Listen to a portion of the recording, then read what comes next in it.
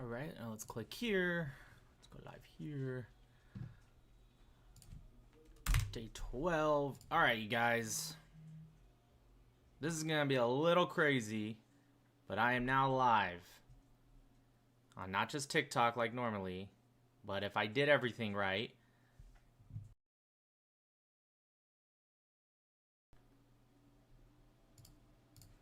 I will be live on TikTok, YouTube, X, Facebook, and Instagram. Which means you're gonna have to do a little bit to go back and forth between chats because you've been focused on YouTube chat and TikTok's over here like, hello. I know. I can't handle all of this. It's I too mean, much. I can handle TikTok as I usually do, but you know, they're the OGs. Okay, all right. I just want to make sure everything's going well How about first. how about once an hour you just read some comments from It's different probably a good places? idea. All right, so first step, let me check TikTok first. Okay, TikTok. You guys can hear me, yes? Yes, sir. I can help with other chats if you want. I appreciate that, Mark. Okay, TikTok says yes. TikTok's good. Everything sounds good. I want you guys to critique. Like, make sure you tell me. Don't just like it's good enough because I'm trying to make sure We everything could also is set assign up a couple of our correct. Okay, friends 1 second, like please. a platform We to can do that. We can pay do that. Hold attention on. to. YouTube. Is YouTube good? I want to check out the YouTube chat now. Instagram, I'm coming to you guys in a second. Please, just 1 sec. Why is the YouTube chat not moving? Ah, it's all crashing down.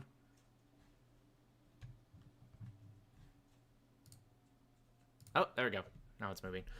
YouTube sounds good. Okay, now we go to Instagram, which I'm sure is probably super delayed, honestly. So that's good. Oh, there are you guys already answering. We are good. We hear you. Look at Instagram. Instagram is already ahead of the game. They're just like, I didn't even have to ask them. All right, I don't even know how to check Facebook, honestly. What even is Facebook? Oh, there it is.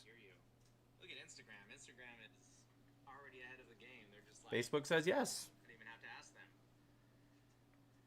All right. Thank you, Nut Ellie.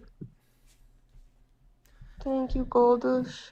We're gonna build. We're gonna build up. All right, let's lead some comments. Let's start off with TikTok. How is Islam a problem? Yes. Okay. We'll definitely get into that because that's naturally going to come up. But to give you a quick answer for now, it's anti-Western. It doesn't coincide with Western ideology and culture. Now, of course, Muslims can absolutely coincide with Western culture, and they can be absolutely great people. I'm not necessarily talking about that. I'm talking about specifically. Want to check X audio? That's a good point. I forgot X. Yeah, can somebody check that for me? I really do. I need to start building a little small team, send you guys into different locations, have my little friends in different locations. Okay, let's go over to Facebook, or sorry, Instagram. Whatever. It's Meta. Still owned by the Jews. Let's be honest. Exactly. Love Jews, people from India. Hey, we love India. You cook, Sneeko, bro. Yeah, that's true. I'm going to watch from TikTok. Okay, awesome. Okay, now let's go over, see YouTube. Timothy Chalamet. YouTube's last comment says, did you see the recent Israel advocacy movement video? There was some geek on there who claimed to be a lefty who was promoting the happy merchant meme. Honestly, no, I didn't see it. Unfortunately, there's been a lot of the Save Samaritan says on Instagram, you're very needed in the Facebook world. You know what? Hey, the Save Samaritan, I don't normally recognize people's names, but I recognized yours because I saw your comment earlier that you left literally 5 minutes ago before I went live, and I really liked it. So those that know, Save Samaritan commented on my video talking about the whole calling it a Zionist trope, and he said growing up, I don't know exactly where he's from, but since he says Saved Samaritan, I assume he's either in maybe Area B in Judea and Samaria or outside of Tel Aviv in the Samaritan community. But regardless, he says, "Oh, this is bullshit. Just saying Samaritan, or sorry, not Samaritans, Zionists, because I was taught to say Yehudi, and we wanted the Jews out, and not it wasn't just Zionists." And obviously, I already knew that, but it's nice to hear somebody who has that personal thought. Someone says thoughts on official Sahar TV. Sahar TV is my brother, dude. Me and him talk.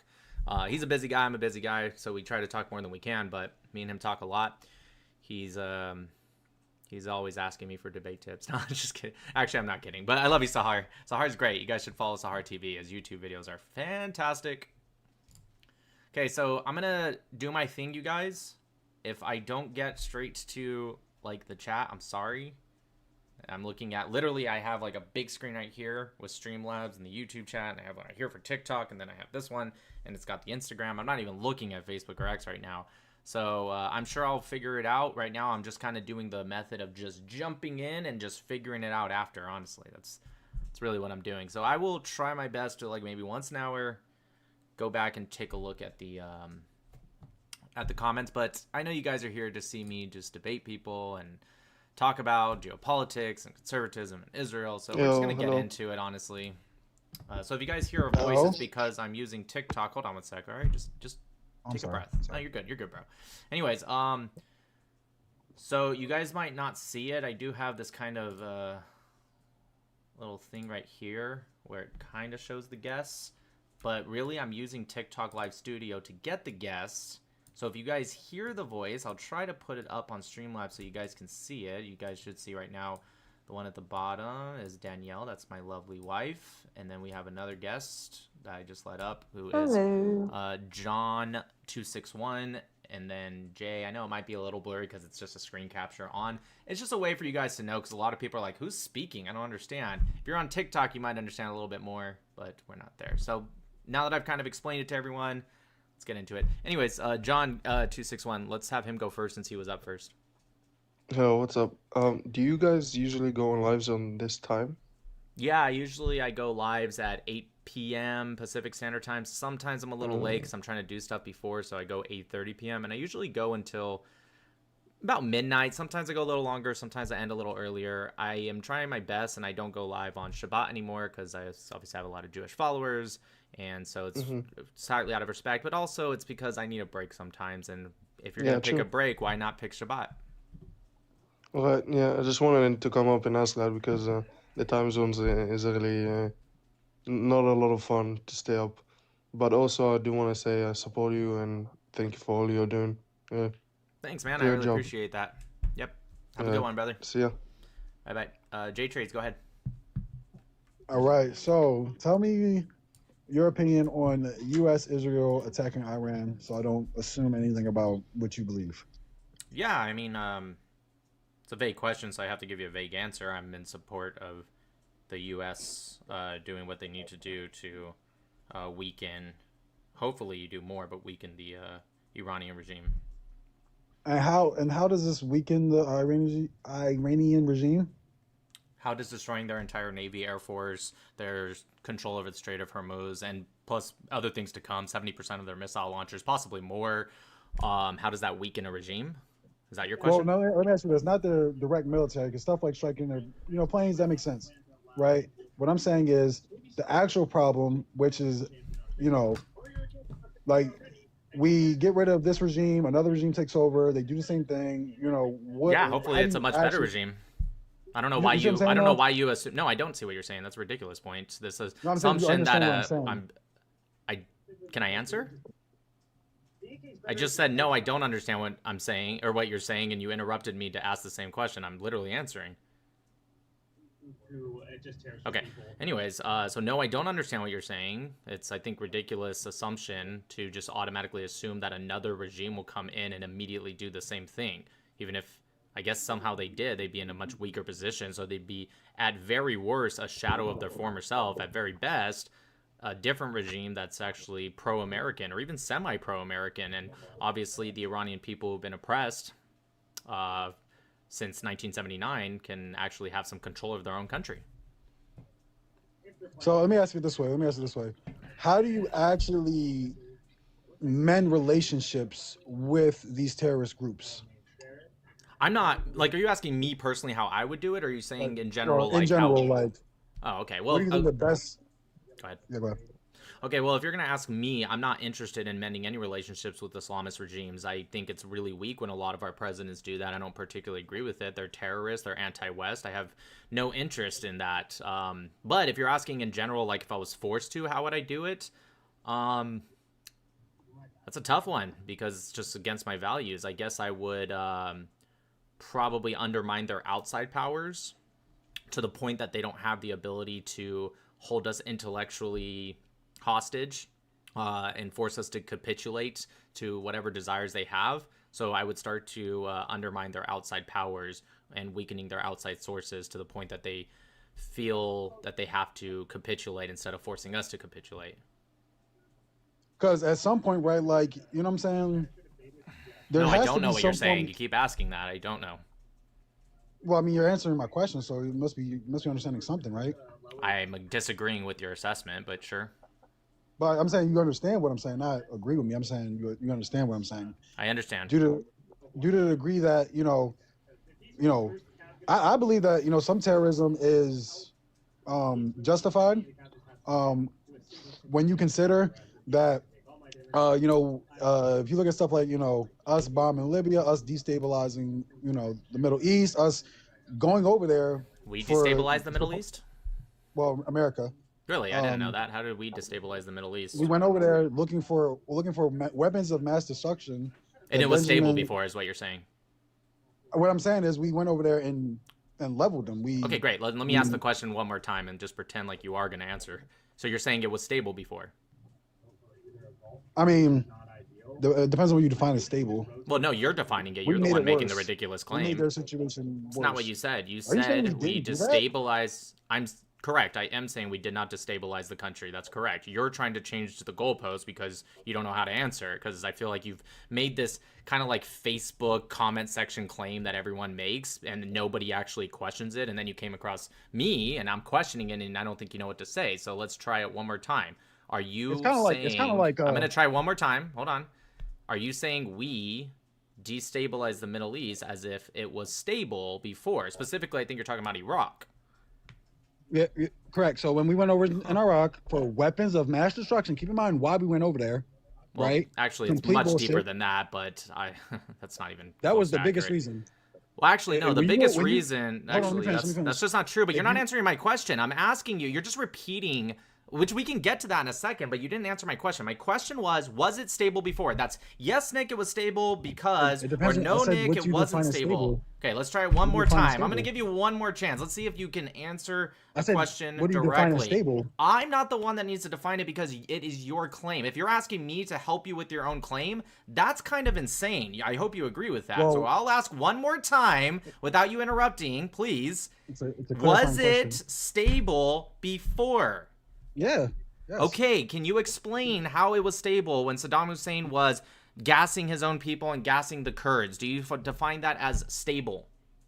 As far as Islamic teachings and stuff like that go, and That's an Islamic teaching. the type of, I'm saying the type of, even though that their culture, everything is different, the way they have their society set up, right?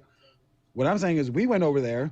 Wait, hold on. You're not answering the question. How was it stable when he was gassing his own people? No, I'm not asking you how we destabilize. I'm not asking you how... Dude, it's impossible to have a conversation with you if you don't even know the conversation, right? I'm not trying to interrupt you. I love to know... What?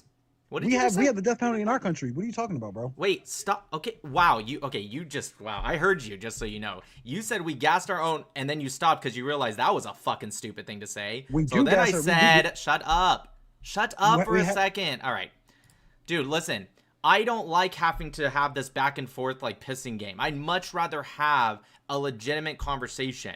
But you cannot shut the fuck up for 2 seconds. It's like impossible for you. Just be a man and say, you know what, I didn't really mean to say that, I meant this. And then I would say, well, that's stupid because that's not the same thing at all. There's a big difference between gassing civilians and people because they're Kurds and having the death penalty. That is insane. I don't even know, how are you even... Okay, I'm trying to stick on topic here, right? I'm asking you a very simple question. How was it stable when Saddam Hussein was attacking an ethnic group. How about that? Okay, if you want to compare it to the death penalty, then you and we're so far apart, we're not going to be able to continue a conversation. I hope you realize that that was an insane point. I hope you're mad enough to say, you know what, I still have an argument, Nick, but you're right, that is not comparable.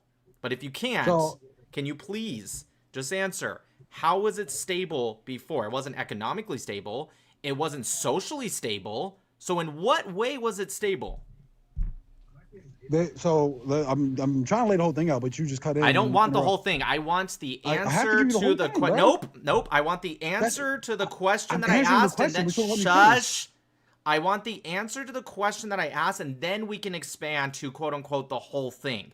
It's not like a yes or no question. I didn't say it has to be yes or no, but you're not explaining how it was stable. You're explaining how we destabilized. Do you understand the difference before we keep going? Do you understand the difference between, here, Nick, this is how I know it was stable before. I don't know if you're talking about Iraq 2 or if you're talking about the Gulf War or both, but regardless, Nick, it was stable before because of these parameters. You're not answering that. I don't know if you're too stupid. I don't know if it's like you're being purposely like ignorant. You're like weaponizing stupidity. But what you're answering is how we destabilized it, which we can get into that and how that's wrong. But I want to know how it was stable before, because you can't really destabilize something unless it was stable before. I hope we can at least agree to that. But we would have to come to some common definition about what stability even means. Because we're not just talking about my perspective on it. Right? It's stability. Stability, correct. So we would have to have some common definition or an agreed upon definition. Right. I would means. Yeah, sure. I would talk about economic. I would talk about economic stability. Okay, first off, again, me helping you with your own arguments because it's your argument. Well, no, it's a semantic, it's a clarifying semantics Great. situation. I have to mute you again because you just literally, I heard your question. We have to agree on semantics. Jesus Christ, it's impossible. Shut the fuck up for a second.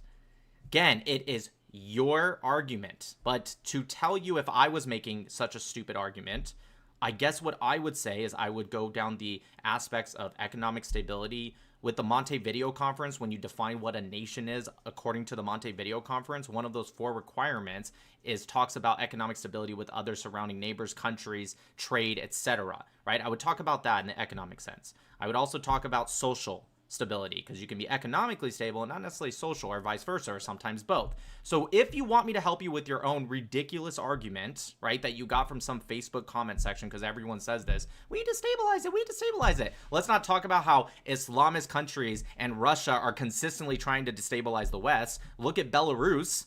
Russia literally uses Belarus, a puppet state, to flood Europe with immigrants from these Muslim countries. And you can look into this. I promise you, you'll find plenty of information. And they literally flood it until Poland, who, other than maybe Hungary, is like the only nationalist country in Europe, they were literally shooting these immigrants with fire hoses, which was hilarious, trying to stop them. And Belarus was trying to flood these immigrants in. So don't give me this bullshit about, well, the West destabilizes these poor Muslim countries, as if they're not literally working with anti-Western ideology to destabilize our countries. But that's a separate subject, so let's put a pin in that. So what I'm telling you is that's how I would answer stability. But again, I want to make it clear, this isn't my argument, this is your argument. So go ahead. Well, no, so when I can say, for example, let me break down what I'm saying. Guarantee he's about to change the subject. Hold on. I'm not going to change the subject. We're talking about stability. I can say and say, stability. Hey, whatever. So I can say and say, hey, I think they were stable because they had control over their economics, they had control over their oil, they had control over the, decisions that their country made. What does that have to do with stability? What does that have to do with stability? You're saying because they have control over, dictators have control over their own stuff, that doesn't make it stable. Hold on, let me finish. They control the decisions that their country makes for their own countrymen. That's not what stable means. Right, so now we have 2 different definitions of what stable means. That's what I'm saying. Yours is wrong, so mine's correct. Simple. But I'm saying I could say that, and then so you're saying because somebody has control.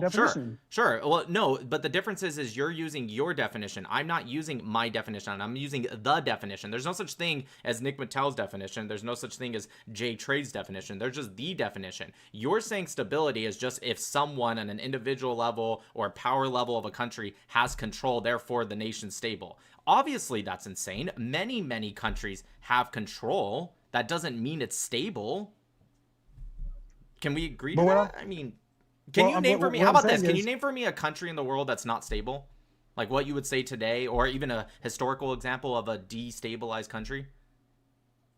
An example of a decentral. Yeah. Let me think. Off the top of my head. Sure.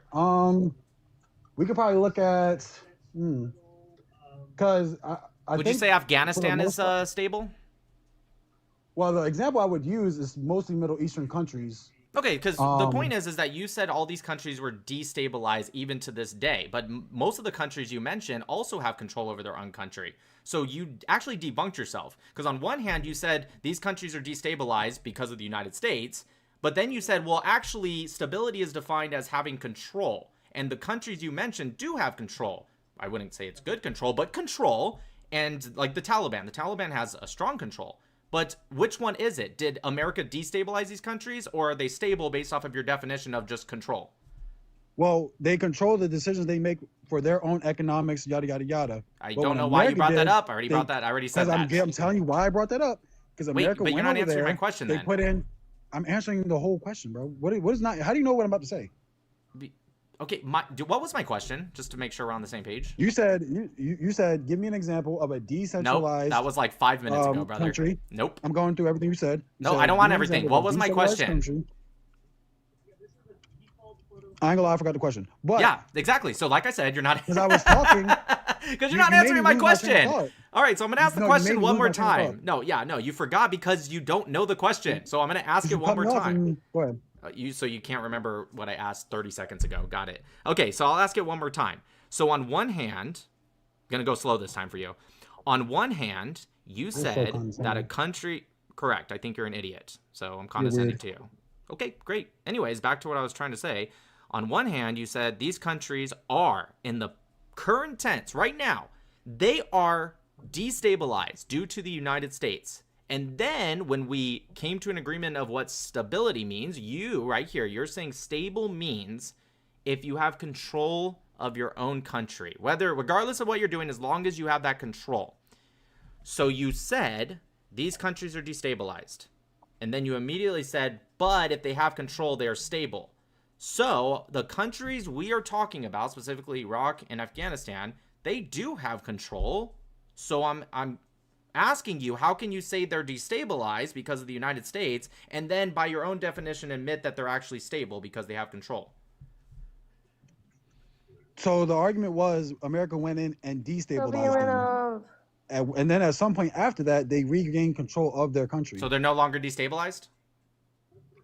They're still feeling the after effects, yeah, but Okay, so after they're they no took control longer back over, destabilized. Okay, so they're no longer destabilized. They are stable countries now, according to you, correct? because we've moved out of the area Okay, so they're all stable now. to a degree.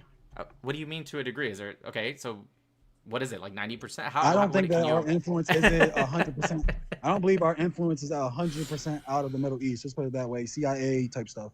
Oh, okay. So you're a destabilized country to an extent as long as you have influence from outside forces. So prior to, let's say, the Gulf War, was the Middle East destabilized because of Russian influence that exists even to this day? What particular area are you talking about? Syria, Iraq, Jordan, Iran, I'm for not sure. too familiar with Russian history in general. I'm not gonna lie to you. Okay, nothing what But I they said did- was Western. I said Russia, and then I brought I up said the Middle East. I have no history. I don't know anything about Russian history, but Russian history, gotcha. Okay, well, let's just assume I'm telling the truth, which I am, but just I'm not let's saying pretend you did. You did know that, okay? So by your own logic, it wouldn't even have been America that just destabilized them. It would have been Russia. Don't get me started on China. Don't get me started on proxy warfare that it's by outside countries. yeah, no, I'm not. Well, I can only speak for America because what other countries do, like China, Russia, I would also say like, oh, those things are wrong as well. But I can only speak for Americans because Is America destabilized? Is America destabilized? Yep. You said outside influence equals at least some degree of destabilization. So by that logic, every country in the entire world is destabilized, according to this guy. I would say, well, I said to a degree. Right, to a degree, every country in the world is destabilized. Right, every country in the world is destabilized. Great, every country in the world, to your logic, is destabilized, or to a degree. Okay, then now I don't care anymore. I mean, obviously, I don't agree with you, but even if you're right, now I just don't care anymore because now you've weakened and you've watered down. Great. Now you've weakened and watered down what that means so much that now I no longer care what you say because now you're just saying it essentially applies to everyone, more or less to a degree. So it's like I don't care anymore then. Well, then now we have to get into the degrees of it, right? So it's one thing if you're not making the decisions for your own country. It's another if another country's making those decisions for you, right, and influencing the world in different ways. Now, Well, if when you're not we said making we the went over there for decisions for your weapons of own mass country. destruction, hold on, let me finish. When we said we went over there for weapons of mass destruction, we all know that they really went over there for oil. Do you How much disagree oil with did we that? take from Iraq? No, I'm asking you. Do you disagree with that first claim? I do. Now my counter Why? question. So shut What up kind so of- I can ask. why? Holy shit. It's funny Why do you- how many times you interrupt me just to stop me from asking the question you're asking me to ask. I'm literally I getting said why, to it. you answer with a question. That's circular Right. logic. You can't do that. Great. So can you tell me how much oil we took from Iraq? You can't answer a question with a question. Of course you can. I don't know how you can say I can. Of course I can. If a question is asked in a illogical. rhetorical way that actually answers the question, it's called the Socratic method. Have you ever heard of the Socratic method? I'm asking you. Holy shit! Let me Why ask the do you question think that? again as if I didn't just completely ignore me. Have you ever heard But of the then you answered Socratic with a method? question. Okay. I'm asking you. Have you ever heard of Socrates? Yes. Great. Have you ever heard of the Socratic method? Can you not answer with Oh a my question? god. All right, look, there's 5 people waiting to come up. If you're just not able just don't to answer understand. with a question. All right, I'm going to move on. You're I'll asking answer me a your question about your I'll answer the question real quick, but I have to move on because you're not smart enough for this topic. So to answer your question, we didn't take any oil from Iraq. That's why. Now, that's why I was asking how much oil did we take from Iraq? But unfortunately, you don't know. And then you're trying to play this weird game of like, well, you can't do that. And yes, of course you can. It's called the Socratic method. And also, it's because, fuck you, I'll do whatever I want and you can do what you want. As long as we stay on topic, you asked about, whatever, it doesn't matter. YKNO, go ahead. Hey, what's going on? Can you hear me? Sure can. I'm gonna be straight up. I'm not a Democrat. I'm a Republican. I just wanted to come here, say I love what you're doing. That Thanks, guy man. was a retard. The guy who Okay, just wait, debated you is a relax. complete- TikTok doesn't like that word. Okay, not that word. He's You're probably going to not get a hit. intelligent. Yeah, keep it up, bro. Thanks, man. Stay I blessed. appreciate it. Stay blessed. Bye. Yeah, trust me. I don't particularly care about that word. I think we're all too sensitive in society. Like, we get so upset by that word, but it's not me. It's just TikTok. You say that word, it hits you. Here, Real it hits quick, you. there are some comments asking about if there's an email that people can send things to. We will create one. We'll update you really shortly. And also, yeah, while I'm speaking, just keep liking the live on TikTok. Send gifts if you can. Show love. Let's make it a big one, No, y'all. don't do that. Love you guys. I meant like heart me's and Yeah. all that stuff. That's Yeah, what I meant. you guys don't have to send any of that. No, just that's double not- tap that- just double tap the live, the heart me's and the little, it tells you like leave comments, just all the free stuff. If you guys Yeah, send stuff, help that's push amazing. it out. I didn't require gifts. I apologize. I That's got not you, what I man. meant. Real quick, I'm trying to keep up with all the different.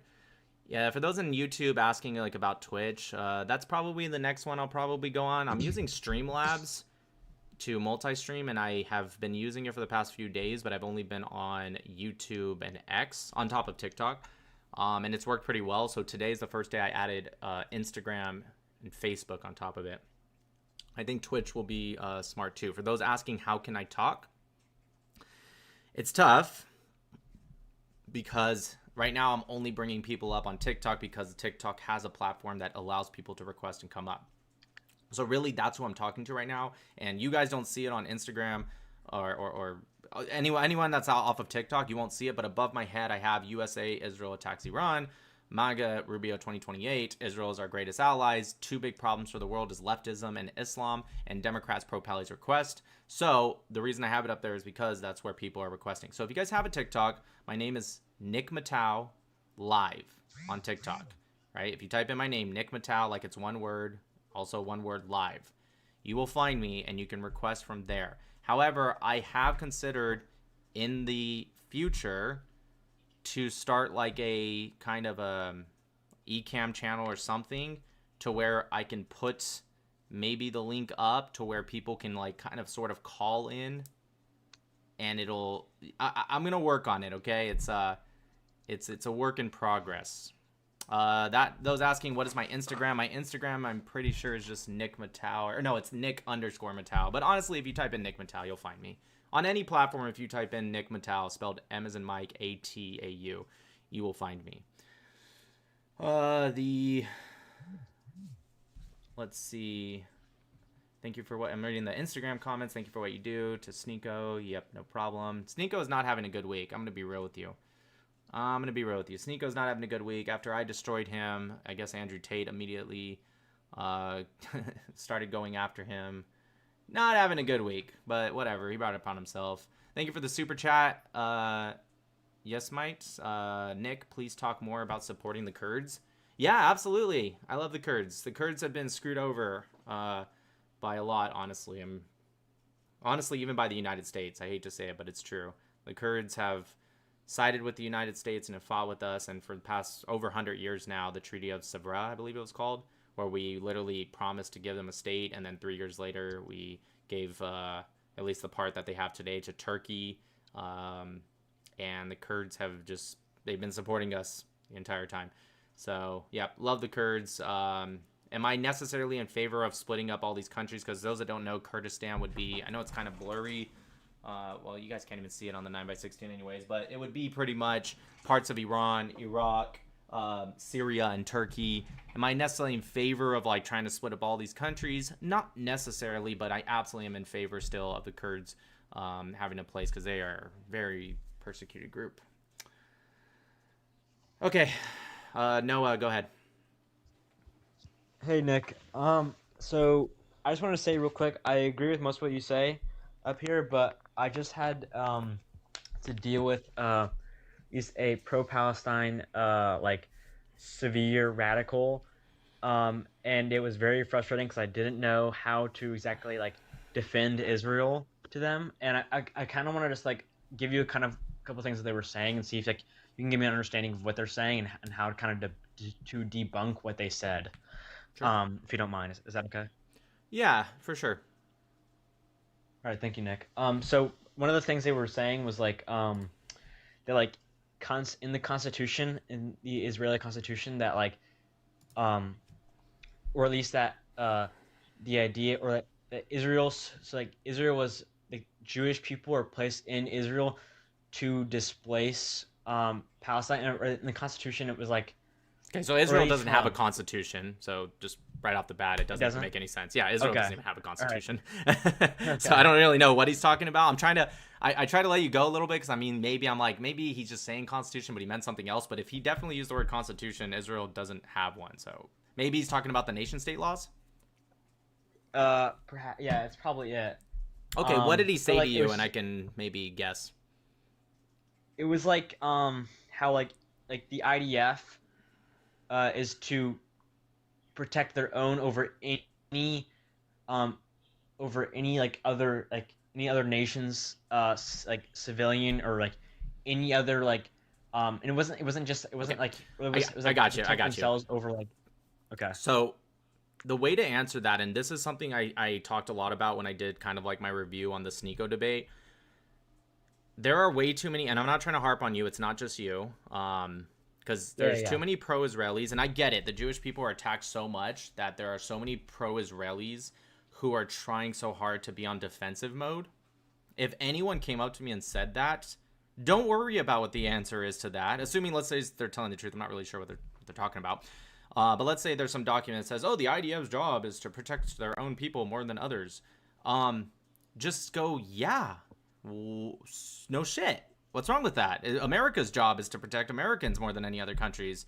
Even Hamas, if you want to talk about them, they have a military wing. They're going to care more about, well, you know what? They don't really care about the Palestinians either. But let's say hypothetically if they're chosen, they're told to choose, they're going to care more about the Palestinians than definitely Israelis, especially the Jewish ones. But like literally every country in the world, the sole job should be to protect and serve your own people more than anyone. So whenever someone tries to trap you with these questions, I get it. You want to be, as a pro-Israeli, especially if you're Jewish, you want to kind of be on a defensive mode because the Jews are just consistently being attacked so much that it feels like it's consistent, like I have to answer it, I have to explain, I have to give context, and sometimes that's totally okay.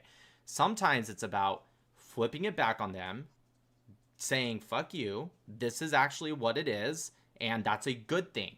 And what they're doing is a sense of like virtue signaling, because they don't even believe that that's a bad thing, right? If you ask them, well, let's say you had your own country, call it country X, and you were in charge, wouldn't you want to protect your people more than others? Then you force them into a corner, because either they say yes and they're a hypocrite because they're trying to harp on Israel for doing it, or they say no and then they're just immoral. It's immoral not to take care of your own people versus other people, of course.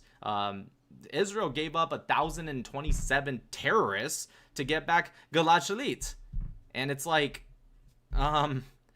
okay, some people were kind of against how many they gave up, but it shows a couple things. One, Israel is willing to do anything for their own people. The Mossad especially, they'll do espionage missions that no other country even does, just for their own people. But two, it also shows that the Palestinians think very little of their own people, because that means an Israeli is worth over 1,000 times as much as a Palestinian, according to their own logic. I didn't say it, they said it, so don't get on me. Yeah.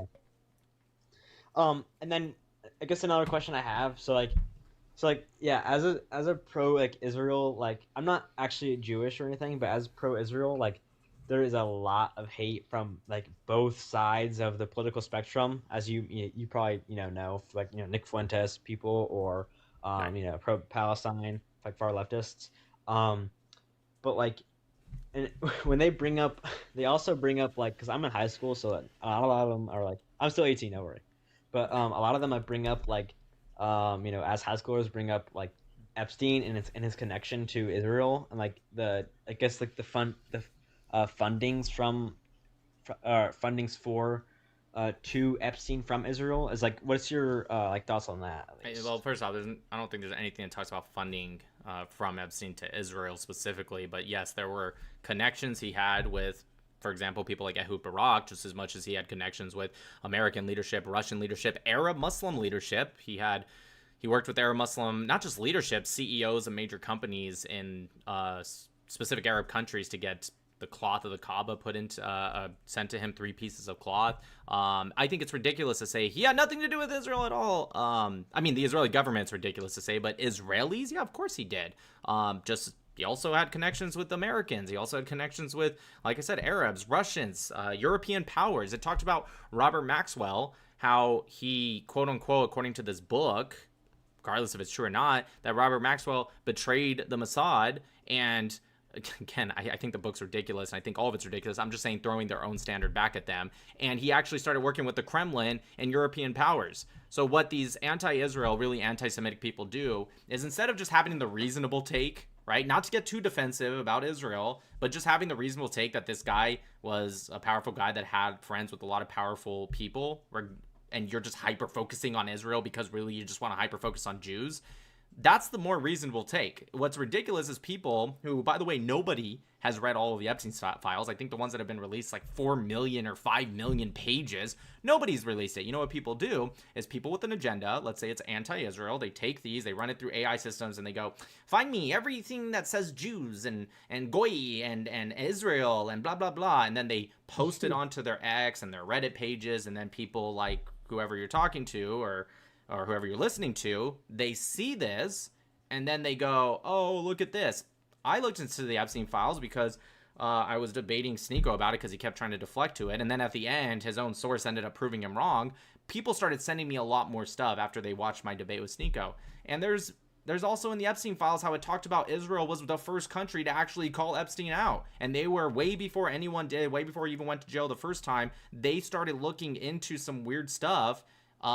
Which, yes, that means he worked with some Israelis, but I'm talking about the Israeli government, the officials, because that's their argument, is that this was some kind of like secret Mossad plant and power. It turns out they were the ones looking into him. You see all the way back in 2019, Benjamin Netanyahu calling out Ehud Barak for his relations with Israel. Smotrich, literally on live TV, Ehud Barak was on live TV, didn't know Smotrich was going to come up. Smotrich comes up, Ehud Barak's like, I don't want to talk to this guy, because they have a whole left-right thing over there as well. And he immediately starts calling out Ehud Barak on live TV about his connections with Epstein. And so Israel, the thing about Israel, and this is where it gets into anti-Semitism, because they go, us criticizing Israel isn't anti-Semitic.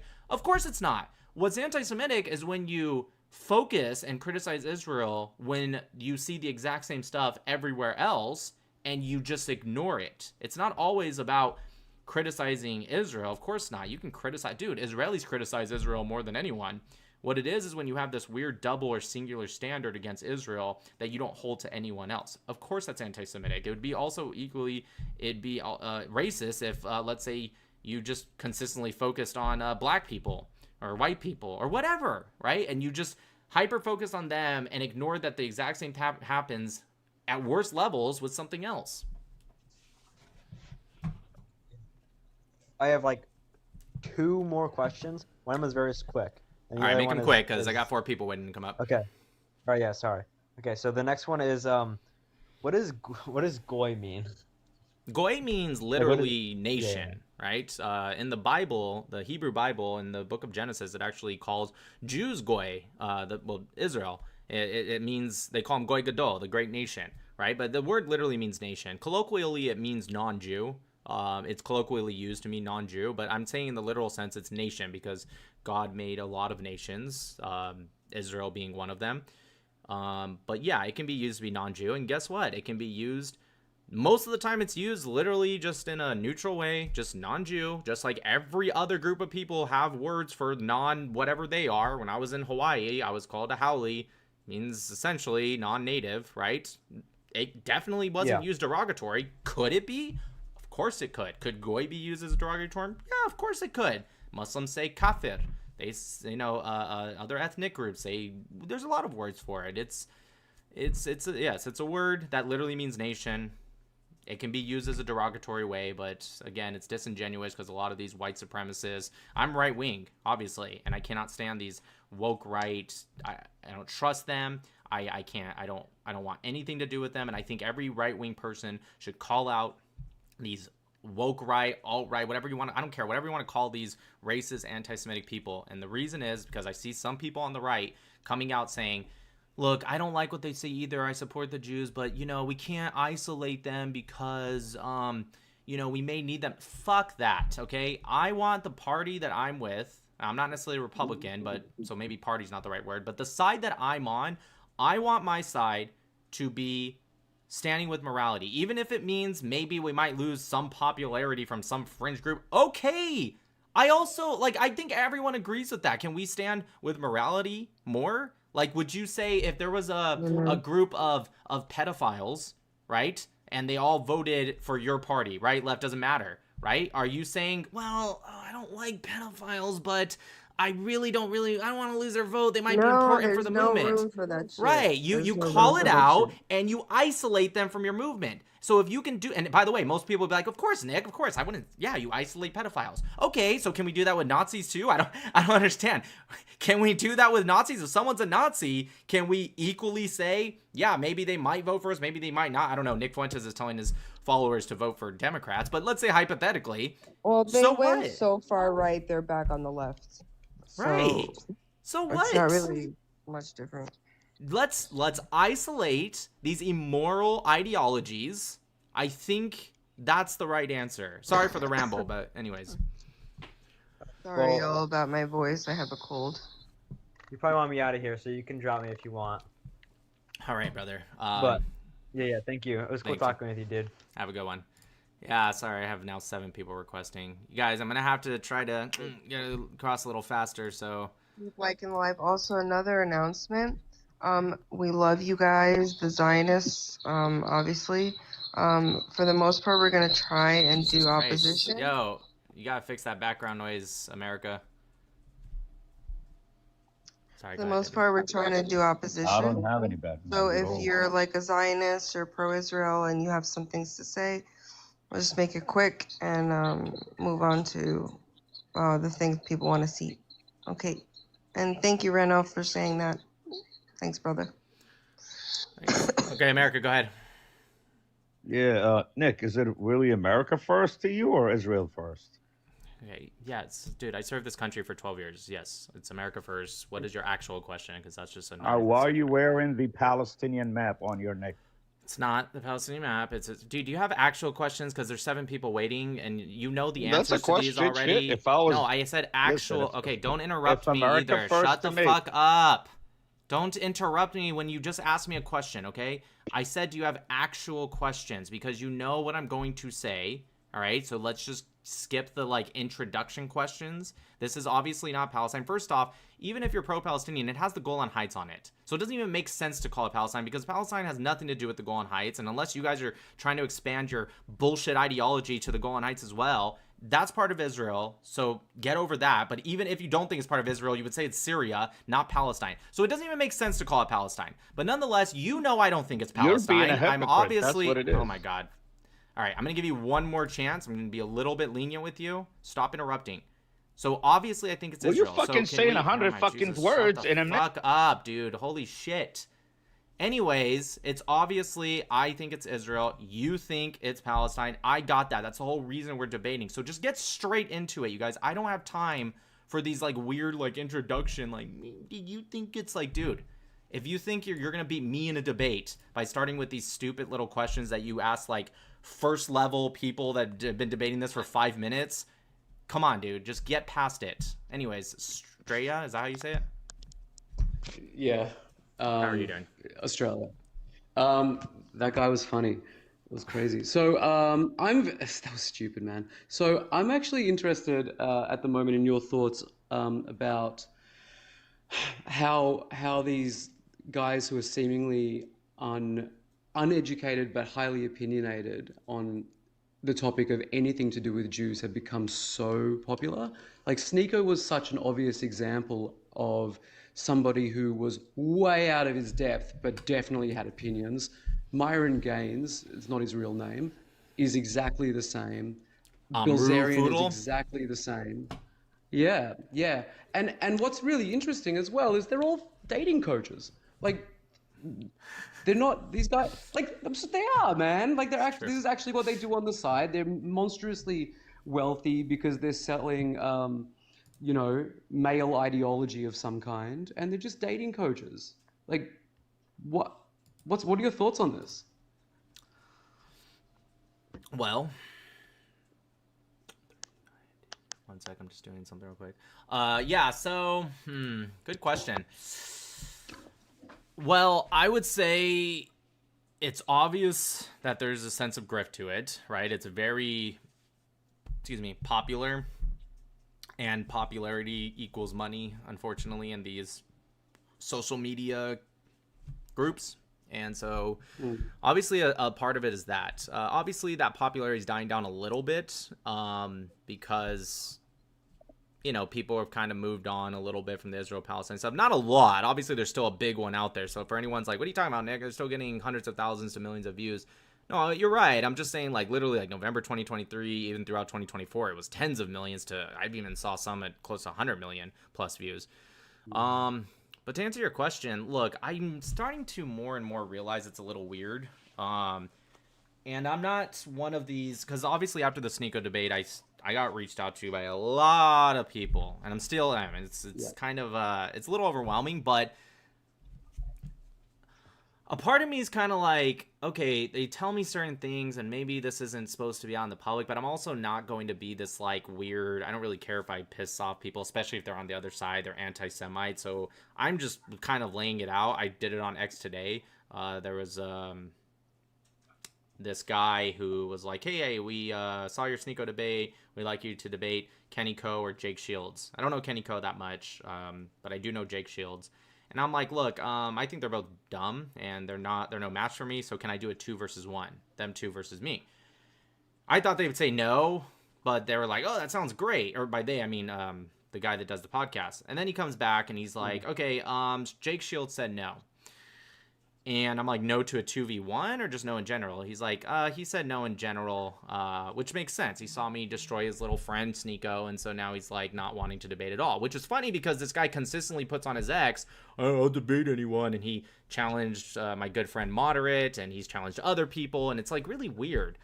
So I put that on X today. I don't know if really that was supposed to be public information. I don't give a shit. I said, hey, this guy's a coward. I literally retweeted one of his posts saying that he's a coward. I told him to debate me. I even gave him an advantage by saying you can have a friend with you, and he said no, and he's just kind of a bitch about it. Anyways, where I'm getting with this is that I got reached out to by the Fresh and Fit podcast. A couple people, the guy Fresh, for those that don't know, the Fresh and Fit podcast is where Myron Gaines, his real name is Amru Foodle, who I asked to debate me, and he ducked me. He ran away. He's part of the Fresh and Fit podcast. And Fresh is a guy named Weeks. His last name's Weeks. He reached out to me, and he's like, great job with the Sneeko debate. Fuck him. And then another manager from Fresh and Fit was like, fuck Sneeko. And I was like, I'm so confused right now, because Myron Gaines is this anti-Semitic, like, friends with Sneeko, blah, blah, blah, blah, blah. And, like, everyone around him is, like, praising me and following me for it. And I'm just like, I asked him straight up. Like, I'm not even trying to be professional. I'm like, I don't get it. You guys have these fucking anti-Semites on your platform and he's anti-Israel and blah, blah, blah. But you are like, you hate Sneeko? And they're just like, yeah, we kind of are anti-Israel. We're not really as focused on it as much as Myron, but, like, you know, I can't stand Sneeko. Which, hey, that's fair. I mean, Sneeko seems like a ridiculous dude. But, like, it's just all... I just think, like, part of it, especially on their side, it's fucking fake. Like, I think they put on a bit of a show. Don't get me wrong, I'm not trying to imply that Myron Gaines isn't actually anti-Semitic. Fuck yeah, he is. I'm not implying that at all. Gross. I'm just saying that I think there's a sense of, like, performative measure here.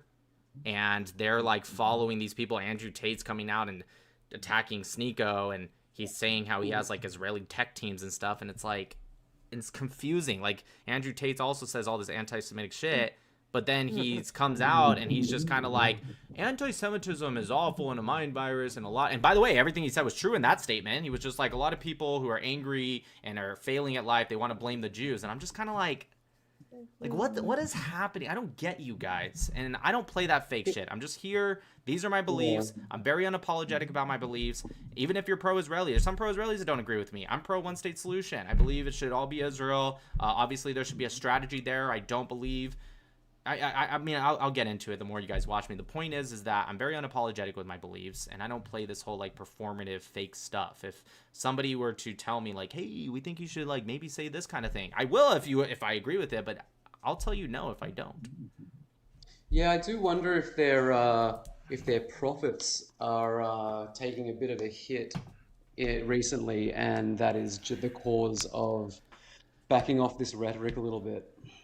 Maybe. It's possible. You might be right, but then it's like that's so fake too. For me, but it's all fake. Like I see these guys speaking, and it's like, wow, there's such a lack of consideration for, like, that goes any further than conspiracies that we've been hearing since, honestly, just recycled since the what is it, like original Russian conspiracy, essentially. For sure. Real quick, protocols.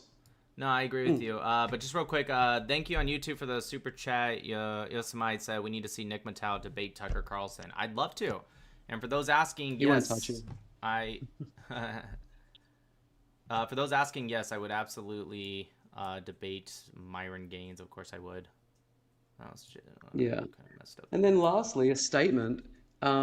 People like Candace and like Tucker,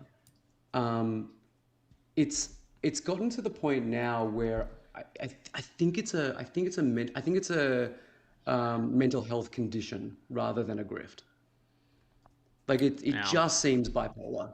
I think for some people it's a little different, and then I'm gonna have to kind of move on to somebody else. But what I will say is for Tucker, I think it's I think there's certain people that have his ear. I know a lot of people say Qatar, which, don't get me wrong, I think there's definitely, on a private level, definitely that's true. But when I'm talking about systematic, I actually don't necessarily consider it to be Qatar as much. Again, private level for sure. A lot of Islamists and Muslims, not just in Qatar, definitely have his ear and funding. I think it's Russia, actually.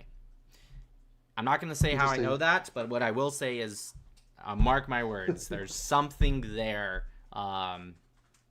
Okay. Well, they've got the most beautiful supermarkets. Yeah, very, very cheap. Very good. All right, man. Thank you. Thanks, brother. Have a good one.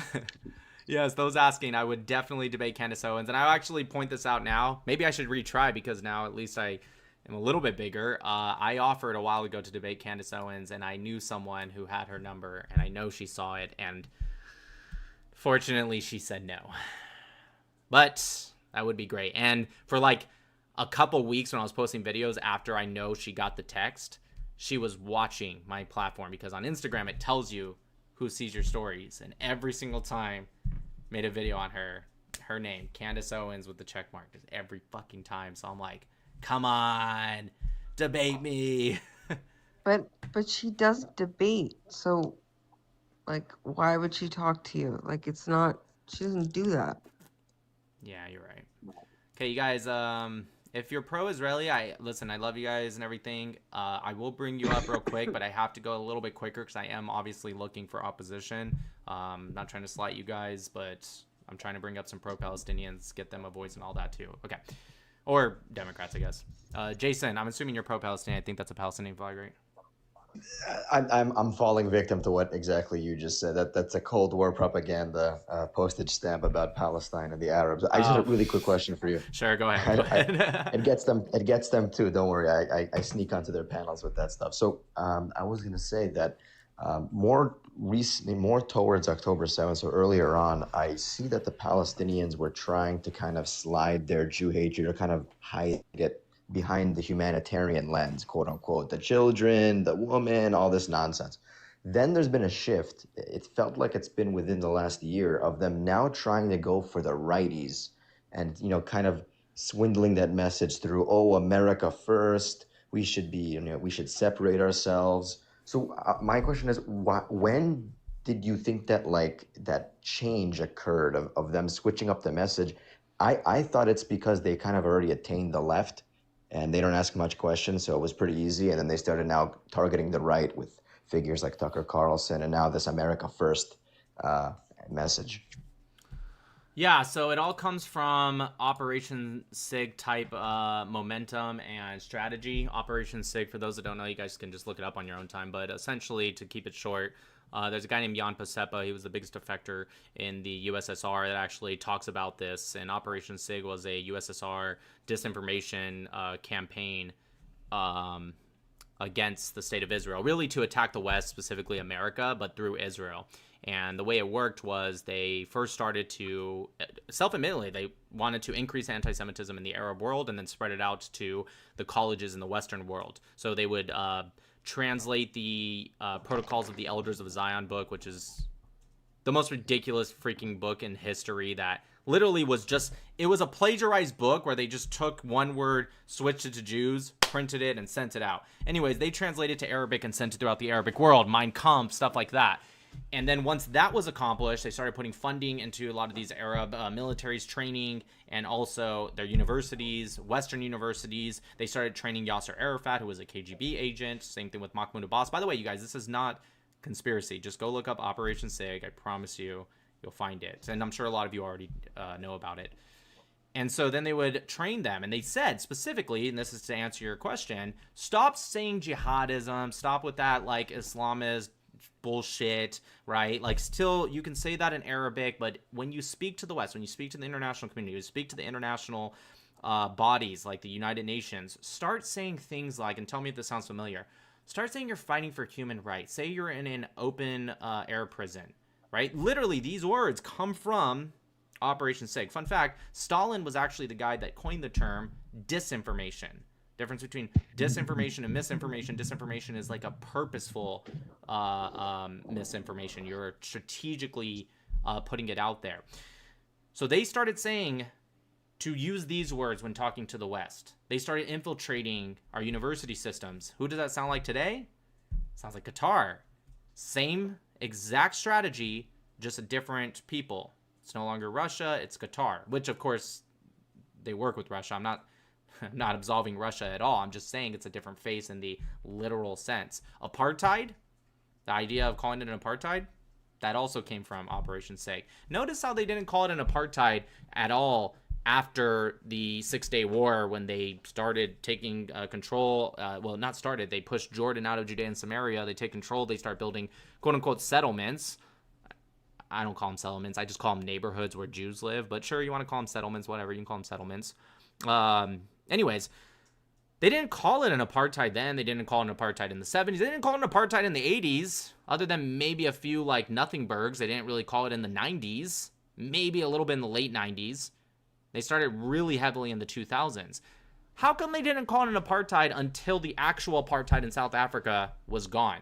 Isn't that interesting? Really convenient. You wait till the actual apartheid's gone, because if you called it an apartheid while there was an apartheid in South Africa, people would just be like, well, that's a little harsh. I mean, we know it. There's an apartheid right here. So they had to wait for that one to go away and be written into the history books before they come out and they go, hey, everyone in the West that are too stupid to know anything, just so you know, we're going through that same thing. You remember that apartheid thing? And everyone's like, yeah. In the West, these like dumb college kids are like, yeah, I learned about that, man. That's really bad. It's a really awful thing. And they're like, well, we're going through the same thing. And so you have these like white savior liberals in the college campuses being like, wow, that's awful. And so, you know, they go and protest.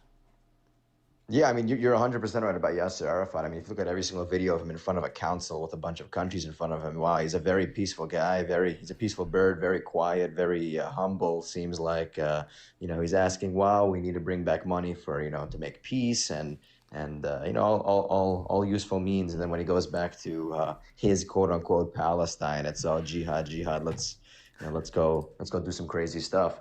But did you see, Nick? Sneeko actually posted yesterday on his X. He said, I mean, probably don't, but it's a waste of time. But he posted a tweet saying that Israel looks like Gaza, and the top commenter on that said, "Wouldn't that mean by your means a genocide? Wouldn't that mean Israel just went through a genocide?" And good point. He said no. Let's look it up real quick. I have it. Yeah. Have it over here. So he said, you know what? The thing I like about X is even though Sneeko blocked me, it still allows you to go to his profile. So you look at this right here. Sneeko has blocked you. What a bitch. Anyways, so he says somewhere where Israel looks like Gaza. Yeah, one sec. Let's go ahead and cover my face here on Instagram, I guess, and you guys can see. Let's see, Sneeko. Let's see. Probably saw an AI video and was like, yep. Go with that. This guy posts a lot. Let's see here. Let Ted cook. He needs to find a boyfriend. Let's see. Nothing is more.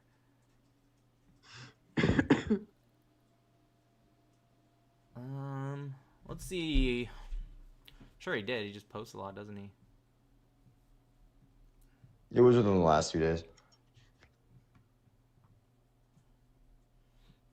You know what? I got an idea. Let's just search Gaza. He said that's what he said in it. It looks like Gaza. He said Israel looks like Gaza, inferring that they're being or losing at least.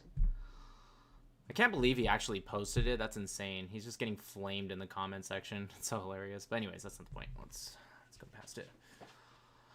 I'll give him credit for posting it though. It could be that. It could be the one you just scrolled up by. The first point, if you scroll up a little bit, that first bullet, something like that. Yeah. Tel Aviv beginning to resemble Gaza. Yeah. And you said somebody.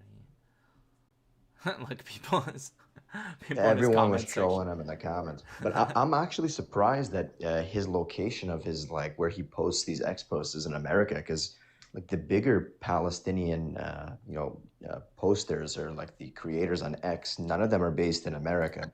Like Jackson Hinkle, for example, he lives in Russia. Big surprise. We were just talking about Russia and Qatar, but yeah, I'm surprised he actually still posts from America.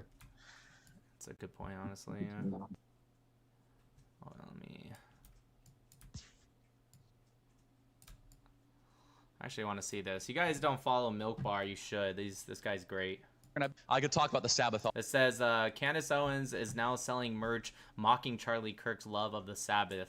There's no low Candace won't sink to for money and engagement. I could talk about the Sabbath all day long. Well, for me personally, I work like crazy for 6 days. On Friday night, even Sunday morning, I turn my phone off and I try to stop. I try to make it distinct. I try to make it different. It's where I do my best thinking. It's where I do my best time with my family. And again, this kind of goes back to, okay, we're trying to create all this new stuff. Like, wow, we're gonna have this new technological innovation. We're gonna have this vaccine, and we're gonna be able to solve this with quantum mechanics and quantum computing. And I'm kind of like, honestly, something was told to us on Sinai that we shouldn't forget. That you shouldn't work for 7 days. In the retelling of the 10 Commandments in the book of Deuteronomy, the only difference of the retelling of the 10 Commandments is when Moses says, hey, you shouldn't work 7 days because you're no longer a slave. What Moses is saying is only slaves work for 7 days, actually. And we in the West have kind of been slaves to our work. And I say this as a free market capitalist. Facts. That's not good. It's making us depressed. It's making us anxious. And all of you have the agency to disconnect from that, to make a choice to no longer have to be subservient to the ever more, next text, next alert, next email, next WhatsApp message. It's also a phenomenal civilizational preserving tool. It's worked for the Jews. They've been kicked out of a lot of countries, and a lot of people have hated the Jews, including right now. And they're thriving, and they're growing, and they continue. I think God has given us a preservative for a civilization, and I believe it is the Sabbath. Have a wonderful weekend, everybody. Shabbat Shalom. Good Shabbos.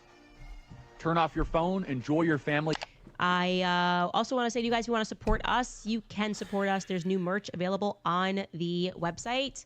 This is my fave. Just real quick, just please, you guys, if you want to give me more money, I'm selling this. I don't know if you guys can see it. It's a little blurry. It says $60. If you want to just make fun of Charlie Kirk with me for $60, if you guys could just please do that, that'd be amazing. God, this woman is evil. You're going to love this. Daddy's home. Shabbat Shalom. We're doing this for Blake. We deeply upset him. And we felt like we wanted to make amends with our refusal to acknowledge how much Shabbat Shalom is real and loved. Daddy's home, Shabbat Shalom, crew necks. And we might even start selling dreidels. I don't know right now. We might start selling dreidels and latkes. This lady is actually, if you sell latkes, that might be a little tough to sell latkes, but maybe like the froze kind. But anyways, yeah, just a vile human being. She's disgusting, but you know what? Bear with me in the whole sentence here before anyone starts to get upset with what I'm about to say. I'm kind of glad when she kind of crashes out more a little bit, because I don't want her to kind of... She didn't just have an episode. She had a whole thing. I don't want her to have this whole thing about the Jews and Israel, and then for her to start to just kind of move on, and then people in time will forget. People that probably watch me won't forget. I'm not talking about us. I'm just talking about the general population. I want her to crash out more. I want her to say even more about the Jews. Of course, I literally don't, but you guys get what I mean, right? Because I want her to just keep crashing on until she just becomes an insane shadow of her former self. Like, emphasis on insane. Anyways. Candace is disgusting. Yeah, I agree. I agree, Instagram. Let me catch up on some comments here. Candace is disgusting, though. Candace says it like Hitler. Yeah. Indian Hindus always support Israel. Hey, shout out to the Hindus in India. TikTok. Guy says she's not as disgusting as Netanyahu. Okay. I don't... Just so weird how you guys always have to bring up like Netanyahu. Which is Abu Yair, King of the Arabs. Prime Minister Netanyahu. To quote Charlie Kirk, he's a special guy. It's awesome. Anyways, to YouTube, Candace is dumber than an earthquake. Any more podcast appearances coming up? Yeah, I was just on JTV last night. I don't know when he's going to be posting it. He's trying to figure out if he wants to post it in 2 videos or 1, because we talked for a little over an hour and it was very dense topics and it was great. I love going on that show. If you guys don't follow JTV on YouTube. What's up, babe? He posted one already. Oh, he did post one? Okay, my bad. Let me take a look real quick. Guys, go over here to JTV. Here it is right here. Oh, wait, hold on. Here it is, JTV. Oh, yeah, he did post one already. It's only 34 minutes, so that means he's posting 2 videos then, because we talked for a little over an hour. But yeah, if you guys... We don't always have to be on the defensive as pro-Israeli side. In 1936, when they targeted and slaughtered 510 Jews, what was the reason for that if it didn't start till 48, Sneeko? Can you answer that without deflecting? We're talking about this land, these people. It was This literally, is I'm where talking about this the exact same land, conflict- Sneeko. What's happened in these debates is a lot of times they have the exact same talking points. And when I say a lot of times, I mean every time. The exact same talking point, whether it's Sneeko or some other person. And we kind of, on the pro-Israeli side, we kind of answer the same way. Not that we're wrong, not that it's bad answers. Sometimes I like to flip it back, actually. I think they are insecure people. And I'm not just trying to like throw attacks. I legitimately think that they're insecure, and so they find trends. Okay, everyone, we are joined by... Anyways, that's the intro. You guys go take a look on his channel. I'm not gonna spoil it here, so you guys go look over there and also give him a subscribe. He's great. I subscribe on my normal thing. I guess I can subscribe also on my professional account. It's great. Anyways, you guys should go give him a subscribe, turn the notifications on. He's absolutely incredible. JTV, the Global Jewish Channel is the full name. Man, that guy edits really awesome. That's crazy. Love that channel. All right, you guys. Pulling away from the comments for now. Let's let up some more guests. It's on YouTube. JTV on YouTube.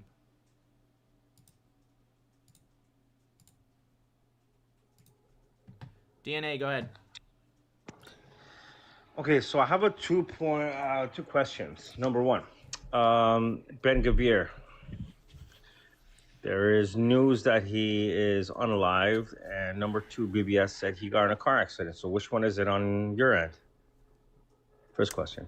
I mean, he had a video that was posted like yesterday, so and he was like talking as if it was not like a pre-recorded thing. I have not seen anything official at all. Nothing. Even semi-official saying that he's dead. I literally saw it was started on like IRGC X sites, or not sites, sorry, accounts, like they're pro IRGC that literally post like AI videos and shit. That's the first where I saw it. I don't know where the literal first person to put it out is, and literally people are just saying it. There's nothing at all that says Would you be that. shocked? Would you be shocked if he was, man, From an Iranian take note that- missile? Correct. Yeah. BBS mentioned that he got in a car accident. So which one is it? Like, look, I don't fucking. Well, stop saying which one is it as if anyone legitimate said the first one. Like, be honest. Where did you see the first one about him being killed? there's three. So okay, number one, there's the BBC. That's where it actually BBC came didn't say off. that. Try again. BBC said he got in an accident, car accident. Okay, maybe I should try asking the question again, and I'm gonna ask you to listen to the question because I didn't ask anything about a car accident. So I'm gonna ask the question one more time, and I'm gonna give you the benefit of the doubt that you just weren't listening. Go for it. Okay. Where did you officially, or even at all, hear that he was killed by an Iranian missile? Telegram on the Iranian side. Okay, so not official. And then there was a BBC and No, there wasn't. So try again. So I'm not sure why you're not saying BBC got into a car accident. Okay. Okay, so Now, I'm gonna try it number one more third time. one. I'm gonna try one more Yes, time sir. real quick, okay? Because you keep saying BBC and then you talk about the car accident. So let's try it one more time. Let's try it one more time, okay? Where did you hear that he, and I'm gonna scream right now because you didn't hear it the first two times. Where did you hear that he died via an Iranian missile?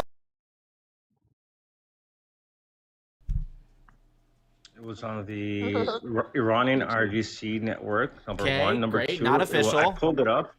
Number one, I put it on BBC. Okay, BBC mentioned that. BBC did not mention it. Unless it's brand new. Did BBC just post it and I just didn't see it in the last hour? Take a minute. It's not gonna take you too long to pull it up. What did BBC say? Mentioned he got into a car accident, and that was Fuck, it. is this guy... So me screaming into the mic about not the car accident, the dying from... That just didn't click for you. That Am was I my being first fucking... question. Am I being punked It's right not. now? It's- Is listen, Ashton do I Kutcher get- about to run out the door or It's big something? news. It's All big right. news. It's not like I'm it's moving. little I'm just news. moving It's on big- from you because I just think you're an idiot. Okay, I'm just gonna be real. I just don't think it's worth the. I literally asked 3 times. Was that confusing? Anyone in the chat? Was it confusing what I was asking? I was asking where did he hear about the Iranian missile killing him, not the car accident. Like that was very clear. That's what I was asking, right? Because it made it seem like he was saying the BBC said that he died. Which, by the way, the BBC is also dumb too, so, you know, it's not like I would even take that very seriously. But I was just curious. Did the BBC actually say that? Okay, all right. Everyone's saying... So it was just... Okay, everyone was on board. It was just him. Got it. Just making sure. Okay, Man, it's going to be hard. Yeah, Ben. sorry, my name is in Hebrew. No, I can read Hebrew. Shit, you read it. Ben... yeah. Epstein. Epstein. Epstein. Yeah. And then it says... Damn, bro, you're good. Hold on, I got this. Yoetz.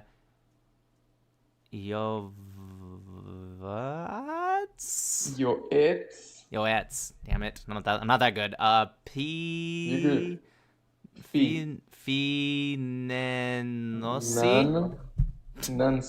Nancy, okay. Man, whatever, I'm getting there. All right. Nancy, like finance. Oh, finance. Yeah. Oh, got it. Okay, cool. Yeah, Hey, what's up, man? Good job, hi. babe. First of all, of That was course, actually a really good try, my love. that was an amazing. Pretty good for a Mossad agent, huh? Oh yeah. Probably in your ear they're saying the names. Yeah. Man, after I all purposely this messed it up so that way people would not assume I was actually Israeli. Yeah.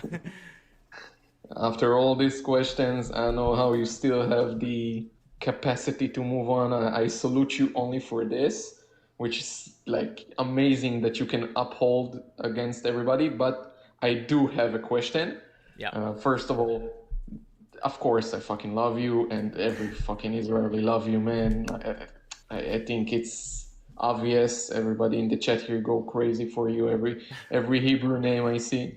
But I do have a question. Sure. If I can even two. The first, what do you think about Bibi? Yeah, I think he's a special guy. I think he's doing an incredible job for this stuff. Now, before every Israeli gets on me, because I know a lot of Israelis don't like him, you guys have to understand, it's from my point of view, I am not Israeli. So I understand, because I've had a lot of Israelis, no, Nick, you have to understand with this social policy and this economic policy, I'm not, take this as nice as you can. I don't care about that stuff. Because I'm not Israeli. I totally get why you guys care about that, and I don't even know if you're right or wrong. I've heard right-wingers be like, those are just leftists lying. I've heard left-wing saying, no, it's true. But I don't care about that. I care about it as much as you guys probably care about, like, American internal, like, economic stuff. You probably don't. But when it comes to some of these actions, the foreign policy, not just Bibi. I know a lot of the actions Bibi actually was kind of against, and it worked out, and there's other people, and I'm just saying overall, I think Bibi has, I think he's very strategic. He put some smart people around him, and what they have done in the Middle East in the past 2 years in the fight against terrorism, again, not just Bibi, but just Israel in general, but under Bibi's leadership, I will say they have done more, and this is me coming as a U.S. Navy veteran. I served in the military for almost 12 years. Israel has done more for the fight on Islamist terrorism in the past 2 years than altogether in the past 20 years before that. And I think it's absolutely incredible. And so for that, if I ever get to meet Bibi, I will gladly shake his hand. And I think he is an incredible guy. Can I speak on his domestic policy issues? Nope. Don't know about it. Don't particularly care. I don't know. So I'm actually a very pro-Bibi, very pro-Trump. I fucking love both of them. I think they're doing an amazing job changing the Middle East to the better. A lot of people don't realize how it is that now we don't have Hamas rockets every Saturday and Sunday going down on us on a week based. People in Israel, of course, there is always gonna be the opposite side that will chant even free Palestine. You cooked Sneeko. And told him that even in Haifa there was some chance and nobody got they didn't care. And my second question, like you said, you want quick. I'll be quick because I respect you. The second question: what do you think will be the end game for the Middle East, or just from like a perspective of what do you think? Just the end game plan. Sure. Real quick, I just want to say for those in the chat and those that are new, feel free to say whatever you guys want about me. I get it. I am hated. You guys don't like me. I'm not talking to the Israelis. I'm talking about the pro-Pallies and like 95% of Muslims. I get it. And trust me, honestly, if I was on your side, I'd probably hate me too. Like sometimes I watch myself when I debate after the fact just so I can get better. And I'm like, I can see why they hate me. Like, I am smug. I am condescending. I get it. However, say what you want about me. You do not say anything about my wife. It's as simple as that. If you do, you just will get blocked. It's as simple. And no, it's not because you're so scary. I don't fucking know who you are. And I'm never going to know you. You're the guy that watches me. I'm never going to watch you. I have no idea who you guys are. But just say it about me. Whatever it is that you want to say to anything about my wife, just stop right there. Just say it about me because I don't care at all. But if you're like the type of person that just goes after women, probably Muslim. You probably are. I know how you guys feel about women. But still, just it's just not going to work, okay? You just will get blocked. And I don't really pay attention to the comments, but I've told my moderators in the comment section on TikTok I need to start setting them on other platforms, obviously. For the record, You can will take just it, but yeah. I love you, baby. Thank you. Yeah, no, I know she can take it. It's not like she even cares really about what you guys stuff, but it's still, it's just as simple as that. So it's just like all my moderators know if anyone says anything against my wife because they're paying attention to the chat more than me, you just block them straight up. Anyways, to answer your question, what's the final thing about Love you guys. About the Middle East, right? Look, there's this idea of what I would desire to see in the Middle East versus what is like kind of realistic and bouncing around politics. I'm not a politician. So when I say stuff like I am pro one-state solution and I like to see more influence with Israel because Israel represents morality and a light, especially against their surrounding nations, I understand that that's not always practical in what's reality. So I have my opinions and I say them, but I also get when someone comes up and says, Nick, but they can't really particularly do that because of blah, blah, blah, blah. And I'm like, no, I get that. I understand. I'm just saying from my point of view. Thank you, Nikki. What I see is I would like to see, and this is my realistic answer. What I'd like to see is Israel in its full capacity, what God has established to the Jewish people, and seeing that the Jewish people are thriving and helping and being a light amongst the nations, ... Not necessarily tomorrow, just in general. What I will say realistically is what I'd like to see is the IRGC dismantled, the Persian, Iranian people have taken control of their country, free from oppression. They side themselves with the West and America and Israel, of course, and that influence shift will make other countries who are already not part of the Abraham Accords start to see that as a very viable option. And then, places like Saudi Arabia, Qatar, they start to pull away from that Russian disinformation and influence, and they start to push more towards the West and Israel. And I like to see that peace through strength mentality where Israel is at the front line in the Middle East, and of course America as a global power. That's what I would like to see. Will that happen? I guess we'll see. Then again, thank you very much for your time. Thank you for doing this. You are like God for us. Thank you very much, my man. How do I get out? I'm old for this TikTok stuff. I got you. Thank you so much. Have a good one. Yeah. Okay, Jesus Christ. It's like 10 people waiting to come up. Okay, I'm going to try my best to try to pick someone who is maybe not pro-Israeli. Listen, I love you guys, seriously, but we also need to give the other side a chance to speak. I mean, that's what they're waiting for, right? Hey, Nick, I just want to, ask you, what do you think about, secularism when there's a religion like Islam exists? Wait, say that again? What do I think of secularism and what? What do you think about a secularism when there's a religion like Islam exists in this society? I'm against secular values. Are you asking me this? Well, I'm not against all secular values per se. I mean, I understand the idea and definitely the pros of a secular society. I'm just talking about in an extreme way. Secularism I think balance is important. I'm not a particularly very religious person. I believe in God very much. But when it comes to religion and organized religion, that's really not me. So was your question, just to make sure I got it right, is your question would I choose secular society in its full capacity versus an Islamic society? Is that what you're asking? Yeah. It's a good question. Look, there's a lot of things about Islam that, of course, I agree with at its core, vague base value. There's a lot of things that me and Muslims can actually agree with.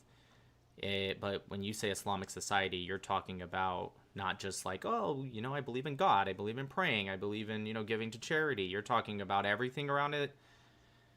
Whereas you're talking about a full-on secular society also. Again, if you're going to say full Islamic society, you also have to say full secular society, and that comes with a lot of, in my opinion, no offense to the secular people, don't get offended, but I'm authentically me, so you don't like it, just block me. Full secular society is immoral, it's disgusting. I think that every human being has God. It's just, who is your God? If you're an atheist, you just decide to shift your mentality and herd mentality over to something else. Maybe it's Donald Trump, maybe it's Biden, maybe it's Black Lives Matter, maybe it's LGBTQ, ABC, whatever, plus, maybe it's all of that stuff. I'm not for a lot of that stuff, so that's tough. That's a tough question. Full on like Islamic Sharia law, or full on like secular like Sodom and Gomorrah type shit. Like, I don't know, man. That's tough. Maybe I would. I don't know. I think they both come with abuses. I think Islamic society is going to abuse especially women and children, but also secular society to the extreme will also, I think, abuse children. And I don't know. You got me. That's the one question I think I've never been able to answer on my show. The chat has earned there's- What was that, Sorry, babe? and Oh, yeah. Okay, we'll get to it.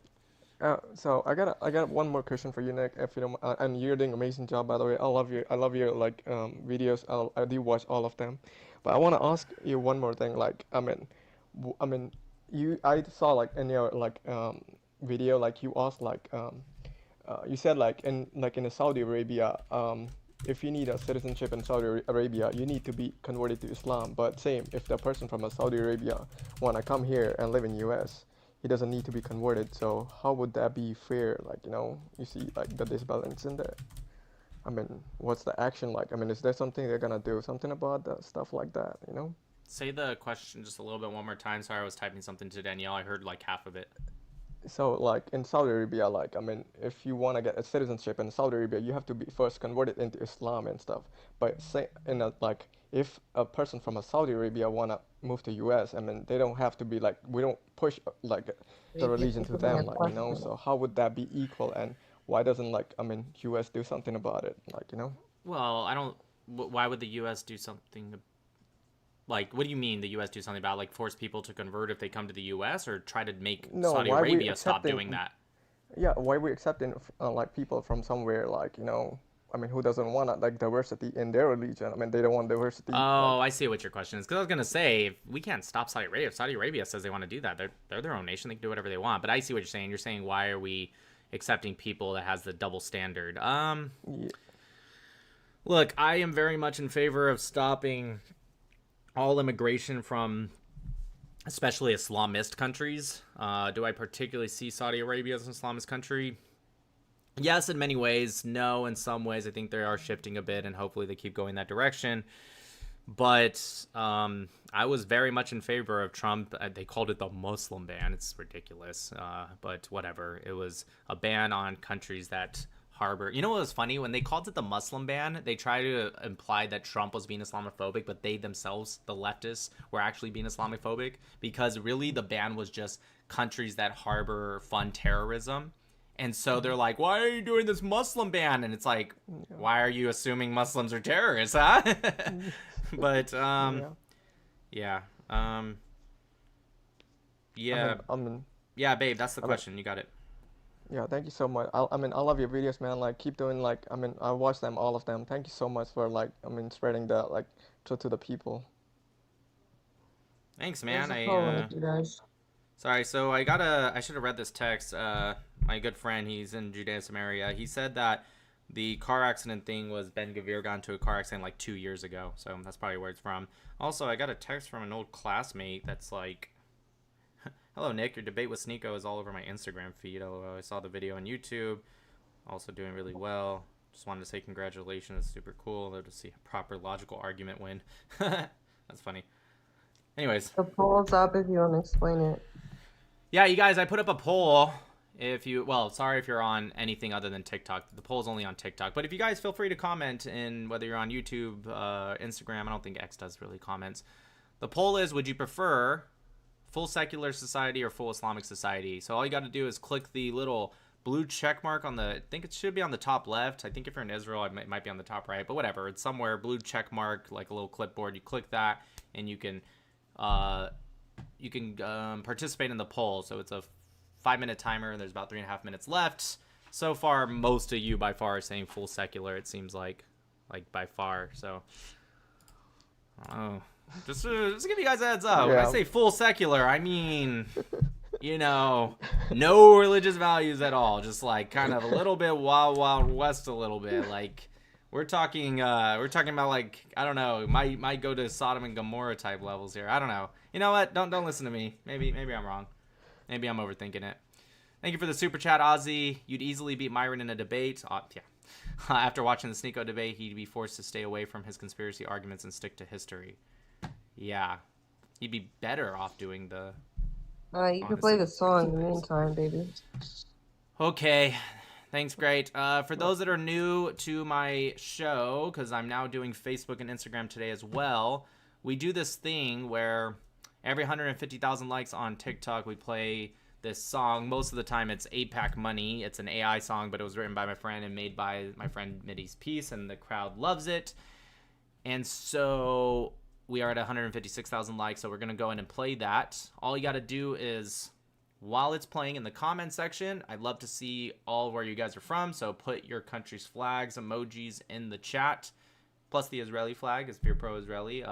But yeah, love to see. Most people are from America, but we all see a lot of Canadian flag. But I like to see where you guys are all from. So I'm going to play the song. You guys will see it. And then, yeah, we'll just go from there.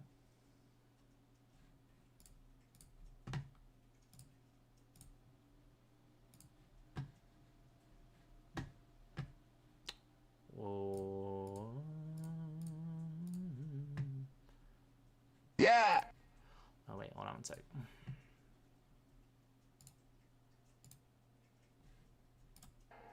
Capitol Hill drip. They blaming space lasers again.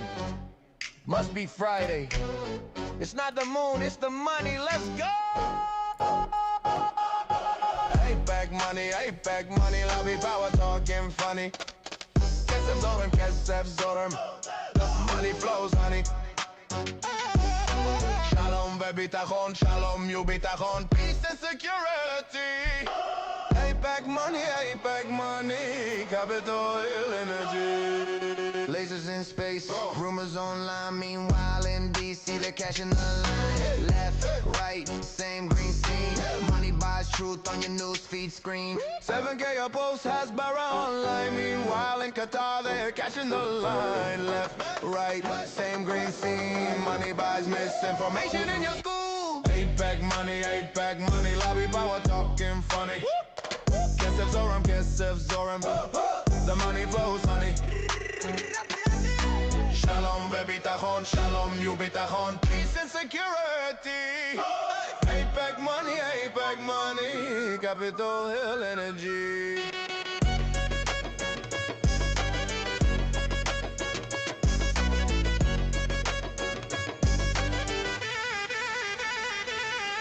Lasers in space, conjuring the banks.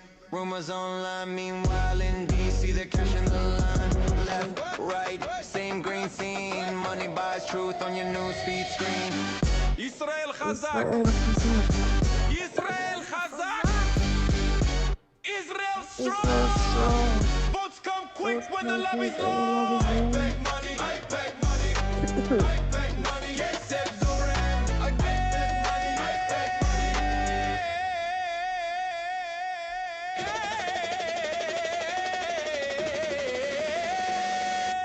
8-Pack money, 8-Pack money. Kesef Zorim again. Kesef Zorim again.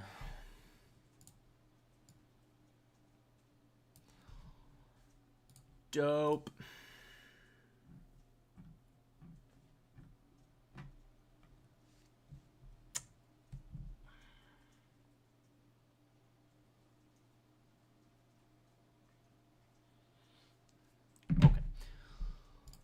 All right, guys. There's a lot of people. Oh, did the poll end? Wow.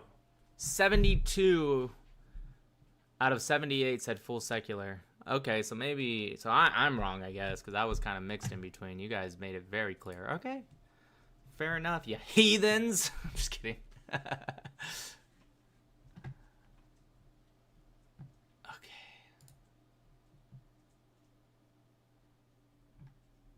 Hi. Hello, Nairi. Hi, thank you. Hi, thank you for bringing me up. Iranian here. So glad that I got to see your page. I did not even know about you. And then I was just on live and I saw your page and you kind of reminded me of Charlie Kirk. I'm so happy to have someone like you. Thank you. I appreciate that. My question is, you know, we Iranian people right now, we have so many mixed emotions. One day we're so hopeful, one day we're so sad that we're like, what's going to happen? What do you think about boots on the ground since you've been in army? Yeah, I'm against that for sure. I, of course, want the Iranian people to be free, and I want us to complete the goals of war, but I do not see why we would need boots on the ground to complete any of those, especially if that leads to an elongated attack. What I want Israel and America to do, specifically America, is to hit the strategic targets to destroy their Navy, Air Force, ballistic missiles program, their launchers, air defense systems, and of course their nuclear capabilities. After that, I want America to leave. But with that process, I will say this. While they are doing that, and maybe a little bit after, if they accomplish that and they stay an extra couple days, let's say, to strike strategic locations to weaken IRGC control on the street level to allow for a rebellion force to possibly, you know, help with that and to allow rebellion force to actually take over strongholds of the IRGC and they can fight for their country back. But me personally, as much as I absolutely, I mean, I have the Iranian flag, I 100%, and it's not even like it's just this past couple weeks. I've been talking about Iran for years. Absolutely support that 100%. It's not the job of the United States to go in boots on the ground to like try to accomplish that. And by the way, when we do that, it ends up actually kind of backfiring a lot of the times. Yeah, I totally understand. But the thing is that, I mean, Iranian people are waiting for the green light to just, you know, go to the streets and take their country back. And it's going to be millions of people. But the only thing is that they are not armed. And IRGC people are armed, which is Basij, which is Sepah, which is Yeah, we should arm them. We should arm them. I'm in support of that. I'm 100%. I'm in support of, I know Trump said he didn't want to, but I'm in support of the Iranian Kurdish coalition group. Now, if Trump was saying I don't want it right now, but maybe after we leave, I'm in support of them helping. I know they're very anti-regime. Yeah, I think we should arm them. And by we, I mean America and or Israel. Hopefully that's kind of already happening and you and I just don't really know about it because it's, you know, kept kind of secret. But yeah, I'm with you on that. I definitely don't want us to leave and like it's the best time to ever to rebel and then all of a sudden tens of thousands of Iranians just die again within days like before. Yeah, I'm with you on that one. You know, because I think if we leave it like this and if we leave, yes, we're gonna like weaken them with, you know, taking everything out. But if we don't change the regime, now we have a regime. It's just like it's a hurt wolf, we call it in Iran, that is very angry. And after we leave, they're gonna do anything to destroy Israel for sure. So I just think that that regime must go like 100%. They shouldn't exist at all. Yeah, I can understand that point of view for sure. I get it. Okay, well, thank you so much. That's all. All right, God bless, and hopefully you and your family and everyone's okay. Thank you. Thank you. Stay safe.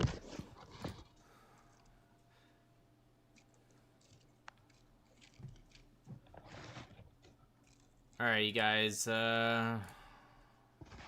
you're pro-Israeli, just let's keep it to a couple sentences so I can get through everyone.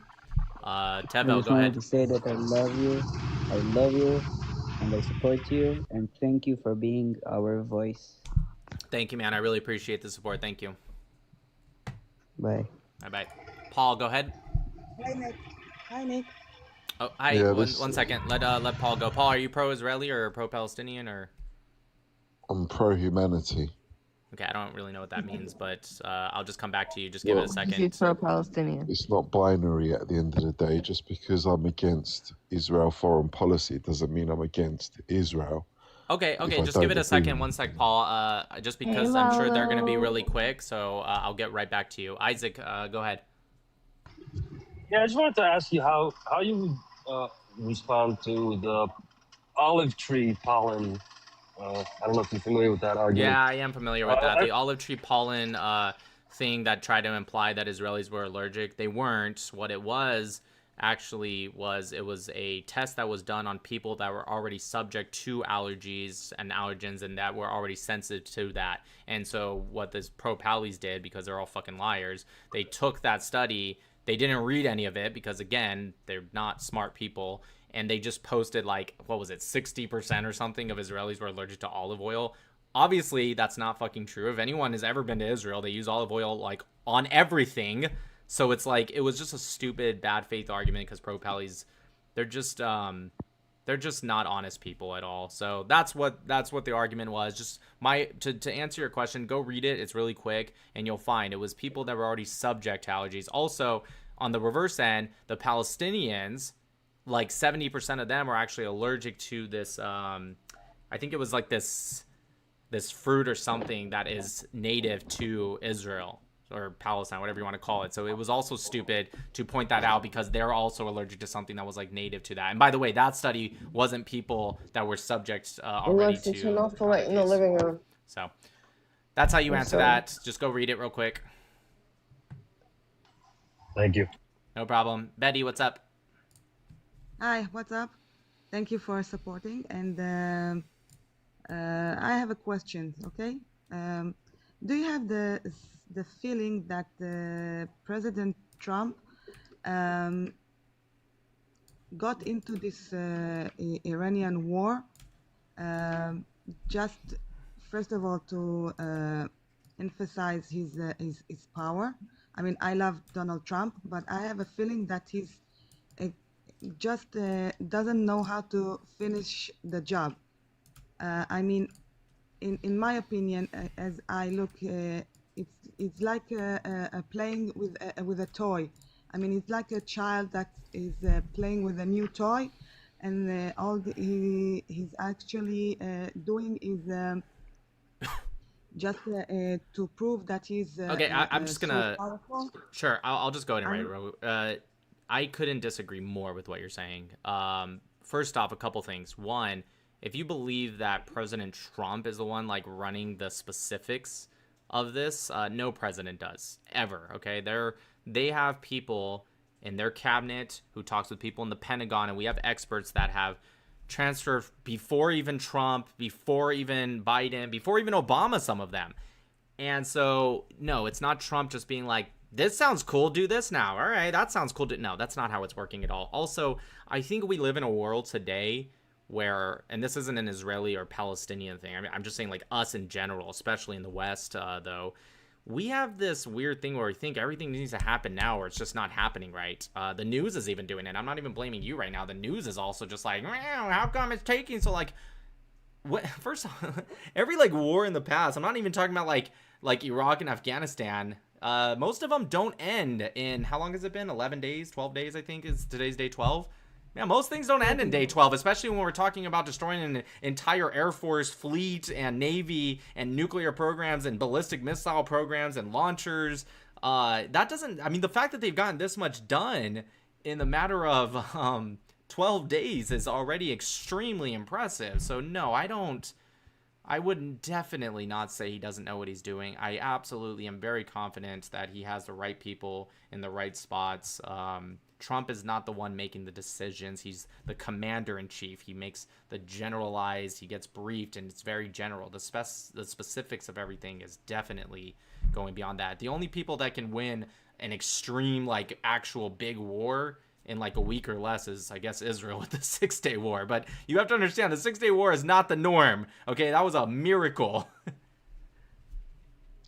Just give it time. But I know, but in the meantime, we are the one who was suffering because this past 13 days, we didn't get sleep. Our economy is shut down.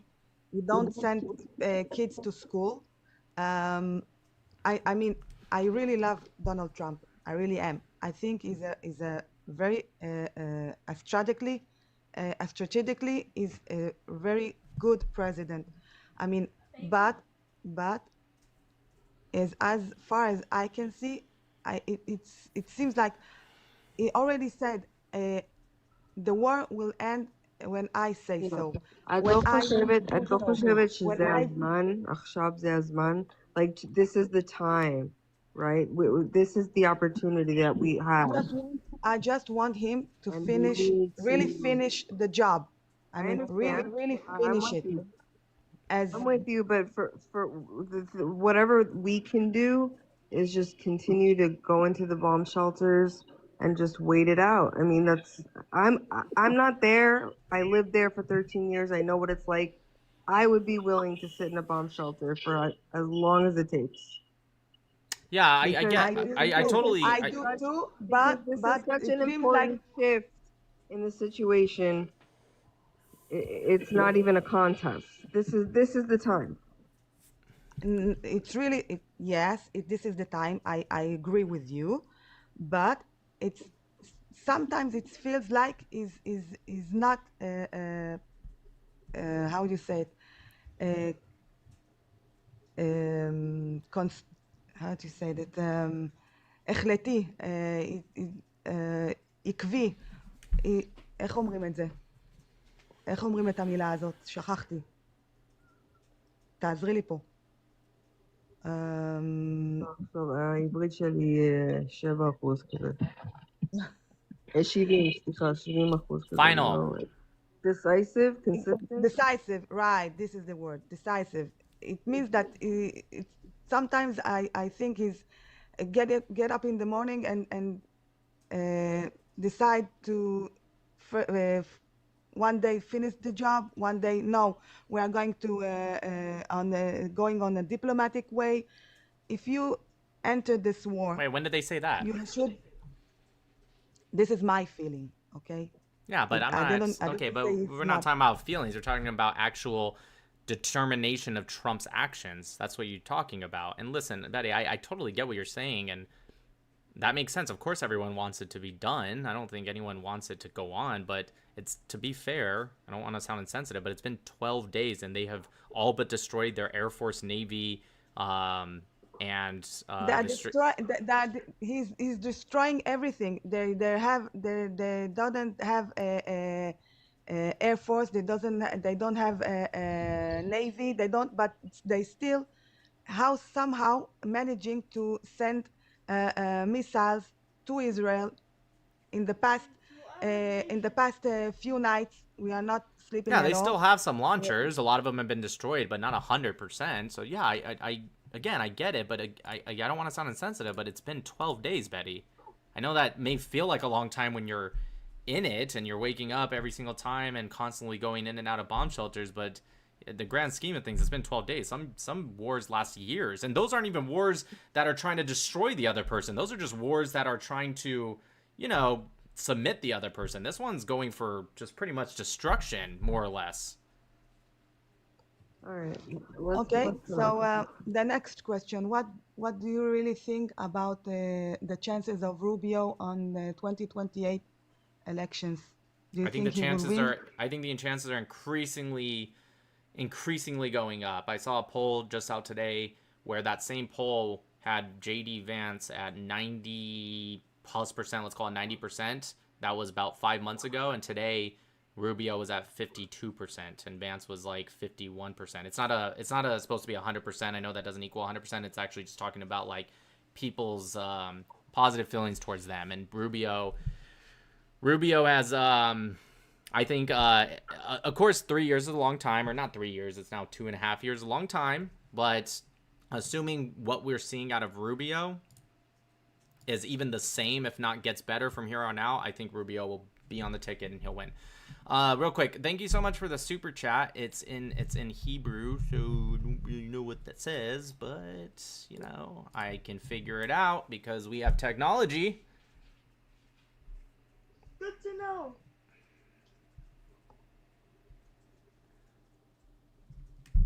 W Technology. Maybe don't say that out loud. Oh, I'm gonna say this in a nice way. They're just kind of saying, you know, there's no other choice. But thank you for the super chat, Legima Gayon.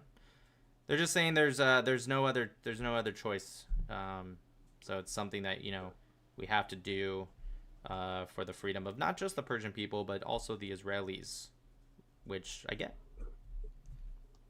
The Israelis have been held hostage by these proxy groups that are funded and weaponized by the IRGC for too long. Anyways, thank you so much, Betty. I'm going to move on to Paul since he's been waiting. Bye. Thank you. Thank you. Bye-bye. Have a nice day. You too. Paul, what's up? Yeah, so my fear is that really all of this is doing is going to give rise to more Islamic fundamentalism. The regime won't change. In fact, the son's taken over.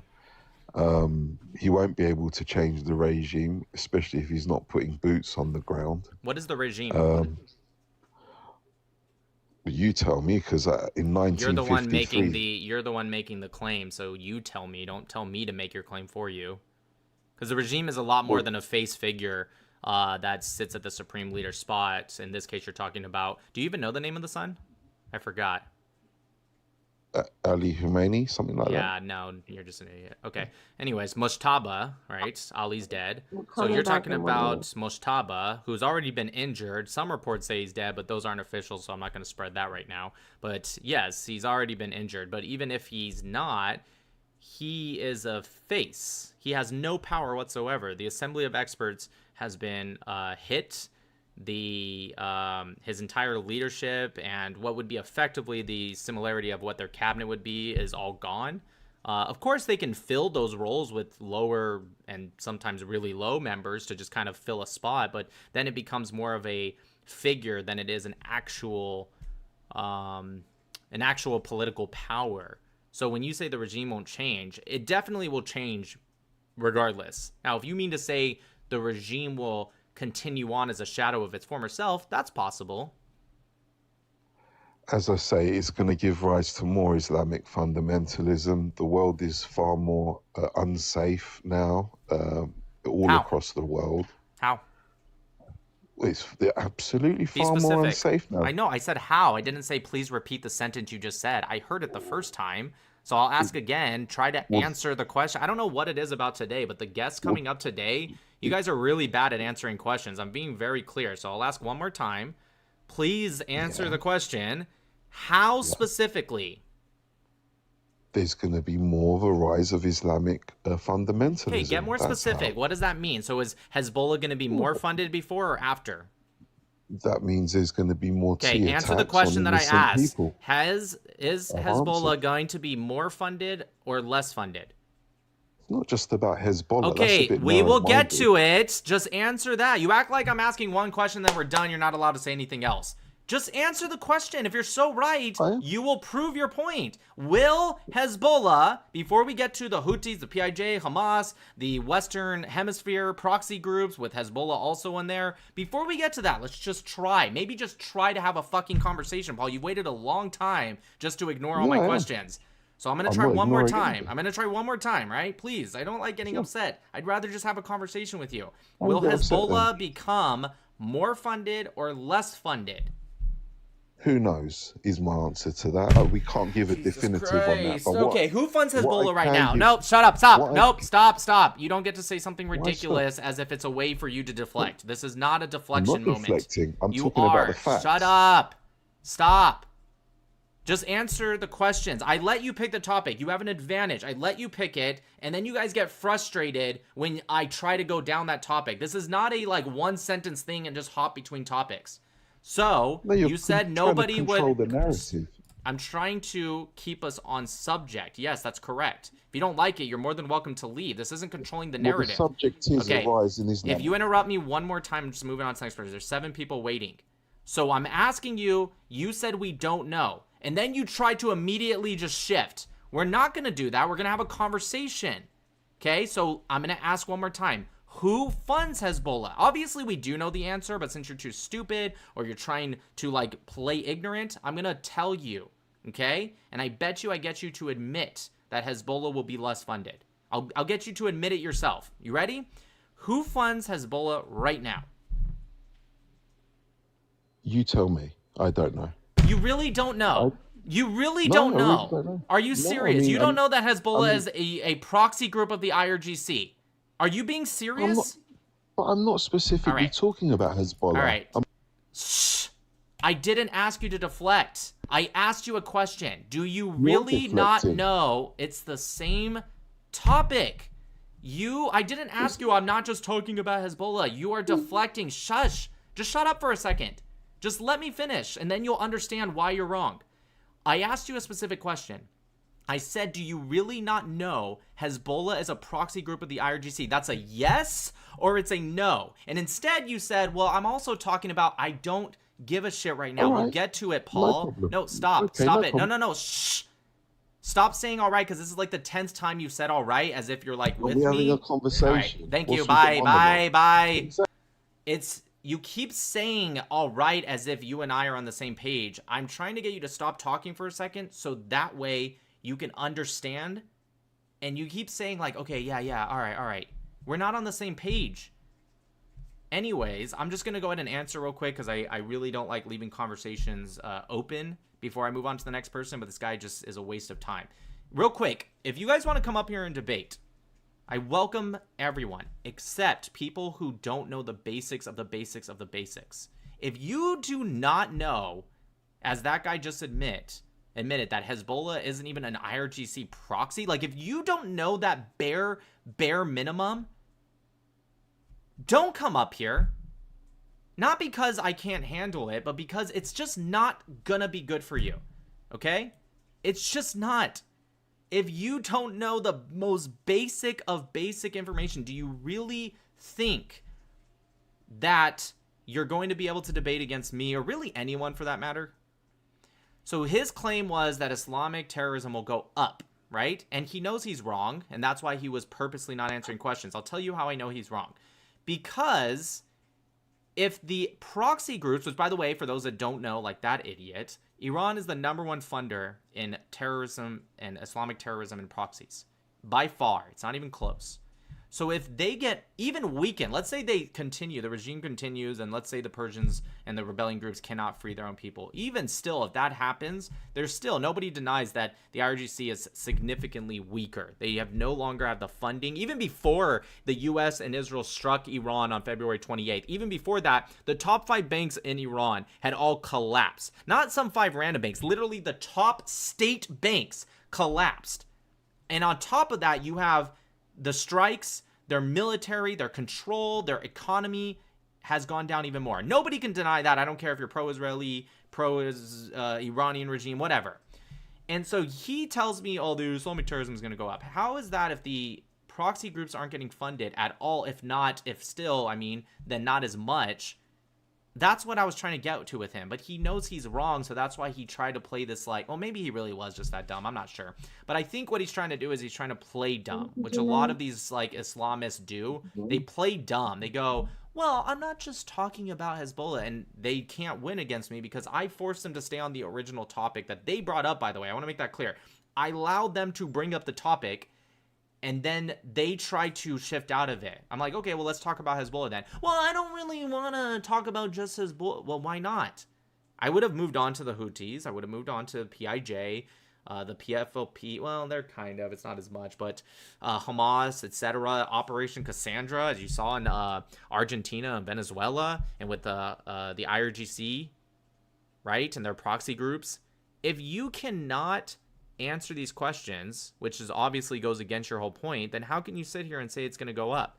Are you just saying that there's going to be more mad Muslims? Yeah, you're right. Islam teaches jihadism, and Islam teaches to be barbaric. So you're correct. There will be more people that are going to operate off of that ideology. We've already seen. There was that guy with the Allah shirt on that shot up in Texas, right? And we've seen multiple. You saw the IED device, the explosive device that they threw in New York, right? Yes, of course, you're going to see all that. So what? That doesn't mean that what we're doing is not justified. We don't get scared of terrorists, and so we just capitulate to their fucking weird regimes that they have. That's insane.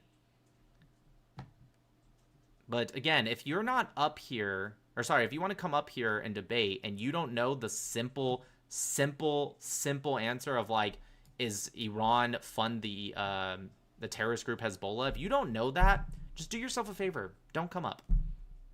I have way too many people in the requests, and it's just a waste of time. Say less. Go ahead. The Iranians have hit majority Thank you, Jeanette. Iranians have hit the majority of the U.S. bases, their radars. No, they haven't. In Qatar and UAE, they have hit the majority of the radars that. Okay, but they haven't. Well, that's based on satellite. There's no satellite that's going to show you all of the radar systems for you to be able to calculate if it's a majority or not. That's just insane. Where did you actually get that information? Oh, Jeanette, I love you. What have they hit there? So the military First off, bases. the radar systems. Yeah, so they have hit some of the bases. Most of the stuff that's been hit has actually been open areas or things that have done minimal structural damage. I'm not going to say there's zero, but... And by the way, that wasn't even the majority of them, but you're correct. Some of them have been hit. But your specific statement is that you looked at every satellite image of every U.S. base, even the ones, I guess, that haven't been hit, for you to be able to calculate that 51% or more of their radars have been destroyed. You're insane. There's no way I believe that you did that. Of course you didn't. You saw an X post, and it repeated some lie, and you're up here just repeating it. Their purpose was to hit the radars. So, do you know what the CEM of an Iranian missile is? Correct me if you. All right, go ahead. I'm asking you. No, I don't. No, go ahead. Okay. So the CEM of even the best Iranian missile is probably like 50 meters. Now, for the ones in the UAE, that's really close, right? It's literally right. It's on the other side of the Strait of Hormuz or the Persian Gulf, depending on what part you're hitting at. Right, so that's very close. So maybe a CEM of 50 meters can, even then, they might miss, but it's more likely that they can hit some of these quote-unquote radars, sure, or drones, right, which don't do as much damage, but still. But when you're starting to go out towards other areas, you're saying that they have destroyed most of these areas. First off, not only would they have to have even more accuracy, not only would they have to be able to know all of the locations of everything, I'm sure they know some of it, of course, but the satellite images aren't going to work perfectly. But on top of that, they're also going to have to go in and make sure that they don't get shot down, which a lot of them are. And you're saying that Iran has done all of that in 12 days, and so effective that they've gotten the majority of every single base in the Middle East radar systems. Their purpose was to bombard. That was a yes, Nick. That's true, or no, Nick. That's not what I said. Nick, you know what? Let's try it again. Is that what you're saying? Yes. You got okay. Thank you. So, can you tell me how you came to that conclusion? Did you, like, you yourself look up every single base in all of these areas, and you looked up satellite imagery that was taken within the last, I guess, 24 hours or whatever, and you determined? Richard Medhurst has exposed the... I'm going to try one more time asking the question. Again, I don't know why you guys are listening to my question and just completely ignoring it. I don't get it. I'm going to try one more time.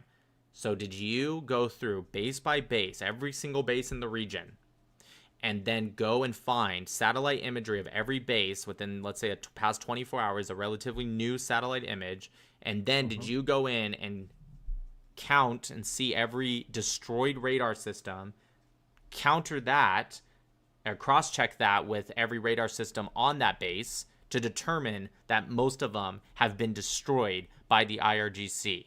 Did you do that? Or did you read a report that actually showed that and you checked it for accuracy?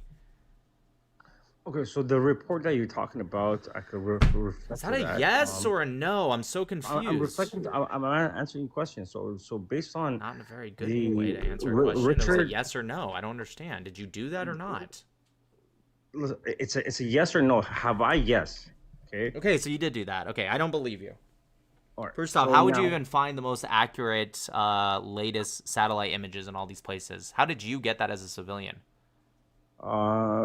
Richard Medhurst has. Did you just source Richard Medhurst? Oh, that's embarrassing. Yeah. So he released. Oh my God. He released. Now I get it. This guy is sourcing Richard Medhurst. That makes a lot more sense now. I mean, he's a press, and he's very reliable. He wouldn't just. He's not reliable. He's going viral on X right now for everyone fucking just destroying his whole entire shit right now for lying. Not even about what you were saying, just in general. What are you talking about? This guy's it's insane that you're saying he's reliable. He's literally going viral right now for just being an absolute just complete tool and just literally lying. It's not even like he's like lying because he's posting other people's lies. He is straight out lying. But fine, please tell me what Richard Medhurst said. I will give you the benefit of the doubt. I will pull up. For those that don't know who Richard Medhurst is, just go look him up. Literally, he is being proven wrong time and time again. And it's not even like hard things. And this fucking Soy Less or Say Less, whatever your name is saying that this guy is known as reliable. Nobody, even on the pro-Palestinian side, if they're at least somewhat legitimate, would say that this guy is reliable. There's got to be a reason why the Iranians keep bombarding the That's American not a good answer. bases. That's not a good answer. That's not your original claim, and I don't really care about your little deflection. Your original claim is that they have destroyed... Your original claim is that they had destroyed a majority of all the radar systems, which, by the way, that wouldn't even mean anything anyways. Like, it sucks for sure, and yes, it'll have to be replaced. That's going to cost money. But, like, even if that was correct, that literally means nothing. It's about as best as the IRGC can do, because the radar systems are hardly the only thing that's used. It's a parallel systems that are utilized. So even if you were right, and honestly, maybe we should just take the conversation here after you give me your source of Richard Medhurst and what he did. I'm gonna look it up. But after that, we should probably move on, because it actually doesn't fucking matter. It really doesn't, because that's not going to. Hey, shut the fuck up for a second. That's not going to do anything at all, because, and if you're bringing up Tel Aviv for some weird reason, they don't use those radar systems. They have their own systems that detect these things, and they are still very accurate. In fact, there was a video just released a few hours today of northern Israel, and for some reason the pro-Pallies were showing it as a way to be like, look at how northern Israel is getting bombarded right now. Literally all but 2 missiles were intercepted, and it was like, in that video that looked like there was 50 to 100. I mean, couldn't really tell exactly. All but 2 were intercepted. So it's like, yes, it can still get through. Anyways, can you just tell me where I can find this Richard Medhurst report? I want to see this report. I'm going to pull it up, and we're going to look at it together to see if you're telling the truth. Sure. You want to take a moment? You can look at I think he released it within the last 24 hours. That doesn't help me. I'm just asking, is it on X? Is it on... he has one on YouTube. You could pull it up. No, I want to read the report. You said there was a report, not him just telling you in front of a camera whether he's lying or not. I want to see this report he made. Yeah, so there is a 4-hour... Okay, I'm going to try this one more time as if just answer the question as if I did ask the question. I do. You said that there's a report from Richard Medhurst. I'm asking you for the report. That is his report. That's not a report. Him looking at a camera telling you, trust me, bro, is not a report. Do you know what the word report is? He's reporting. All right, so got it. So when you said there's a report with like sources and information, what you mean to say is there's a guy who gets clowned all the time for lying, even sometimes by his own pro-Pally side, right? Because some of them don't like him because of how much he lies. You're telling me when you said report with like sources and information that I can verify, what you meant to say is he made a video where he told you this information. Is that what you're telling me now? Let your audience know that the American... Okay, I'm going to ask one more time. I'm going to need a yes or no so I understand. When you said, Nick, there's a report... What you meant to say is there's a YouTuber who made a YouTube video. Is that what you're telling me right now? Or is there a report that I can fact check? I can look at, I can see his sources. I can see the pictures he typed so I can reverse check them, all of that. Yes. So there is a report, or no, yes, that's what you're saying. Yes. Yes, there is a report? Yes. So when you okay, can you give me the report? Perfect. Can you give me the report that I can look? So you have people that they could fact check. Okay, I'm gonna try one more time. Can you give me the report? Nick, don't just say yes. You want to debate or not? You want to debate? So I'd love to. So can you give me the? Okay, I'm gonna have to mute you real quick because right now you're trying to just like muddy the waters and not give the information, which is really weird because if your information's correct, if I give someone's information that's correct, I'm excited to give it to them because it ends up making them look stupid. You're trying so hard to do everything but give me it. Once again, I'm gonna ask one more time and then I'm gonna move on if you say no again. Can you, and when I say can you, I don't mean to say any fucking thing else. Shut up.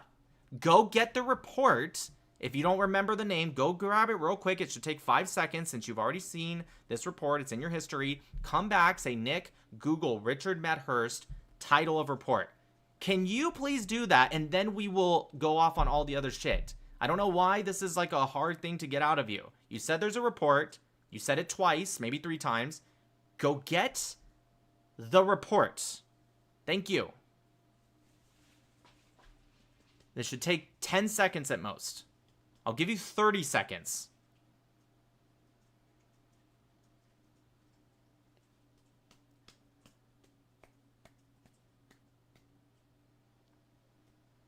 Are you okay?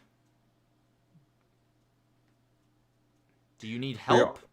For your audience, let them know. Do you have the report or no? Yes or no? Do you have the report? You want your audience to understand? Okay, thank you.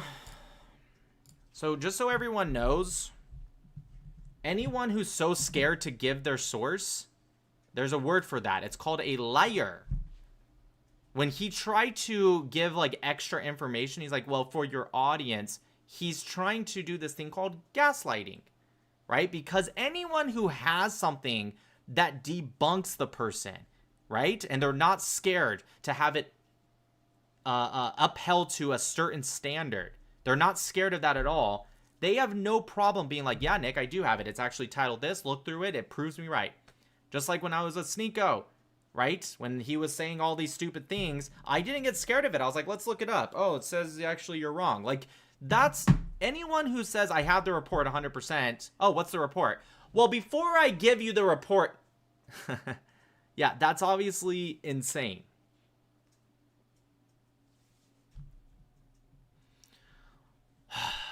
Man, this is crazy. All right, let's try this guy.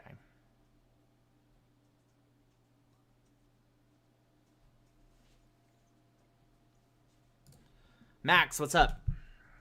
Hey, can you hear me? Sure. Excuse me, sir. All Can. right, yeah, I just had a few questions. First of all, I loved your video with Sneeko. I was wondering, do you have plans to debate more, I guess, intelligent people? Like, I think he obviously had no idea what he was talking about. So, do you plan on doing other stuff? Yeah, the whole point of debating, obviously, debating and winning against Sneeko is not anything impressive at all. Obviously, I love all the compliments. Thank you, guys. But, like, yeah, the dude is very, I can't say it on TikTok, so I'll just say dumb. But the whole point is, unfortunately, we live in a world where popularity, for whatever reason, means something, I guess. Somehow, we've lived in a world where we have convinced ourselves that following count somehow matters. Megan Kelly. It doesn't, but it does at the same time. So the whole point is to get my name out there by debating these people, and it worked. Andrew Wilson came up yesterday. He actually messaged me back. He came up yesterday and he's like, hey, I really appreciated what you did really well. Me and Andrew Wilson don't agree on everything, but you know, he's very good at debating. Can't really take that from him. Anyways, I reached back out to him after the live. He said, no problem. I let the bookers at Tim Pool know to contact you. Woman named Lisa reaches out. She's the real deal. So yeah, like, you know, finding people like that who know other people, Sean Kelly reached out. He is going to have me debate on April 3rd, I think. April 3rd, debating Kenny Ko. I told Kenny Ko to get another person because I just don't think he's that smart, and I just want at least a little bit of a challenge. So I want to do a 2 versus 1. I don't know if he's going to accept that. Maybe he just wants to do a 1v1. Whatever. Either way, I asked Jake Shields to be that second person to debate him and Kenny Ko together versus me. He said no. And not just no to a 2v1. He just doesn't want to debate me. I guess he saw my debate with Sneeko and he just got scared. So he doesn't want to debate. Whatever. Can't force him to. But Kenny Ko says he's down. And then maybe I can debate him and Dan Blazarian at the same time. I think that'd be cool. Because they're both, especially Dan Blazarian, just an awful, disgusting person, and I would love to intellectually break them down. And then, hopefully I can just move on to whoever else. I don't really think any of them are that smart. I think some of them are just better gaslighters, and some of them are just better at speaking. Wow. But I don't particularly think. Yeah, I go want to ahead. maybe do more lightning round. Like, you have a lot of guests. Yeah.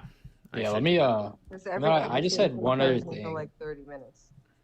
I got you. This is not necessarily a position I hold, but I think it's something that people have brought up.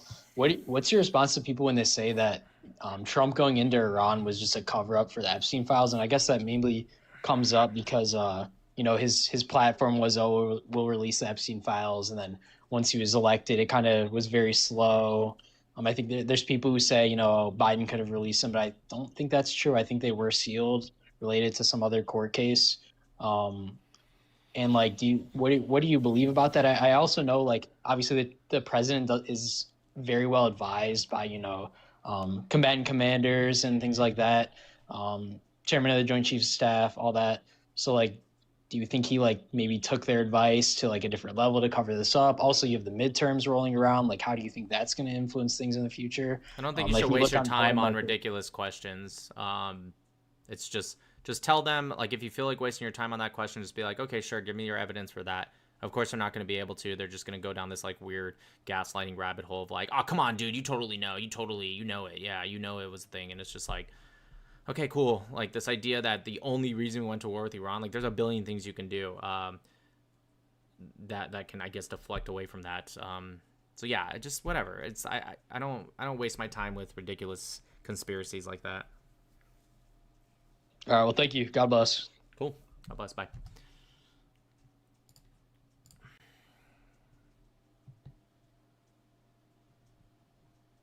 Lightning round and then some you mingle. Yeah, I do need to do some lightning round, you guys. I'm sorry, I have way too many guest requests. Ali, you got a echo. Or Ali. Oh, does it still echo? Yeah, it does. Test. Yeah, I can hear myself come back. Okay, guys. Here, I'm yeah, gonna drop you. Just re-request. Maybe turn off, like, I don't know if you have Bluetooth or there's something extra. Just re-request real quick, but turn whatever off first. Maybe that'll help. While she re-requests, Ellie, go ahead. Hey, babe, can you add stickers or only before you go live? Has to be before. Real quick, thank you for the super chats. Can't see what that name is, like Legimathigayon. I don't even know if I'm saying that right. Thigayon, whatever. Anyways, Jake Shields is a chimpanzee with traumatic brain injury. Facts. He would never dare debate. All he can do is retweet brain rot. Can't even come up with his own brain rot. That's true. Thank you for the super chat, Neb. Are you able to debunk Patty Marin 64 posts? They scare me into thinking Iran is winning this war by a landslide. Okay, well, by a landslide? Okay, Jesus Christ. Come on, you guys. Look, I love all you guys, but I don't know who that is. I'll look at their post, but if anyone is seeing something that says that they're winning, period, but winning by a landslide, maybe you should probably realize that there's some propaganda there lies. But I'll look at it right now. Let me see. Let's see. Patty Marins 64. I'm assuming this is on X. Okay, I see it. I have it up. Let me get to this guess, and I'll look at it right now. Ellie?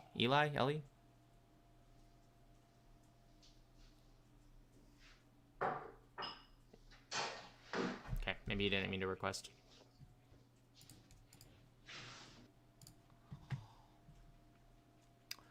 Debate Infrared, don't know who that is, and Jackson Hinkle. I already debated Jackson Hinkle, and he kicked me. I destroyed that dude like a year... No, not even a year ago. Probably a little less than a year ago. Alright, guys, I think I'm going to go on to you, Mingle.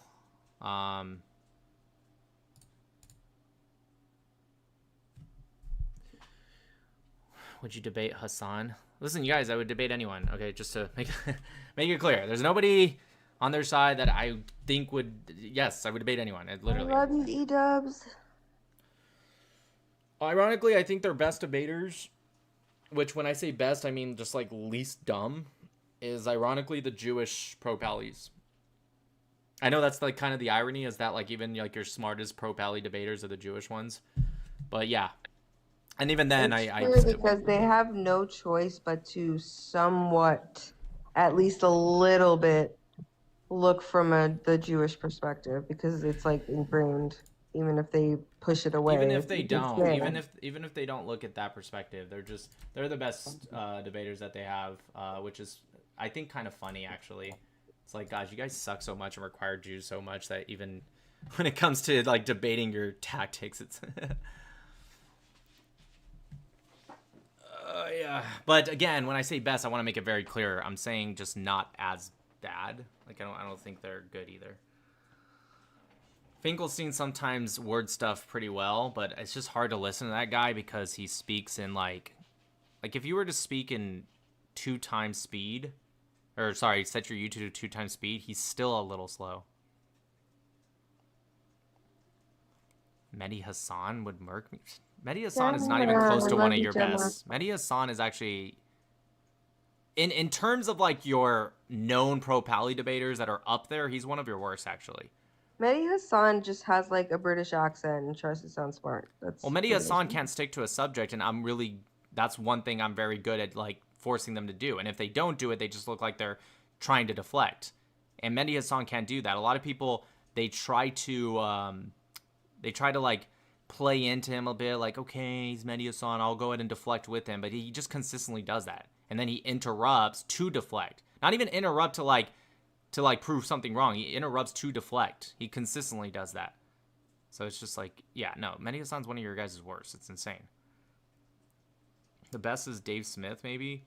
Dave Smith has gotten really bad lately. I actually tweeted him yesterday saying, look, he's always had dumb points, but he had a strategic way of making those dumb points.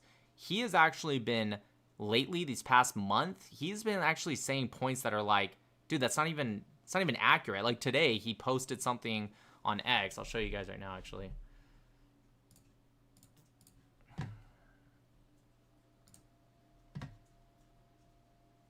It's just like, it's not very Dave Smith-like. Because again, I'm not trying to say he was ever really good. He wasn't, but he at least had a strategic way about himself.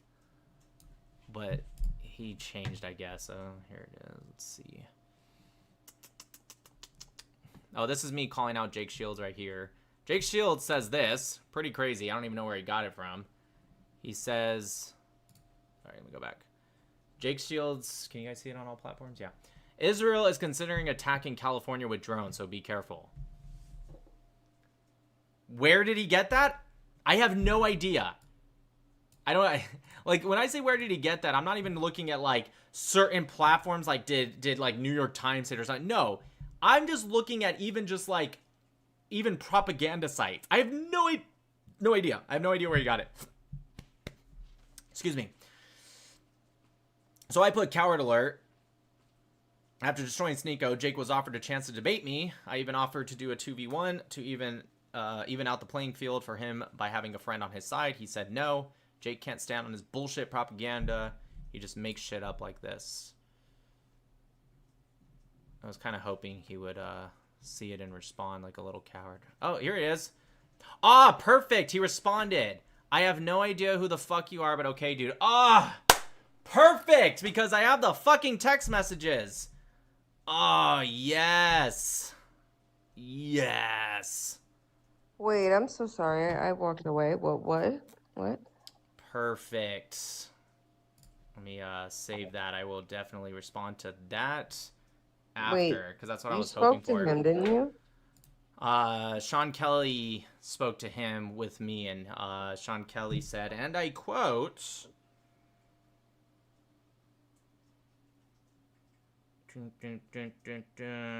where is my message with Sean? Oh, there it is. Just keep fighting with people on X. You'll get more followers. I guess that's the way to get it there. Here it is. Yeah, right here. Messages. Yeah, usually an hour. Can I also line up a debate for you against Kenny Ko or Jake Shields? Okay, I know it's a little blurry, but as you can see, right there, Jake Shields. Can I do a 2v1 is what I said, because they're both dumb. So I know it sounds like a joke, but I think it'd be cool for your show even, and also, to be honest, I think those two together have a normal IQ only when combined, is what I said. Sean said, yeah, I think that would be fun. I said, heck yeah, let's go. And then he gives me, I'm not going to show you guys, but he gives me his phone number, and we go to text messages, where he says...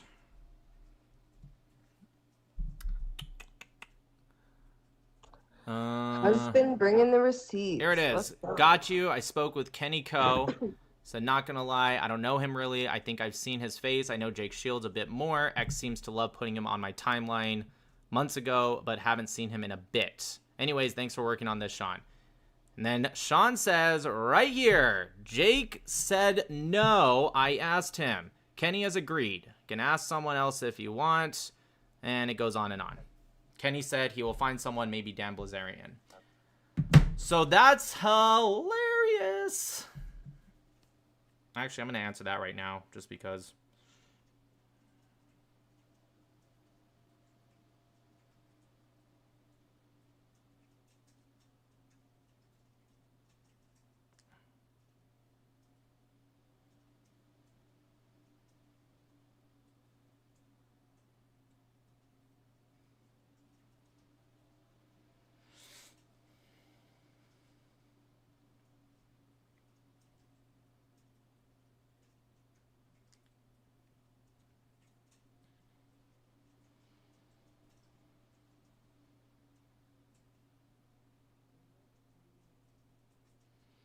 Make sure You have 3 new stickers you have to add to your TikTok that are so amazing. Gotta update them.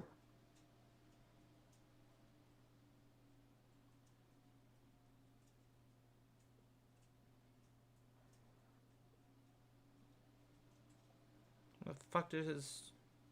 Where'd it go? Oh, there it is.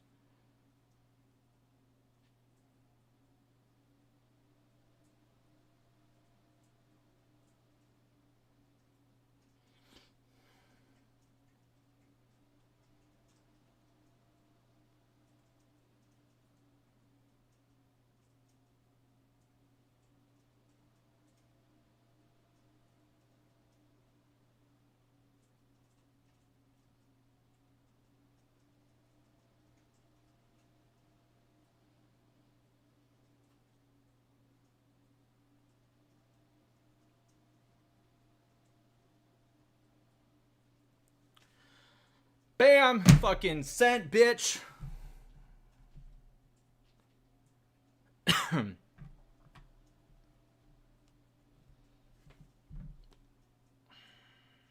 That's hilarious. Can't believe that dude actually tried to fucking lie about that.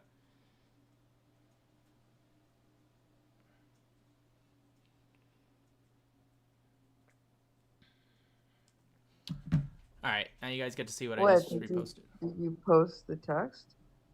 Sure did. I retweeted him of him saying, I have no idea who the fuck you are, but okay, dude. I'm actually surprised he didn't misspell some basic words there. He always fucking misspells shit. Said, Jake, maybe you should not lie when I have the receipts. It's cool, coward. Again, here is... Oh, that's too far up. Here's the text right here. Yeah, usually an hour. Can also line up a debate for you against Kenny Ko or Jake Shields. I put, can I do a 2v1?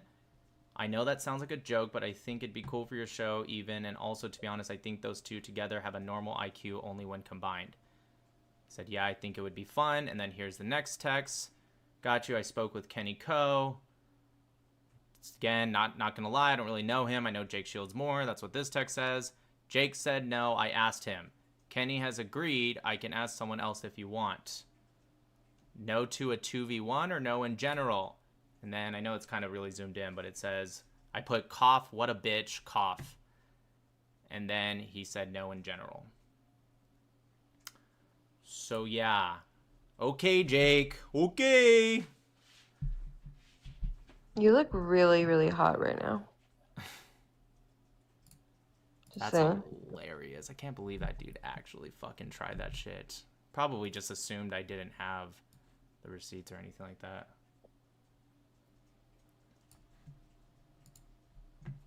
Oh no.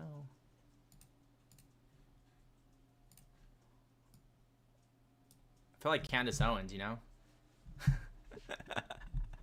I got the receipts. I got the text message. Oh, that's funny.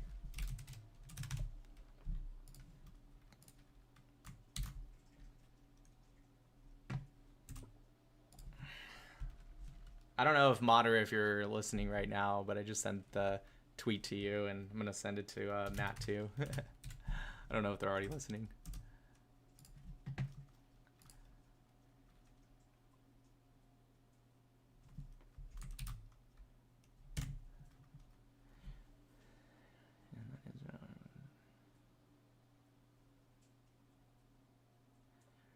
Anat just texted me and said, get a room.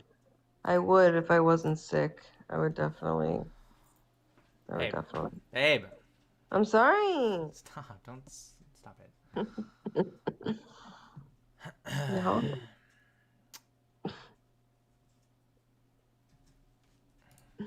Yeah. He's so modest. X drama. I love the X drama. Anyways, all right. I was gonna show you guys something else though. That wasn't even the point. What was I originally coming up here for? Show you guys something. Got sidetracked. Oh yeah, Dave Smith. Here it is. So why is it not scrolling on YouTube and? There we go. Can you guys see it on YouTube and Instagram?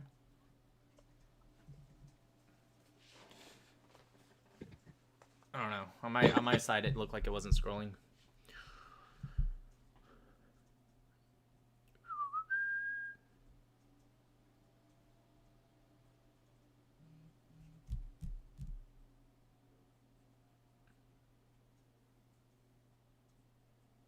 Okay. Such a delay on YouTube, but I see you guys. You said yes. All right, good. Okay, anyway, so Dave Smith put right here, Trump lied to your face after he killed a bunch of little girls, and he posted a New York Times article. We want to look at his post, actually. On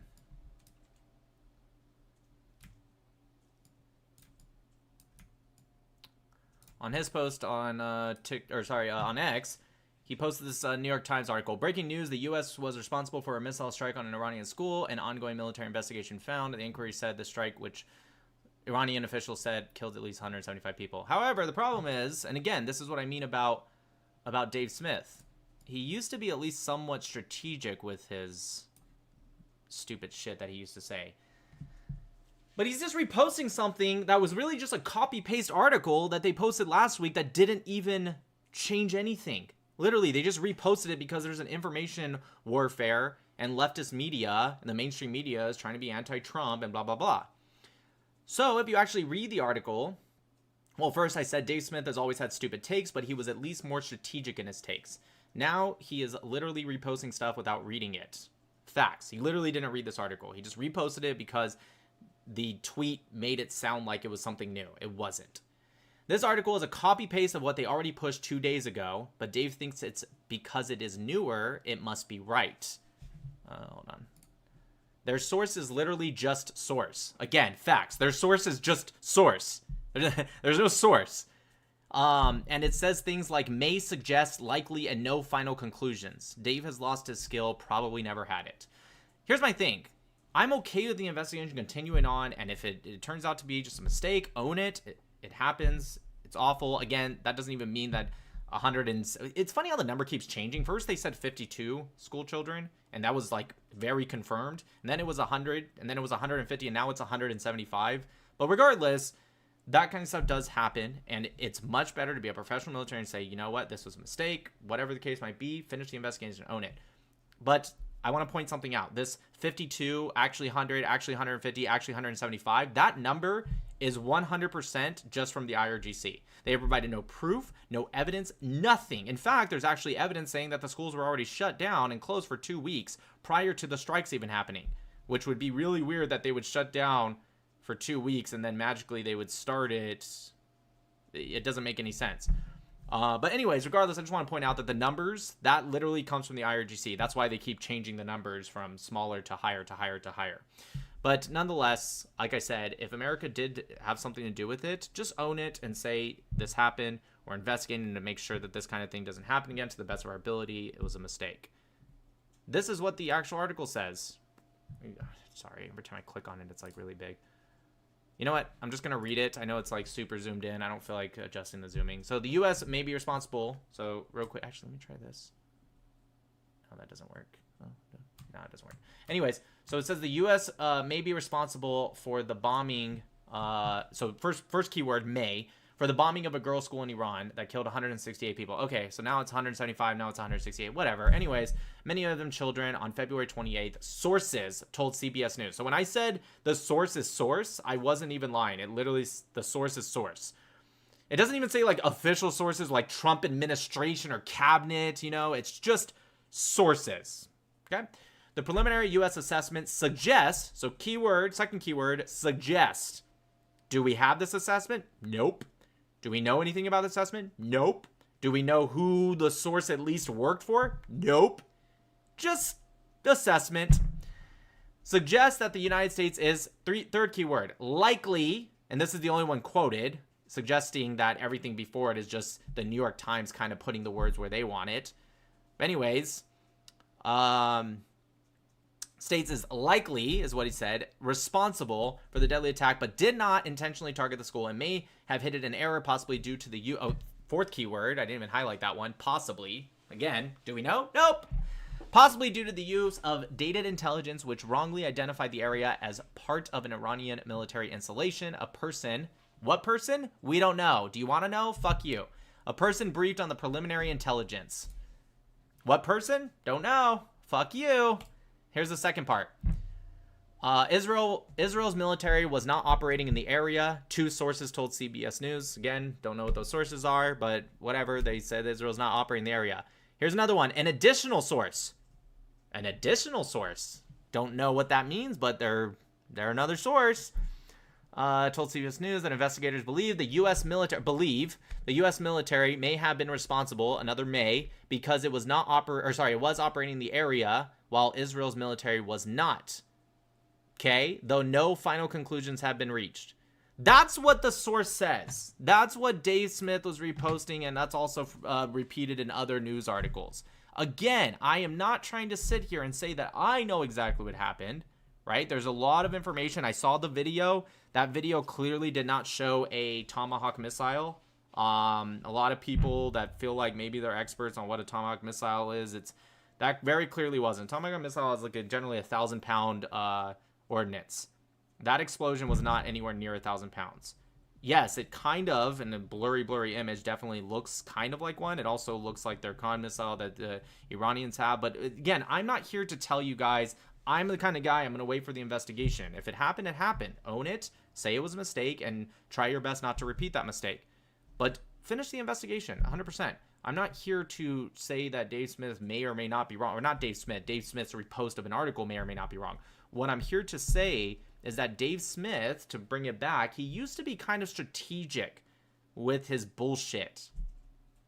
He was always saying dumb stuff, but he was strategic.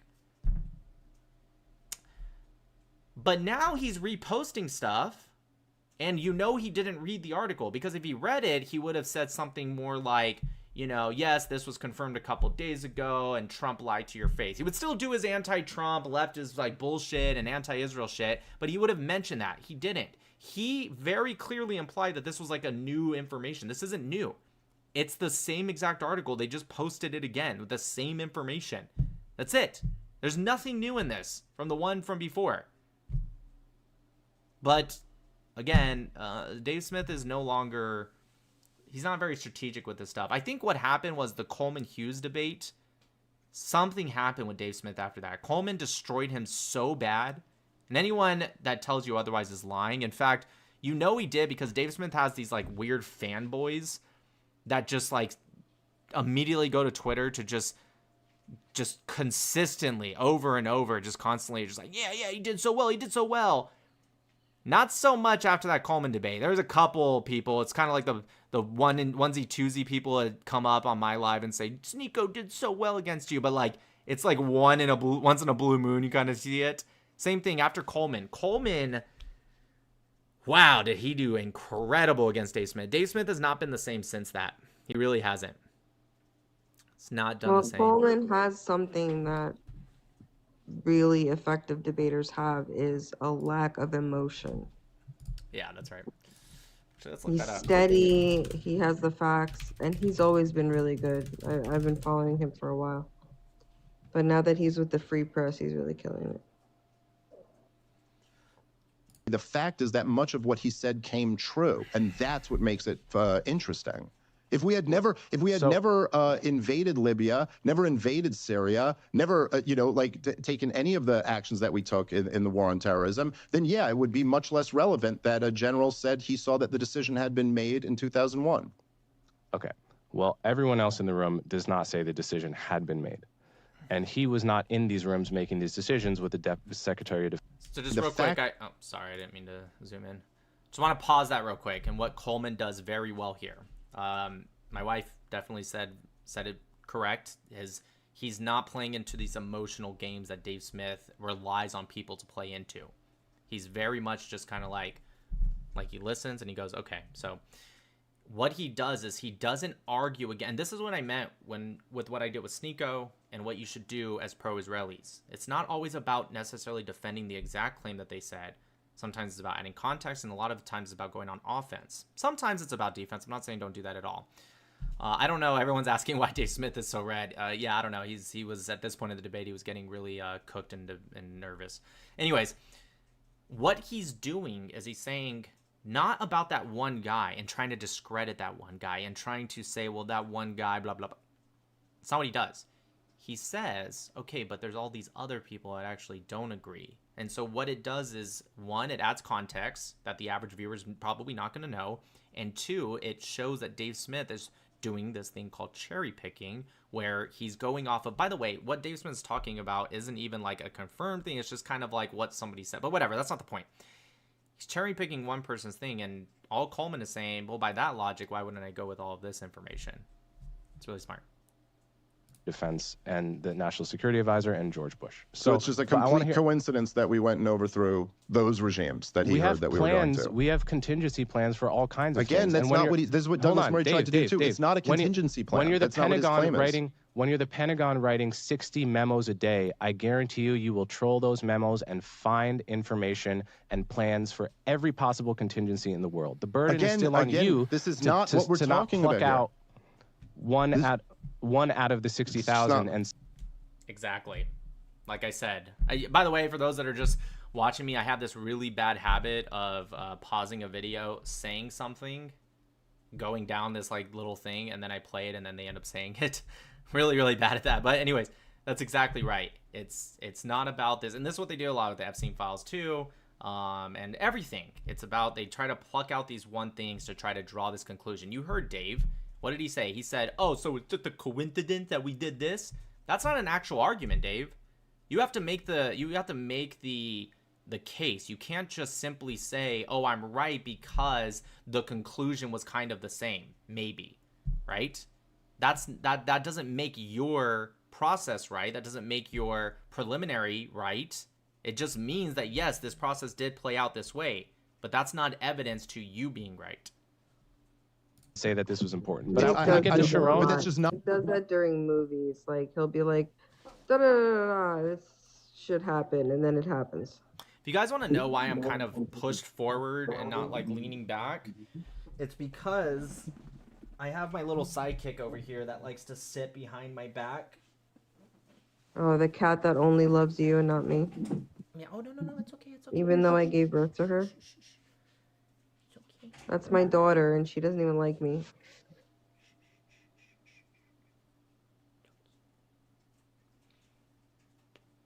She's sleeping.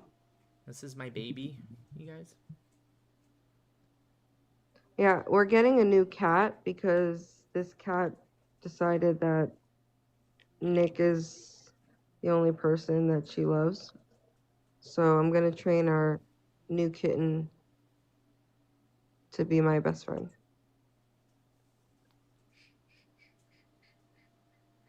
No, my cat is not pro-Palestine. Don't insult me. No, she's very much a Zionist. I put the Palestinian flag on the floor and she took a piss on it when she was a baby. Mommy. Are you sleeping?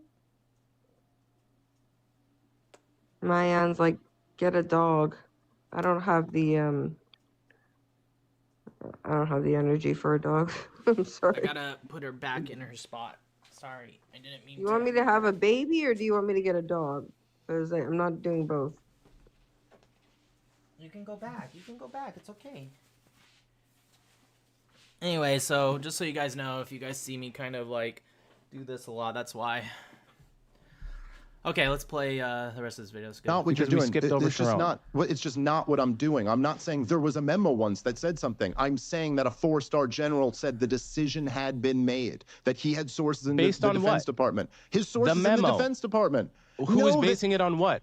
The memo. Yeah. Okay, fine, but even if it was, it's not. But not okay, fine, Dave, because that was Coleman's whole point, and you tried your best.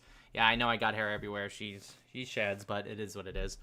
That's the whole point. You can't say okay but fine as if that didn't debunk your whole point, Dave. Issue isn't that there's a memo. The issue is whether the decision has been made here. There might be lots of memos that go out every day, but a memo that says we're going to fight, we're going to topple 7 countries in the next 5 years, a pretty big memo. That's not just one of the regular Do you memos. have any That's the point. evidence it was a big memo? Your only evidence is the guy who never read it. You realize how ridiculous this is. You could, if you were a historian writing a book, you'd have to cut this out of the book because you're relying on the hearsay of someone that never even read the document, much less you or I have never read the document. And we know that they were writing 60 documents a day that Condoleezza Rice was putting in the trash. It's a ridiculously low bar of evidence you'd have to consider this memo. And that was perfect. Like, again, Coleman is not trying to, like, he's not going on defensive. He's not saying like, well, you know, we don't like this memo. He's not accepting that as fact that it went out and it didn't happen. He's not going into the future. He's talking about the memo itself, and he's going on offense. He's saying, how do you know? He just said, we know that there were so many that went into the trash. Because what Dave does is he says a little bit of truth, right? He read in a book, and this book said this. But then he sprinkles in the lies with it. And what was the lie that he sprinkled in, if you guys were listening? The lie that he sprinkled in was he said it was a really big memo. And Coleman doesn't let that slip. Never let their little side comments slip. You know who's really good at this as well? Tucker Carlson. Tucker Carlson loves to do this kind of well, I'm not saying that Israel would ever attack one of our allies, but everyone knows that, you know, they did the USS Liberty. But, you know, that's for a different day. He likes to do in those side comments, but then he likes to be like, okay, let's not talk about it though. Don't let them get away with those side comments. Call it out, and that's what Coleman does here. Coleman says, we know that a lot of these were being thrown in the trash. What evidence do you have? Not that the memo maybe did or didn't exist. What evidence do you have that it was some big memo that went out even? And look at, I'll play it one more time. Look at the fact. Look at his face when he asked that question. Look at Dave's face. Everything implied by it important. Damn it. The fact is that. I hate that there's like this. There we go. It's better.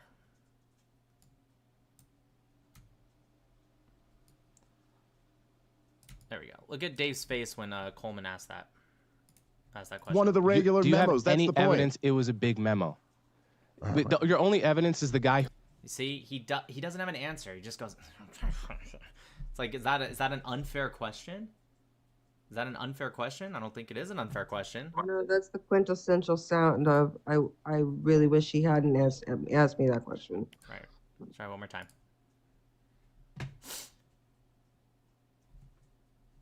Never mind, the Mossad attacked my internet. Might be lots of memos that go out every day, but a memo that says we're going to fight, we're going to topple 7 countries in the next 5 years, a pretty big memo. That's not just one of the regular do you memos. Have any that's the point. evidence it was a big memo? Your only evidence is the guy who never read it. You realize how ridiculous this is. You couldn't, if you were a historian writing a book, you'd have to cut this out of the book because you're relying on the hearsay of someone that never even read the document, much Like just his face the whole time. Dave Smith's face the whole time. You're relying on the hearsay of someone that never even read the document, much less you or I have never read the document. And we know that they were writing 60 documents a day. Yeah, he knows. He's fucking cooked. He knows he is. Because he's just fucking making just bullshit up. I want to give you the floor to make your case. I want to give you the floor to make your case here. Yeah, well, I mean, if, you know, for John Mearsheimer, as you were just mentioning him, so I just was at the top of my mind, but he wrote a book called The Israel Lobby where he really details this pretty, like, extensively with all the footnotes and citations that you need. I've read it. I fucking love Coleman. By the way, Dave does this a lot too, just so you guys know. I haven't seen every debate by Dave, but I watched him live. I was there when he debated Josh Hammer, at not the last TPUS event, the last one, SAS, Student Action Summit. Dave does this all the time. He goes, yeah, there's this little piece of information, sprinkle, maybe at this point or at the end, sprinkle in a lie, and then immediately says, oh, there's this book I read that talks about it if you guys want to know more. It's a really good book. It's the best of all books, by the way. It sources stuff very well. And what it does is he's trying to add to his ethos. He's trying to add to like his credibility by saying, oh, by the way, there's a book about it. And so when you hear this as the average person, you go, oh, okay, he must know more, but he's only doing this sprinkling information because he's trying to dumb it down for us. When in reality, he just actually doesn't know. He actually just doesn't know, or he's cherry picking information, and he wants to shut you down from calling that out by saying, oh, by the way, there's a book about it and I've read it. He does it all the time. Anyone that just, if you want to watch, go watch any debate. Pick any debate by Dave Smith. I promise you he'll do it. I've read it. I find it totally unconvincing, but well, I mean, I don't even know how do you find it unconvincing? I mean, obviously, I'll tell you. So the idea that the domestic Israel lobby is big enough or powerful enough to get America to fight an entire war that we would not otherwise have fought is to me ridiculous. And now I'll give you a few touch points. During the entire George W. Bush administration, the Israel lobby spent $17 million lobbying Congress. Now that might sound like a lot to me or you. It is absolute chump change on the scale of domestic lobbying. To put it in perspective, the tobacco lobby spent $200 million, so more than 10 times that amount over the same time period. And they couldn't even stop Congress from passing a federal tax hike on cigarettes in 2009. Now, during the Obama era, the Israel lobby spent $30 million. And they were outspent by the dentists. The dentist lobby spent $32 million. This is all according to OpenSecrets.org, which is usually the standard source people go to for such figures. This is, again, not to repeat my favorite phrase, but like a firefly to the sun when compared to the $2 billion, for instance, that Wall Street spent lobbying Congress, and they couldn't even prevent Dodd-Frank from being passed. So the idea that the domestic Israel lobby could get us to fight an entire war that we wouldn't otherwise have fought at the same price as the dentists are paying Congress is too much for me. Again, this isn't refuting any of what Mearsheimer said. Mearsheimer simply claimed that because you're talking about AIPAC, and he's talking about the entire lobby. No. Those numbers I gave were the entire pro-Israel lobby, of which AIPAC is something like half. Okay, fine. But But you're talking AIPAC and the American Enterprise Institute and the Washington. I'm talking Institute about every organization that's listed under the pro-Israel lobby on Open Secrets. But what he's talking about for most of the book, which is really what I'm always hammering down. What do you mean? That's what he's talking about, Dave. That's what. See, this is what I mean. This proves that Dave doesn't actually know. So he says some stuff where he kind of knows a little bit, and then he just says, by the way, there's a book on it if you want to know more. Now that he found someone's like, I've read the book, by the way. He goes, ooh, shit. And he doesn't know because Coleman literally labels out all of it. And he goes, yeah, well, you're just talking about AIPAC. And Coleman's like, nope, I'm not. I'm literally talking about every single one in Open Secrets. And he doesn't know what to say.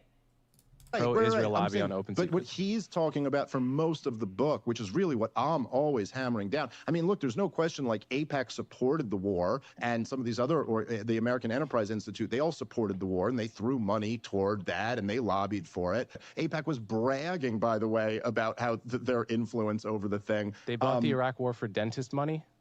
Yeah. No, I didn't say that, actually. It's just a lot of straw manning, man.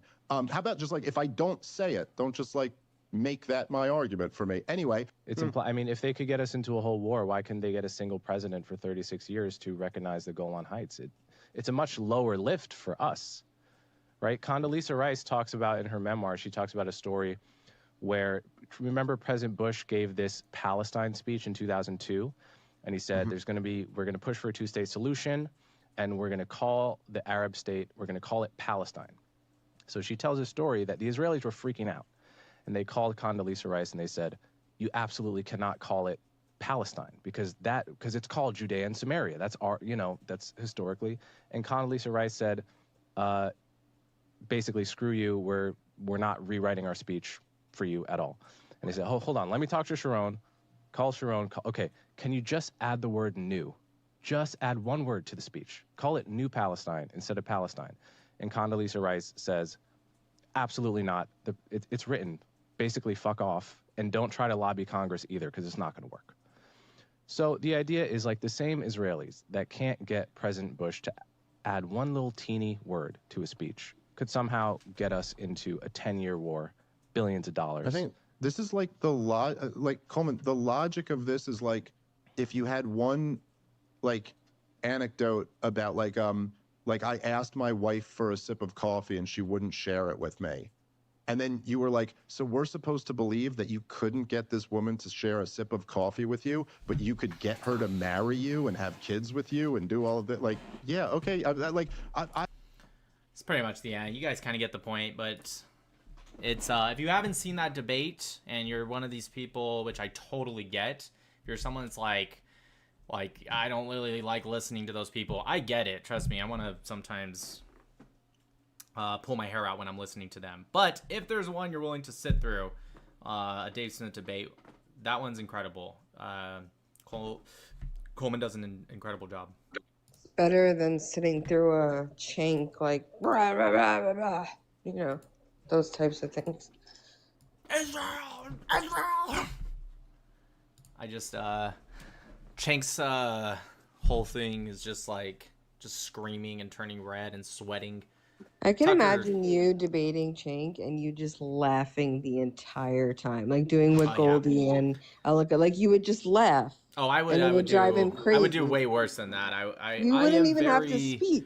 I am very petty when it comes. Not so nice like some of these people. They try to be a little bit more, I don't know, cordial, I guess. Don't get me wrong. I love cordial debates. I would totally do that. But if they don't, if they're like chunk yogurt. Someone get Chank to talk to Nick.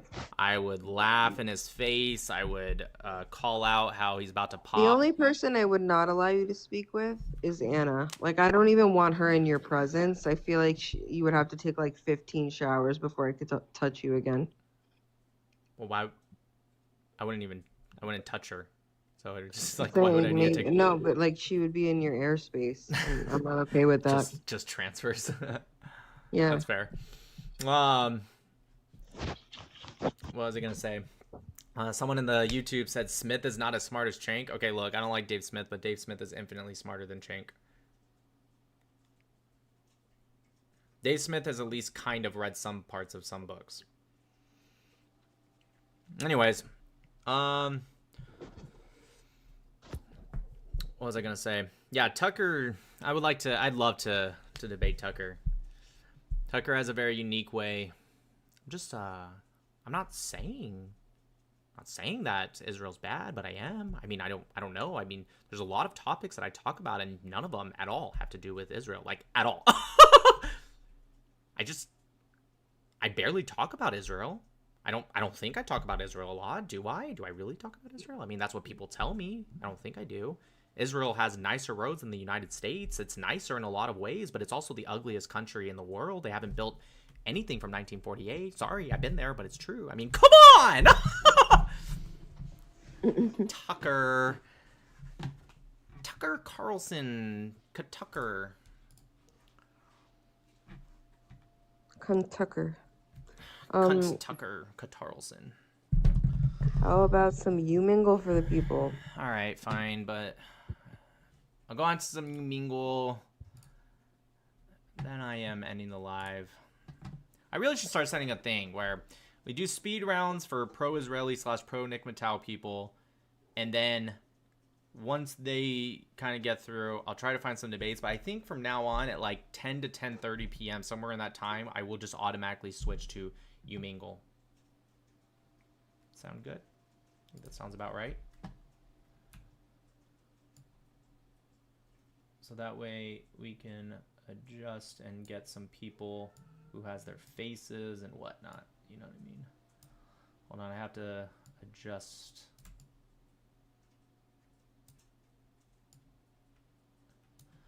There we go.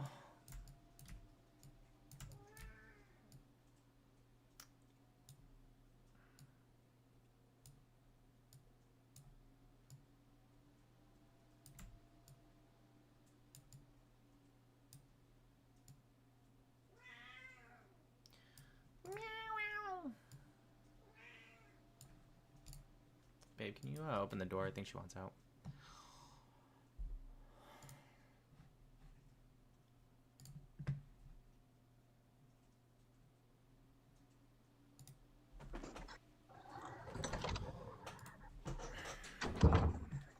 Hello.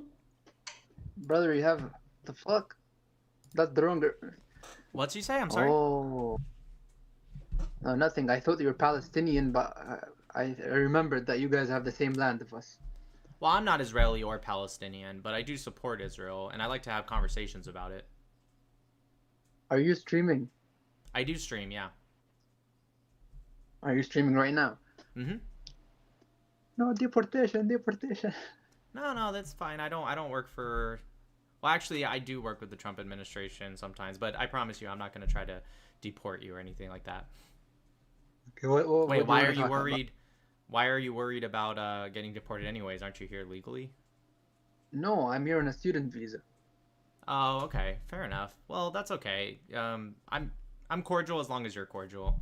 My name's Nick, by the way. He's from Palestine? Nice to meet you, Nick. I don't want to say... Abe. My name is Abe. No, that's fine. You don't have to. I was just telling you mine. Are you from the Palestinian territories or? Yeah. I couldn't tell. It looked like the Palestinian flag, but it could be the Jordanian flag. Let me guess. The Jordanian Ramallah? flag looks almost exactly the same, but they have the star because Jordan is Palestine. But let me guess. Are you from Ramallah? Ah, fuck yeah, man. We got someone. It just seems like every time I meet someone in America that's from Palestine, they say Ramallah every single time. Janine. Yeah, everyone who's Palestinian here is from Ramallah. I don't know why. Janine. Hold on one second. Janine. You won't know it, trust me. It's a small village. Well, okay, but how about the closest big town? Nablus. The closest, I think, Tulkarem. Tulkarem, I know where that's at. Okay.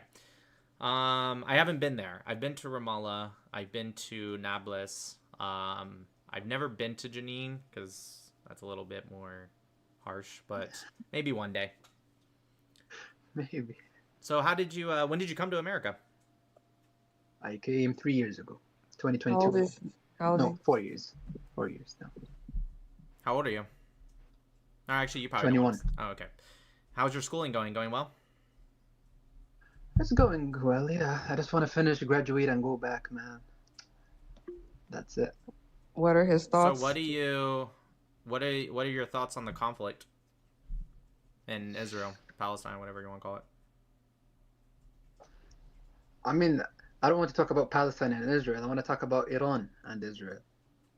What do you think about it? All right.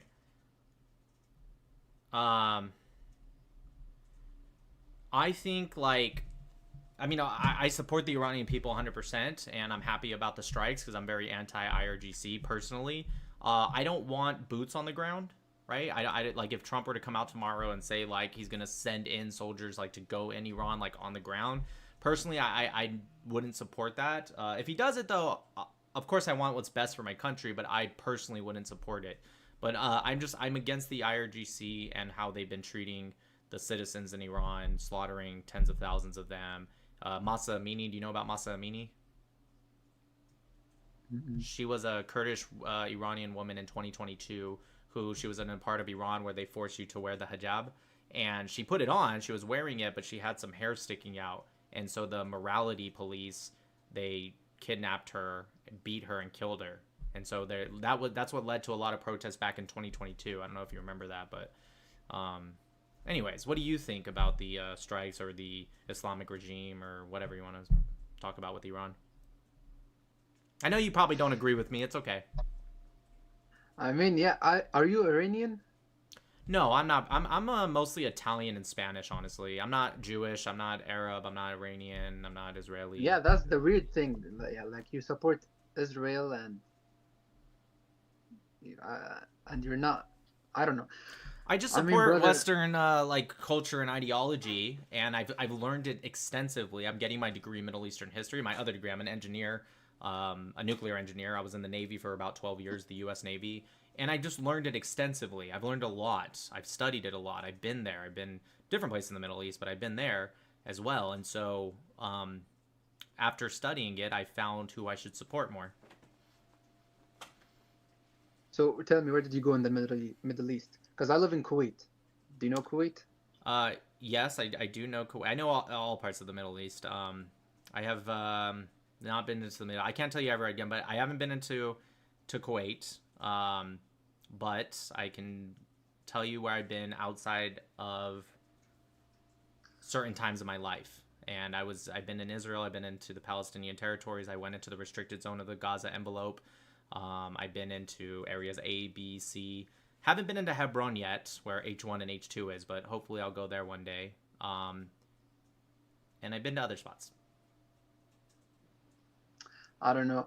Me thinking, like, I like when Iran strikes Israel, but I don't like when Iran strikes the Gulf countries. That's the only like thing I don't like. Well, because like my parents, my family are right. What A does lot he of the think times about the when Arab hold on and a sec. Muslim A lot Israelis?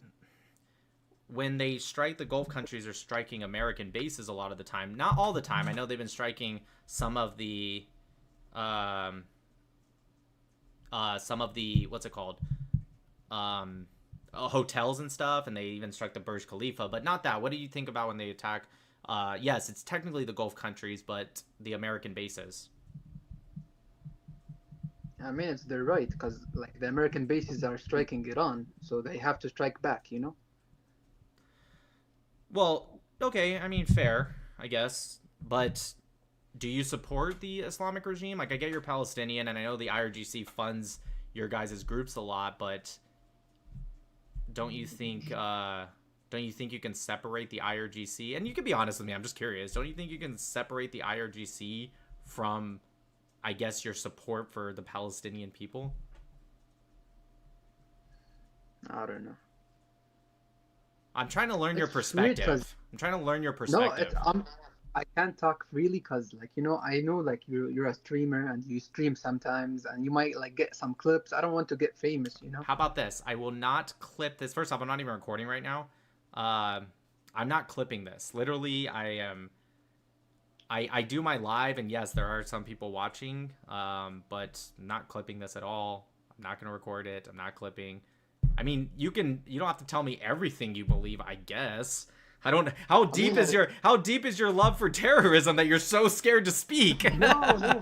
Like, what are you trying? What is it that you want to say? How deep is your love? I don't know. It's nothing but like I support when Iran strikes Israel. That's it. That's the only thing. Because I don't like Israel. You even support it, even if it's what do you think about the regime killing tens of thousands of their own people, and killing Americans as well? Where did they kill Americans? Well, first off, I don't know if you've known, but there's been multiple Americans that have died since the strikes on February 28th. And on top of that, even before that, since the past 2 years, the IRGC has killed 45, maybe 47, 45 give or take Americans since this past 2 years, since October 7th even. They have killed about 45 Americans, give or take.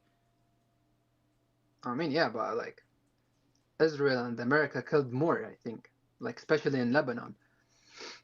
Well, in Lebanon, the IRGC helped plan and did the Beirut bombing where they killed 241 Americans. I mean, you're more educated about this stuff more than me, so No, I I'm can't not. It's not to do a gotcha. I'm just wondering, like, what do you think about that? I get it. You don't like Israel, which we'll talk about in a second, but like, it's more than just Israel. The IRGC has killed tens of thousands of their own people, and they've also killed Americans. Now, I don't know. You're not American, so maybe I don't like. Look, for me, especially that I'm a Sunni Muslim, I don't stand with Iran because Iran used to kill innocent Muslim people in Syria as well. They killed hundreds of people in Syria, so I don't stand with them. The only thing I like, the only thing that I like is them striking Israel. That's it. And the American bases you said earlier because they're striking. Yeah. It's okay. I get you're not on the same page as me. You don't have to be like nervous. You're still speaking with me. You're not screaming with me. We don't have to agree with each other. It's fine. I want to hear your perspective in its honesty because I'm not Israeli. I'm not Jewish. I'm not Arab. I'm not Muslim. I'm not Palestinian. So I speak with Israelis and I ask them to give me their true, honest feelings, even if it sounds harsh. I speak with Arab, Muslims, all kinds of people to give me their true, honest feelings because, and it's not, like I said, I'm not going to clip you. I don't, it's not about that. I want to understand why people have these polarizing thoughts. Because, like, for me, like, when Iran strikes Israel, because they kicked us out of our land. Like, my grandfather was born in Palestine. Two of his brothers, they got killed by the Israeli army. And so that's why they named my grandfather Jihad. Jihad. Okay. And then after, like, you sure it wasn't the British? Like, in 1948, when they started like killing more Palestinians and kicking them out of their villages, my grandfather immigrated to Jordan and then from Jordan to Kuwait because he didn't want to be killed, you know. Right. And what Israeli people say that they own this land and they have it by right from 3,000 years ago. I don't know what they talk about. Do they still have the key? But we used to live in Palestine from like a really, really long time ago. And they just came in 1948 and the British gave them our land, you know? Okay, I got that. So, what do you think about the 2 million Muslims that live in Israel? When you say you love that they're striking Israel, what do you think about the 2 million Muslims that live in Israel? Do you hate them too, or? I don't hate them. You just want them to die. No. You said you like when Iran strikes Israel. I don't know what you think they're striking. They're not striking them with teddy bears, Habibi. They're striking them with missiles that go boom. So I know. But like, look, I know. How can I tell you what can they do? Like, if you want to return back, like if you want to take back the land, you have to. Like, what can you do? Like, you can't take back the land without. I don't know, without throwing missiles. So you're in favor of the IRGC weakening America's strategic allies to the point that you completely demolish the entire land? Not demolish the land, just like... You just said take it back. That's demolishing. I'm not talking about demolishing in terms of like you're literally blowing up every building. I mean demolishing the fabric of the land, right? You're getting rid of... What happens to all the Israelis when you take back this land? What happens to them? The Jews and the Muslims, just all Israelis. What happens to them? The same thing that happened to us. They can emigrate back to Europe. First off, most Israeli Jews are not even from Europe. They're from, most of them are Mizrahi and Sephardic. But that would be the surrounding Arab nations. They were kicked out of those places. In fact, there was more Jews that were kicked out in the first years after 48 from the Arab and Muslim nations than there were Palestinians that were kicked out in 1948. And by kicked out, I mean they started a war, they lost a war, and so a third of them, first off, 2/3 of the 750,000 never actually even left Palestine. They just moved to a different neighborhood. But anyway, so you're saying we should ethnically cleanse all of the Jews to Europe, even the Mizrahi Jews. Hold on. That's what you said. You said we can do the same thing and they can all go to Europe. So you want to take all the Jews in Israel, send them all to Europe, okay? That's about 8 million Jews, all of them to Europe. And then what happens to the 2 million Israeli Arabs? Do they also go to Europe? Where do they go? Israeli Arabs? Yeah, there's about 20% of Israel are Arabs. You didn't know that? I never went to Palestine, so I don't know. I thought you just said you moved here from there. No, I live in Kuwait. Told you that. Oh, I thought you meant earlier in life. Okay, fair enough. Fine. Well, just so you know, 20% of Israel, not like even West Bank or Gaza, I'm talking about just like Israel proper, 20% are Arabs. So what happens to them? Do they also get kicked out and go to Europe? Where do they go? If they're Muslim, they can stay. Oh, got it. So only Muslims can stay. Everyone about else the gets kicked Christians? out. Jews can stay too, but like everyone can stay if they can live peacefully, you know? That's not what you said. You're changing your words. It's not that I'm changing my words, but like... You are. You said earlier, you said do the same thing, they can go back to Europe. And I said all of them or just the Jews? And you said if they're not Muslim, then they can go back to Europe effectively. That's what you said. I'm not, again, I don't hate, listen, I don't know you. Happened. You don't have to lie to me. I'm not, we're just talking. But that's what happened to us, you know, like for my grandparents. They were kicked out of Palestine. So that's not what happened. What happened was there was 10 different Arab factions that started a war with Holocaust survivors and ex-dhimmis. That's what happened. The Arab Liberation Army, who was that? Do you know what that was? The Arab Liberation Army? I think Egypt, Jordan, and Syria. No, that was the Arab Committee. The Arab Liberation Army were the Arabs in the land. You can call them Palestinian. They didn't call themselves Palestinian in 1948. Your family didn't call themselves Palestinian. That was nationally maybe at best, and that's it.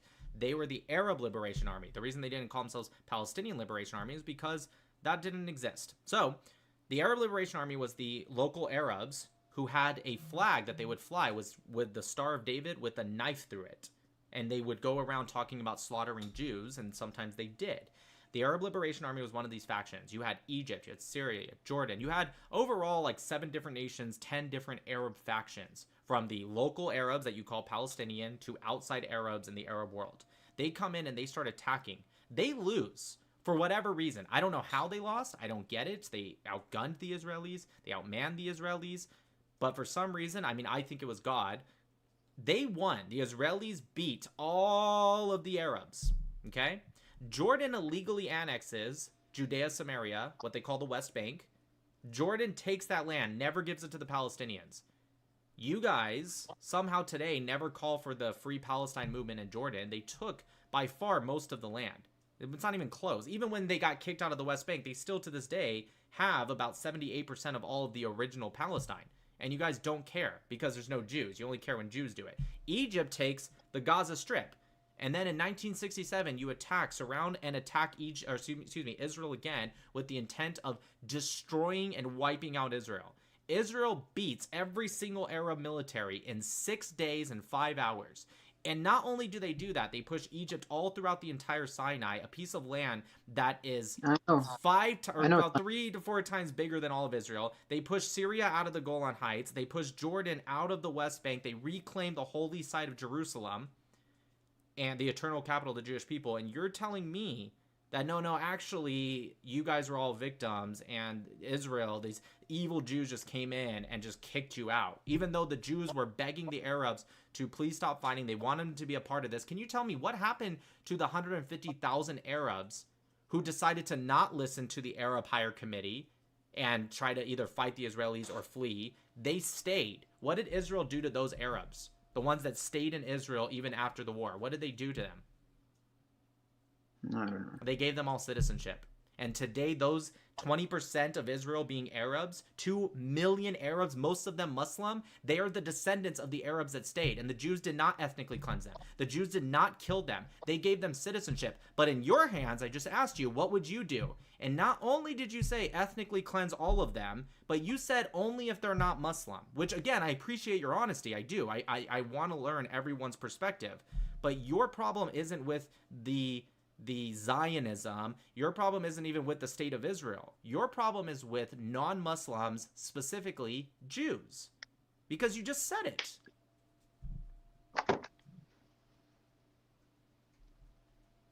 Okay, listen to me. Isn't it weird that Israel is in the middle of 22 Arabian countries? It's literally in the middle. Like, how did they end up in the middle? Well, first off, Jews predate all of those Arab How societies did the and Muslim. Hold on. How did the All Arabs end the up there? babe, what's up? All of the Muslim countries, right? They predate all of that. Not only do they predate that, they even predate Islam itself. Jews, the Jewish community in Yemen, right? The Jewish community in Yemen is 2,000 years old. Well, now they don't exist anymore, but it was 2,000 years old. It's older than all of Islam. In Syria, there's Jewish communities that were 2,000 years old, older than all of Syria. So when you, Islam. So when you say, how did the Jews just get in between? No, that's not correct. How did the Arabs get all the way around? That's what you should be asking. It happened in the 7th century during the spread and colonization of the Arab Islamic people. The Jews have been there way before. I'm sure you understand that. You know King David, you're Muslim. You know Dawood, King Dawood, he was a Jew, right? Like, I know, but like in Islam, we believe that the Torah, the book they read, it got like... Yeah, corrupted. I know. I've read the Quran twice. I've read over 20,000 hadiths. I know what you guys believe. You know, it's interesting. It's interesting you guys say that, but the Prophet Muhammad literally said to his early followers, if I don't know something or if you don't know something, go talk to the Jews and the Christians. Why would he tell them to go talk to somebody if they corrupted their book? I don't know where you got that from, but like... yeah, it's from the hadiths. I think it's also in the... Okay, go ahead.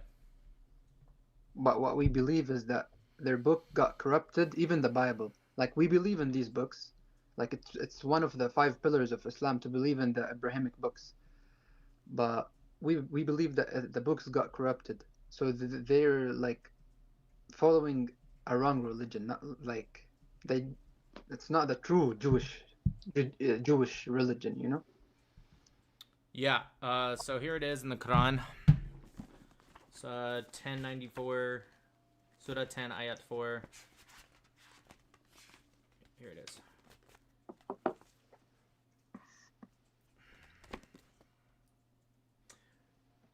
No, that's not it, actually.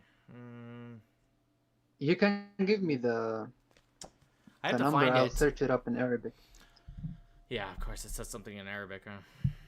Wait, let me try and find it. I know it's in Surah 10. Prophet Muhammad said that we have to like go. Oh wait, here it is. I found it. I knew it was in 10, but it's later in 10.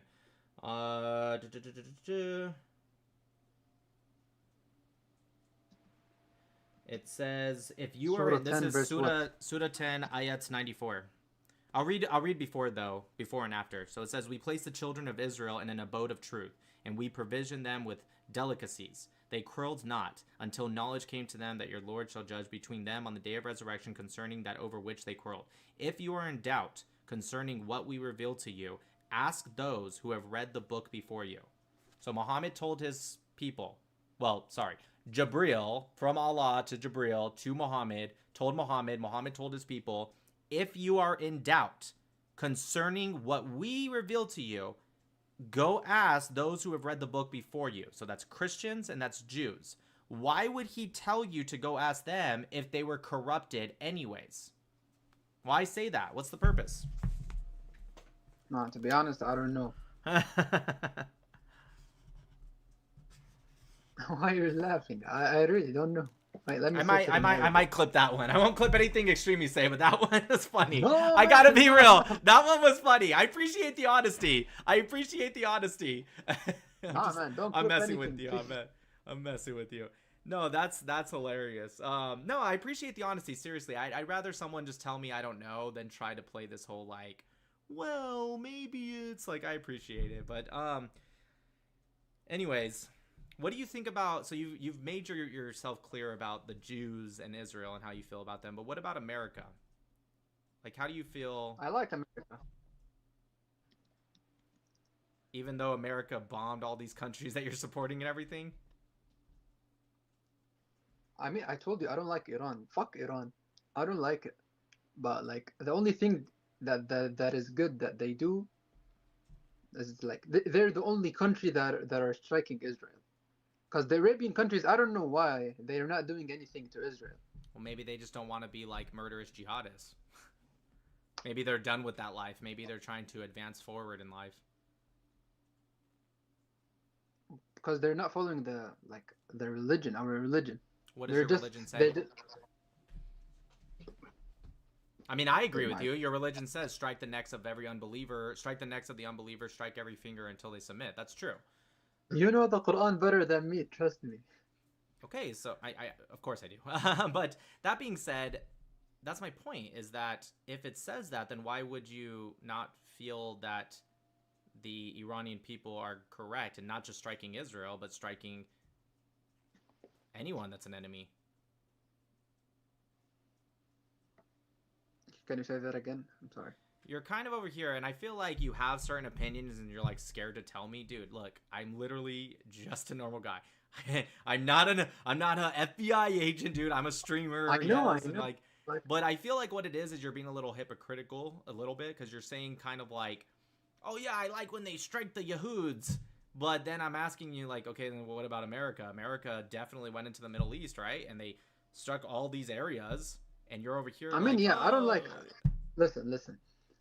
Unfortunately, the Arabian countries, they messed up when they had American bases in their land. Cause like, why do you need American bases? Like, why do you need America? You have money, you have whatever you need. Like, you have everything.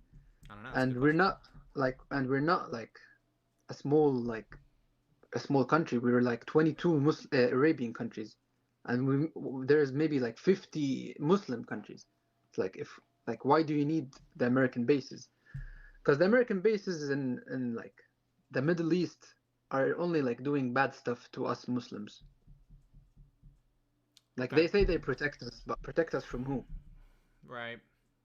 Look, I can't speak on your feelings on that. I'm just gonna go ahead and say I okay, fair enough. I mean, if that's how you guys feel. But like Iran, if Iran is attacking America, not just their bases. Let's say Iran had the ability to attack America outside of their base. Let's say they had a missile that could reach America, right? Mm-hmm. Would you support that, or you only like when they attack the bases in the Middle East? And I'm not saying attacking necessarily civilians. I just mean attacking America. Let's say a base in America. I mean, it's their right, you know? Like, they started first. America of course. struck I'm just first. asking, would you support that the same way you support how they attack Israel? Yeah. Okay, fair enough. I appreciate the honesty. Because America is defending Israel. Because without America, Israel will be done the next day. Trust me. I mean, I don't know if I agree with that, but I understand. Anyways, I do appreciate your honesty. Obviously, you and I completely disagree, but I appreciate the honesty. What are you studying, anyways? To try to get a little bit more of a nice conversation going. I studied engineering. What engineering? I did nuclear engineering. I started off doing chemical engineering, but then I kind of got bored with it, and then I joined the Navy and did nuclear engineering. That's nice. I do computer science now. You good with it? I mean, I'm good with it, but like AI is like taking over everything. That's true. That's true. Yeah, like, your job's gonna be like lost. My homeworks, my assignments, projects, everything AI can do it in 3 minutes. That's true. I mean, but maybe you guys can use AI with your computer science, you know, create programs that are AI that kind of help certain things a little bit easier. So maybe it's a good thing. I don't know. I mean, that's the thing I want to tell my professors, but they don't understand. Like, you have to change our curriculum or something. Because you tell us don't use AI, but AI can do my whole assignment in 2 minutes. Why should I stay 1 week doing my assignment? I hate that too, where it's like they try to play this whole like, oh, you're just it makes it too easy for you or whatever. It's just like, but that is still the future, whether you like it or not. It's kind of like when calculators were first invented. It'd be like, you're not allowed to use a calculator. It's like, why not? It exists. Yeah. I mean, yeah, that's what I wish my professors hear whatever you say, because they want us to make an assignment where we sit like for 4 or 5 days doing it. But if I give it to AI will do it in like 5 minutes, 10 minutes. Yeah, that's true. Are you going to any good schools? Do you get scholarships as like a foreign student? No. So does that mean you have to pay the out of state costs? Mm-hmm. That's got to be expensive. Yeah, it's a bit expensive. Yeah. That's crazy. But is it an what can we expensive do? school or is it kind of cheaper? It's fine. Like I pay 14,000 a semester. Jesus Christ. That sounds like a lot to me. I mean, yeah, is it a good it's school? a lot. It's a nice school. Yeah, it's like the second best school in Wisconsin. What UW Milwaukee. That's pretty good. Well, that's awesome. Does it like did you start off at that school or did you do like junior college first and then go to a university? No, I came here late, so they told me you can't enroll. So I went to a community college at my first semester. And then I switched to the main university. That's kind of what I did when I went to school with engineering. I started off like with junior and then I shifted to a university. But anyways, all right, man. Well, I'm going to chat off. It's like midnight, so thanks for the honesty and conversation. Yeah, see you, man. Peace. Have a good night. Yep, bye. All right, so for those kind of in the chats, I've been reading the different chats, like, why is Nick kind of going a little light on him and everything? So I do actually work a little bit with the administration, and I am 100% sending that to him and getting his fucking ass deported, because fuck him. I was just being nice to try to get information, but he definitely said he supports Iran striking Americans, and he's here on a student visa, so fuck that. I'm sending that to the administration, and he can eat shit. So if anyone was wondering why I was being nice, it was just to get that. Somebody tagged me and said Kenya loves Israel. Funny enough, I actually have family that lives in Kenya.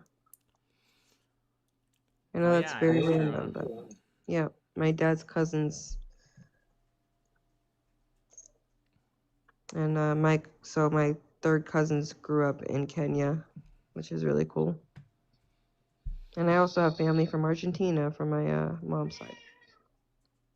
Luna, stop. All right, let me catch up with some of these super chats that I have missed. I'm sorry, you guys. I was trying to lock in. Look, if he didn't say anything like bad, I wouldn't have said anything. But once he started going like, oh yeah, if you're Muslim, you know, if you're Jewish, you can get ethnically cleansed to Europe, and yeah, I support them striking America and even American homeland and all that shit. I'm like, all right, fuck you, dude. Fuck you. Anyways, thank you for the super chats. I don't remember if I read. I haven't read this one. I say Wizental. Tell Mark to add your Discord to live description. Ooh, good point. Yeah, we can add it in there. Absolutely love to watch you dog walk Sneeko. Thank you, Punk T, and thank you for the super chat. Thank you for the super chat. Cars in Dimension. So 22 Arab and 50 Muslim countries and not one Jewish state. I know, right? It's crazy, isn't it? And thank you. Oh, I like this. The Quality Leering Center. I like that. Thank you for the super chat. You didn't put any comment, but thank you. I really appreciate that. We're all here to leer. We're all here to leer. All right, let's check Instagram. Instagram. At least he was honest about how uneducated he is. That's a good point. Let's see, science proves Arabs are indigenous to the what? To the land. That's not true. Indigeneity has 7 different requirements. Must meet all to be indigenous, and the Palestinians at very, very best, if you stretch it, only meet 2. In fact, let's pull that up now, since we have kind of some new audiences coming in. We have 1,500 viewers between, I think, YouTube and X. We have 60 in Instagram, and we have 472 on TikTok. But real quick, thank you for the super chat. I make songs for funsies, chipping in to send bro home. Hashtag deport. We're going into Professor Mattel mode. I don't need I mean, don't get me wrong. I love everyone that helps support my work. I am an independent supporter, but I don't need the money. I would do it for free, but thank you so much. I really appreciate it. So yeah, let's take a look at the requirements of indigeneity for those that think that Palestinians are indigenous. Listen carefully, because this is going to actually help you with, like, arguments in many situations. It's a good thing to know.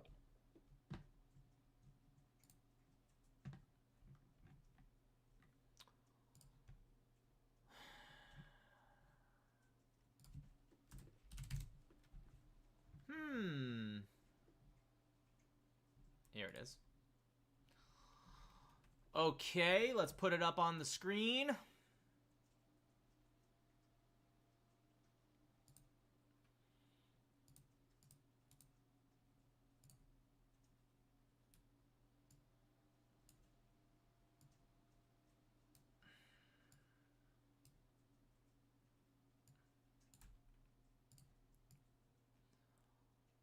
There it is on TikTok, and let's put it up on everyone else's screen.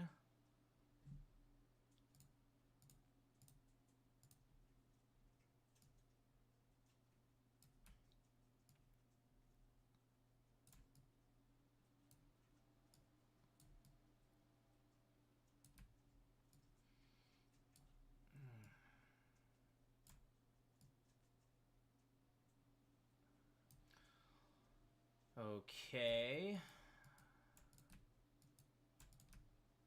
There's gotta be a freaking faster way than doing it this way. Freaking stupid technology.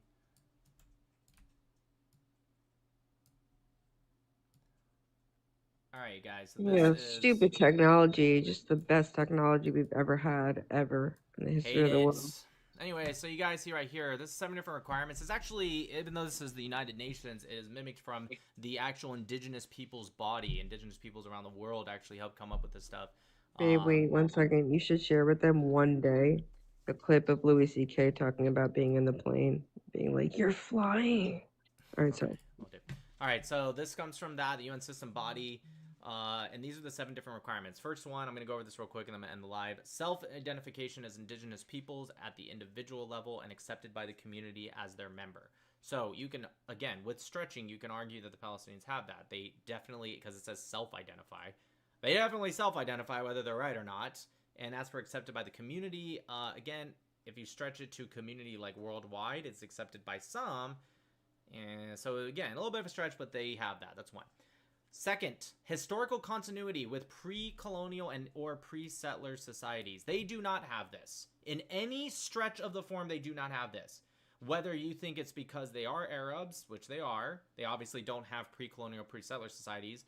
Even the ones that say, well, technically what they are Canaanites. I don't know which tribe of Canaanites, but trust me, bro, they're Canaanites. Also wrong because it also says historical continuity, right? We're talking about cultural continuity as well. They do not have this. Even if you can convince me which tribe they are, of course, somehow none of you know the answer to that. You just know it's a tribe. You just can't remember which one. It doesn't matter because that's not continuity. Okay? Third one, strong link to territories and surrounding natural resources. Again, if you stretch it, sure. And again, by stretching, I mean lying. But sure, we'll give them that. Again, they already aren't indigenous because you need all 7, right? Distinct social, economic, or political systems. They do not have this. They do not have a distinct social system. Their social system would be Arab, which comes from Arabia. No ifs, ands, or buts about it. Even again, if you believe that they're Canaanites, you're saying that they are not really anymore, at least especially with social, economic, or political. Their economic and political really just comes at very, very best recently with the Oslo Accords, if you will, and they still use economic. They use Israel's economy. So they have none of that. So far they only have, if you stretch, 2 of the 4 requirements we've read. Number 5, distinct language, culture, and beliefs. So the first one says or, this one says and, so you need all of them. They do not have a distinct language. They speak Arabic. That's not distinct at all. They do not have a distinct culture. Their culture is Arab. It's not distinct. They do not have distinct beliefs. Their belief system comes from, specifically the majority of them by far, Muslims, comes from Mecca, Arabia. So, now we've read 5. Number 6. This one is the biggest one. This one's huge. Okay, you ready? Even if you are pro-Pali and you think, oh, well, you're just lying, Nick. This one, you cannot deny. Form non-dominant groups of society. Now, what does that mean in layman terms? What that means is that even if you are indigenous and a dominant group comes in, you cannot assimilate, and if you do, on a cultural level, on a societal level, I'm not talking about individuals, societal level, you have given up your indigenous rights. Facts. That's why it's funny when you have Tucker Carlson's saying shit like, well, the DNA and blah, blah, blah. I'm about to read the 7th requirement, but none of this mentions DNA. It has nothing to do with it. Of course, that plays a role in a literal sense. Duh. But here's why it doesn't have a role in this. I'll tell you why. Because if it really was just about DNA and not all this stuff like culture, beliefs, dominant societies, etc., if it wasn't about that, then that means you could just, sorry to get graphic, but you could just rape people. You could just go into a society, rape all their women for a couple generations, and you got rid of all of their indigeneity. Do you actually believe that? And if you do, you're a disgusting you're just disgusting piece of shit. You can just force them to intermarry. Does that mean that you got rid of their indigeneity? That's insane. If they keep their culture, they form non-dominant groups of society, but you just rape them for some generations. Of course nobody would say yes to that. You know why? Because that's stupid. It would change their DNA, technically. Well, not theirs, literally, but their sons and daughters. And then their sons and daughters. But of course, that's dumb. That's stupid. It's about your culture. It's about your ethnogenesis and your cultural setup from pre-colonial times. That's what indigeneity means. People want to know And where they when can you- find this source. Sure, I'll tell you in a second. So, form non-dominant group of society. Let's say a pro-pally comes to you guys. If you guys are debating this, this is what you need. If a pro-pally comes to you and you says, well, you're wrong because they're Canaanites. Again, which tribe? Don't know. They believe Canaanites were a people. Canaanites were not a people. Canaanites were a group of mostly semi-nomadic and nomadic different peoples. There was many Jebusites, Geshites, Perizzites, Edomites, etc., etc. Israelites. Well, that's historical versus biblical, but sure. So what it means to form non-dominant group society, sorry, I know I'm rambling a little bit, so I'll tell you guys right now. What it means is, let's say, for example, we proved it. Let's say the Palestinians really were, 95% of them were descendants of, let's just say Jebusites, right? One of the Canaanites. Let's just say hypothetically, the Jebusites. Let's just say they proved that. Well, guess what? This right here, the form non-dominant group of society, they just debunked themselves. How? Because if you have Canaanite culture, which they would sacrifice their children, they ate pork, right? The Palestinians don't have this culture. I mean, other than sacrificing their children. So they have some of the culture, they still do. But other than sacrificing their children, they do not really have the same society. They don't have the same culture. So what this is saying is, if a dominant group comes in this case, hypothetically, the Arabs, if they come in and you assimilate on a societal level, not individually, on a societal level, you assimilate into their culture, you're not indigenous anymore. If you're on YouTube, it's over here. But you're not indigenous anymore. That's what that means. You know who did keep to their culture societally, like in a societal? You know who did that? The Jews. It didn't matter if they were in Poland, in Italy, in Spain, in America, in Australia, or right next door in Jordan, or in the land of Israel and their sabras. They kept this. They never formed non-dominant groups of society. Even during the Holocaust, when they were being systematically killed, they still kept to their culture. Again, individuals, and I don't blame them. I could never imagine the horrors of the Holocaust, but yes, individuals definitely assimilated. And that's why you have a lot of people today who are not indigenous Jews who take a DNA test, they spit in a tube, and they go, oh my God, honey, they tell their husband or wife, they're like, did you know I'm 50% Jewish? Would you call them indigenous? Not really. But you can also, and there's a process with a lot of indigenous communities about re-entering into your tribe of people.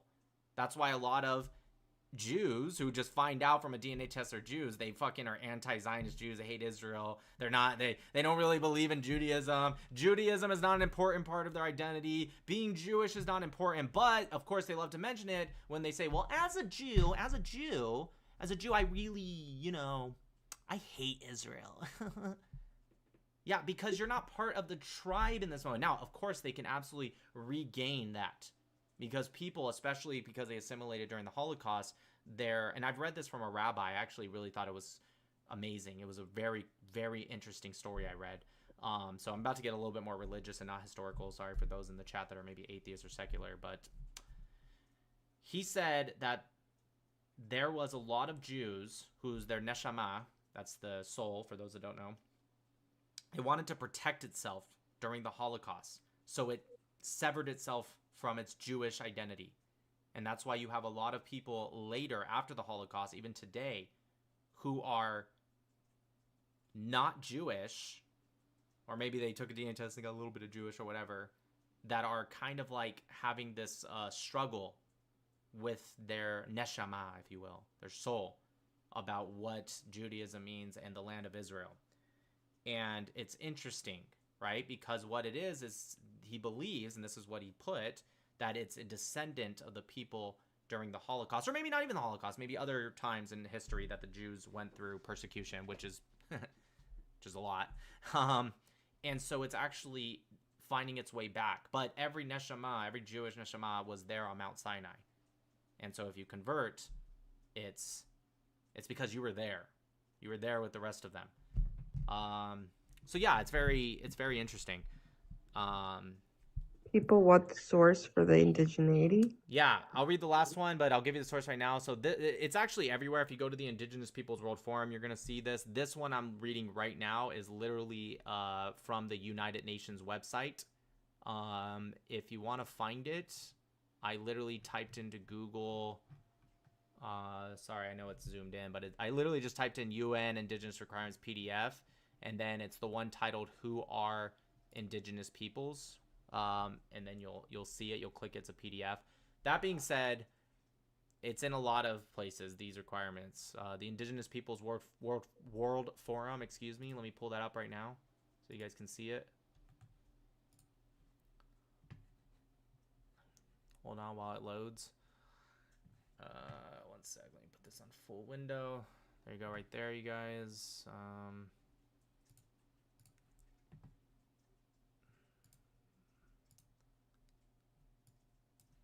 Here is the Indigenous Peoples World Forum. It also talks about like these requirements. The point is that it's in quite a few places. Is my overall point. Our friend Ryan had a lot to do with that.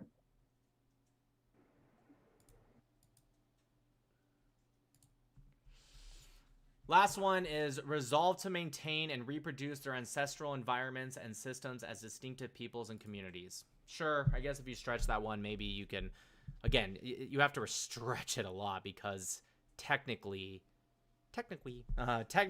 you can argue that they're not trying to maintain distinctive peoples, and the Arabs are resolving to maintain and reproduce Arab.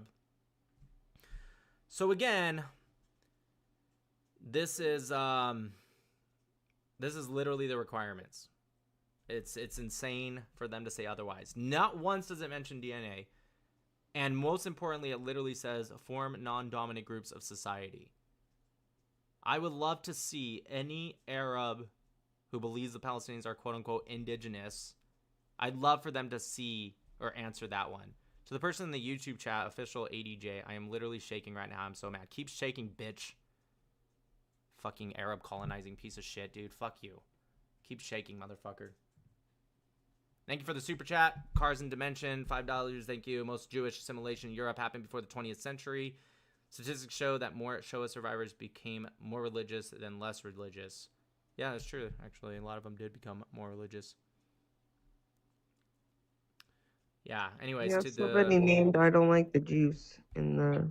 I'm in his live. It's already 12:30. Yeah. To the guy shaking because he's so mad in the YouTube chat. Hopefully, you shake your way out of fucking Israel. And shake your way back to Arabia, dude. Thank you for the super chat. Lloyd Gush, Brazilian here. When is our time? I know Chile and Colombia are in the bag. Cuba comes first. Oh. I don't know how to answer that one. Sorry.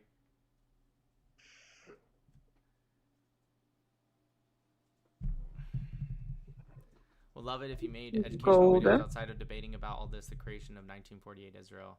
Yeah, I will do that. I've been doing a lot. You guys have seen a lot of debate videos just because what happened is I have a lot of these recordings and clips, and I literally, if you were to look at my folder right now, there's like 50 videos that I still need to edit and post and not post. Like it's a lot. And so I've been trying to bust through those. I hired somebody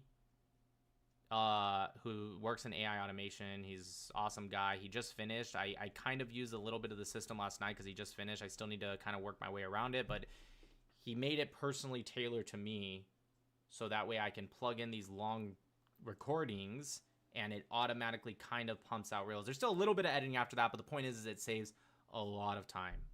And so I'm going to learn how to do that, and hopefully I can pump those out. And I will go back to, I'll still continue to do that. Of course, everyone loves my debate videos, but of course I will continue, or sorry, I'll go back to what I did before. I used to make also historical videos, series, stuff like that. And now that I'm getting into, now that I'm getting it, what, baby? Hopefully at some point we can have a team to help. But yeah, that'd be great. I've been getting a lot of calls from people just to be, I'm very, especially with my live audience, the people that watch me live, I like to give you guys more information that I don't say on videos or stories or X or anything like that. I've been getting reached out to a lot of people who I think are willing to kind of help out, especially after my debate with Sneeko. So it's hopefully in time, this stuff, I'm able to kind of build something around me. Also, we will create an email for people. Okay. And so, yeah, what was I saying? Yeah, I will, now that I'm getting into YouTube, maybe I can start making some long form videos about like historical things. I don't like to make general history. You know what I mean? Like I can't stand when people are like, here's 20 minutes of the history of Israel from 1948 to today. I kind of go like, here's 20 minutes of this specific battle or this specific war, maybe at most vague. I think it's better because people start to learn a little bit more. I'll look into that. Thank you for the suggestion. Okay, you guys, do you think that guy will end up getting deported? Yes. Yes, he will. Yes. I know he didn't give me his real name, but unless he completely lied, I know they can track his school. By the way, if you guys ever have information on that, like somebody you think is saying things like death to Trump, death to America, supporting the IRGC, and if you guys know that they're in America but not Americans, send it to me. This is not me like flexing like, oh, I can do that. I can do it. Send it to me. If you guys have some, go in my Discord. I'll post my Discord right now. Send it to me. I will get it into the right hands. I have the contact of the highest people that literally work in the administration for this exact task.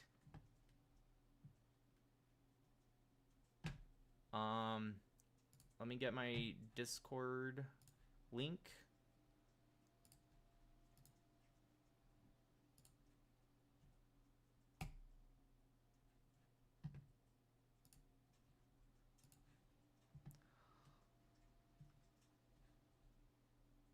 Okay, in TikTok, I'm posting a link in the comments. In YouTube, I will post it in the comments now. There it is right there. Instagram, posting in the comments right now. Sorry, you guys might have to like, I think YouTube, you can just click it. On others, you might have to like screenshot it and copy paste.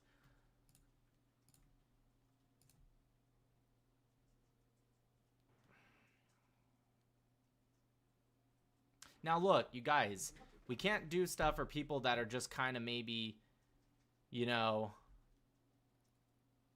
they're saying stuff that's totally within like their rights.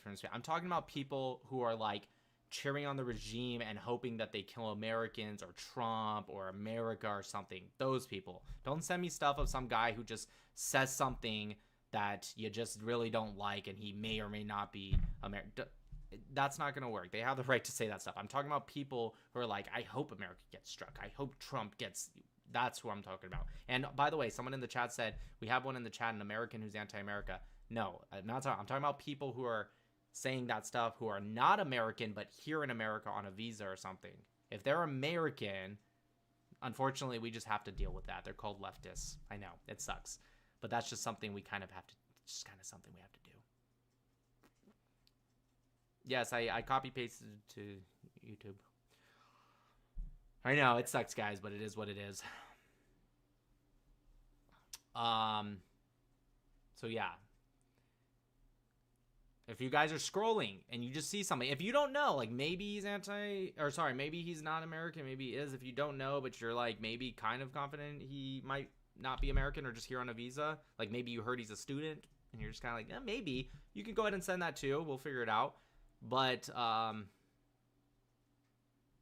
messaged another chatter, not to you, I know. Oh, okay, fair enough, Godson. Yeah, so send those to me. Send them Incoming rockets. Oh no, guys, get in the bomb shelter. The Mamad. Send me. Like I said, again, not if they're just saying stuff that you don't like. I'm talking about supporting terrorist regimes, supporting terrorism, Hamas, PIJ, IRGC, saying that they want Trump to be, saying that they want Americans to be, that kind of stuff. Again, as much as I like to deport them, if they're even just fucking certain other things, it has to be that. And if you send that to me and you're either, for a fact, like we know that guy, he admitted he's on his student visa. If you know for a fact or you're confident that they're not American. If they're American, don't send it to me, okay? It sucks, but again, they're just leftists. We have to deal with them. It's kind of like they're idiots, but there are idiots.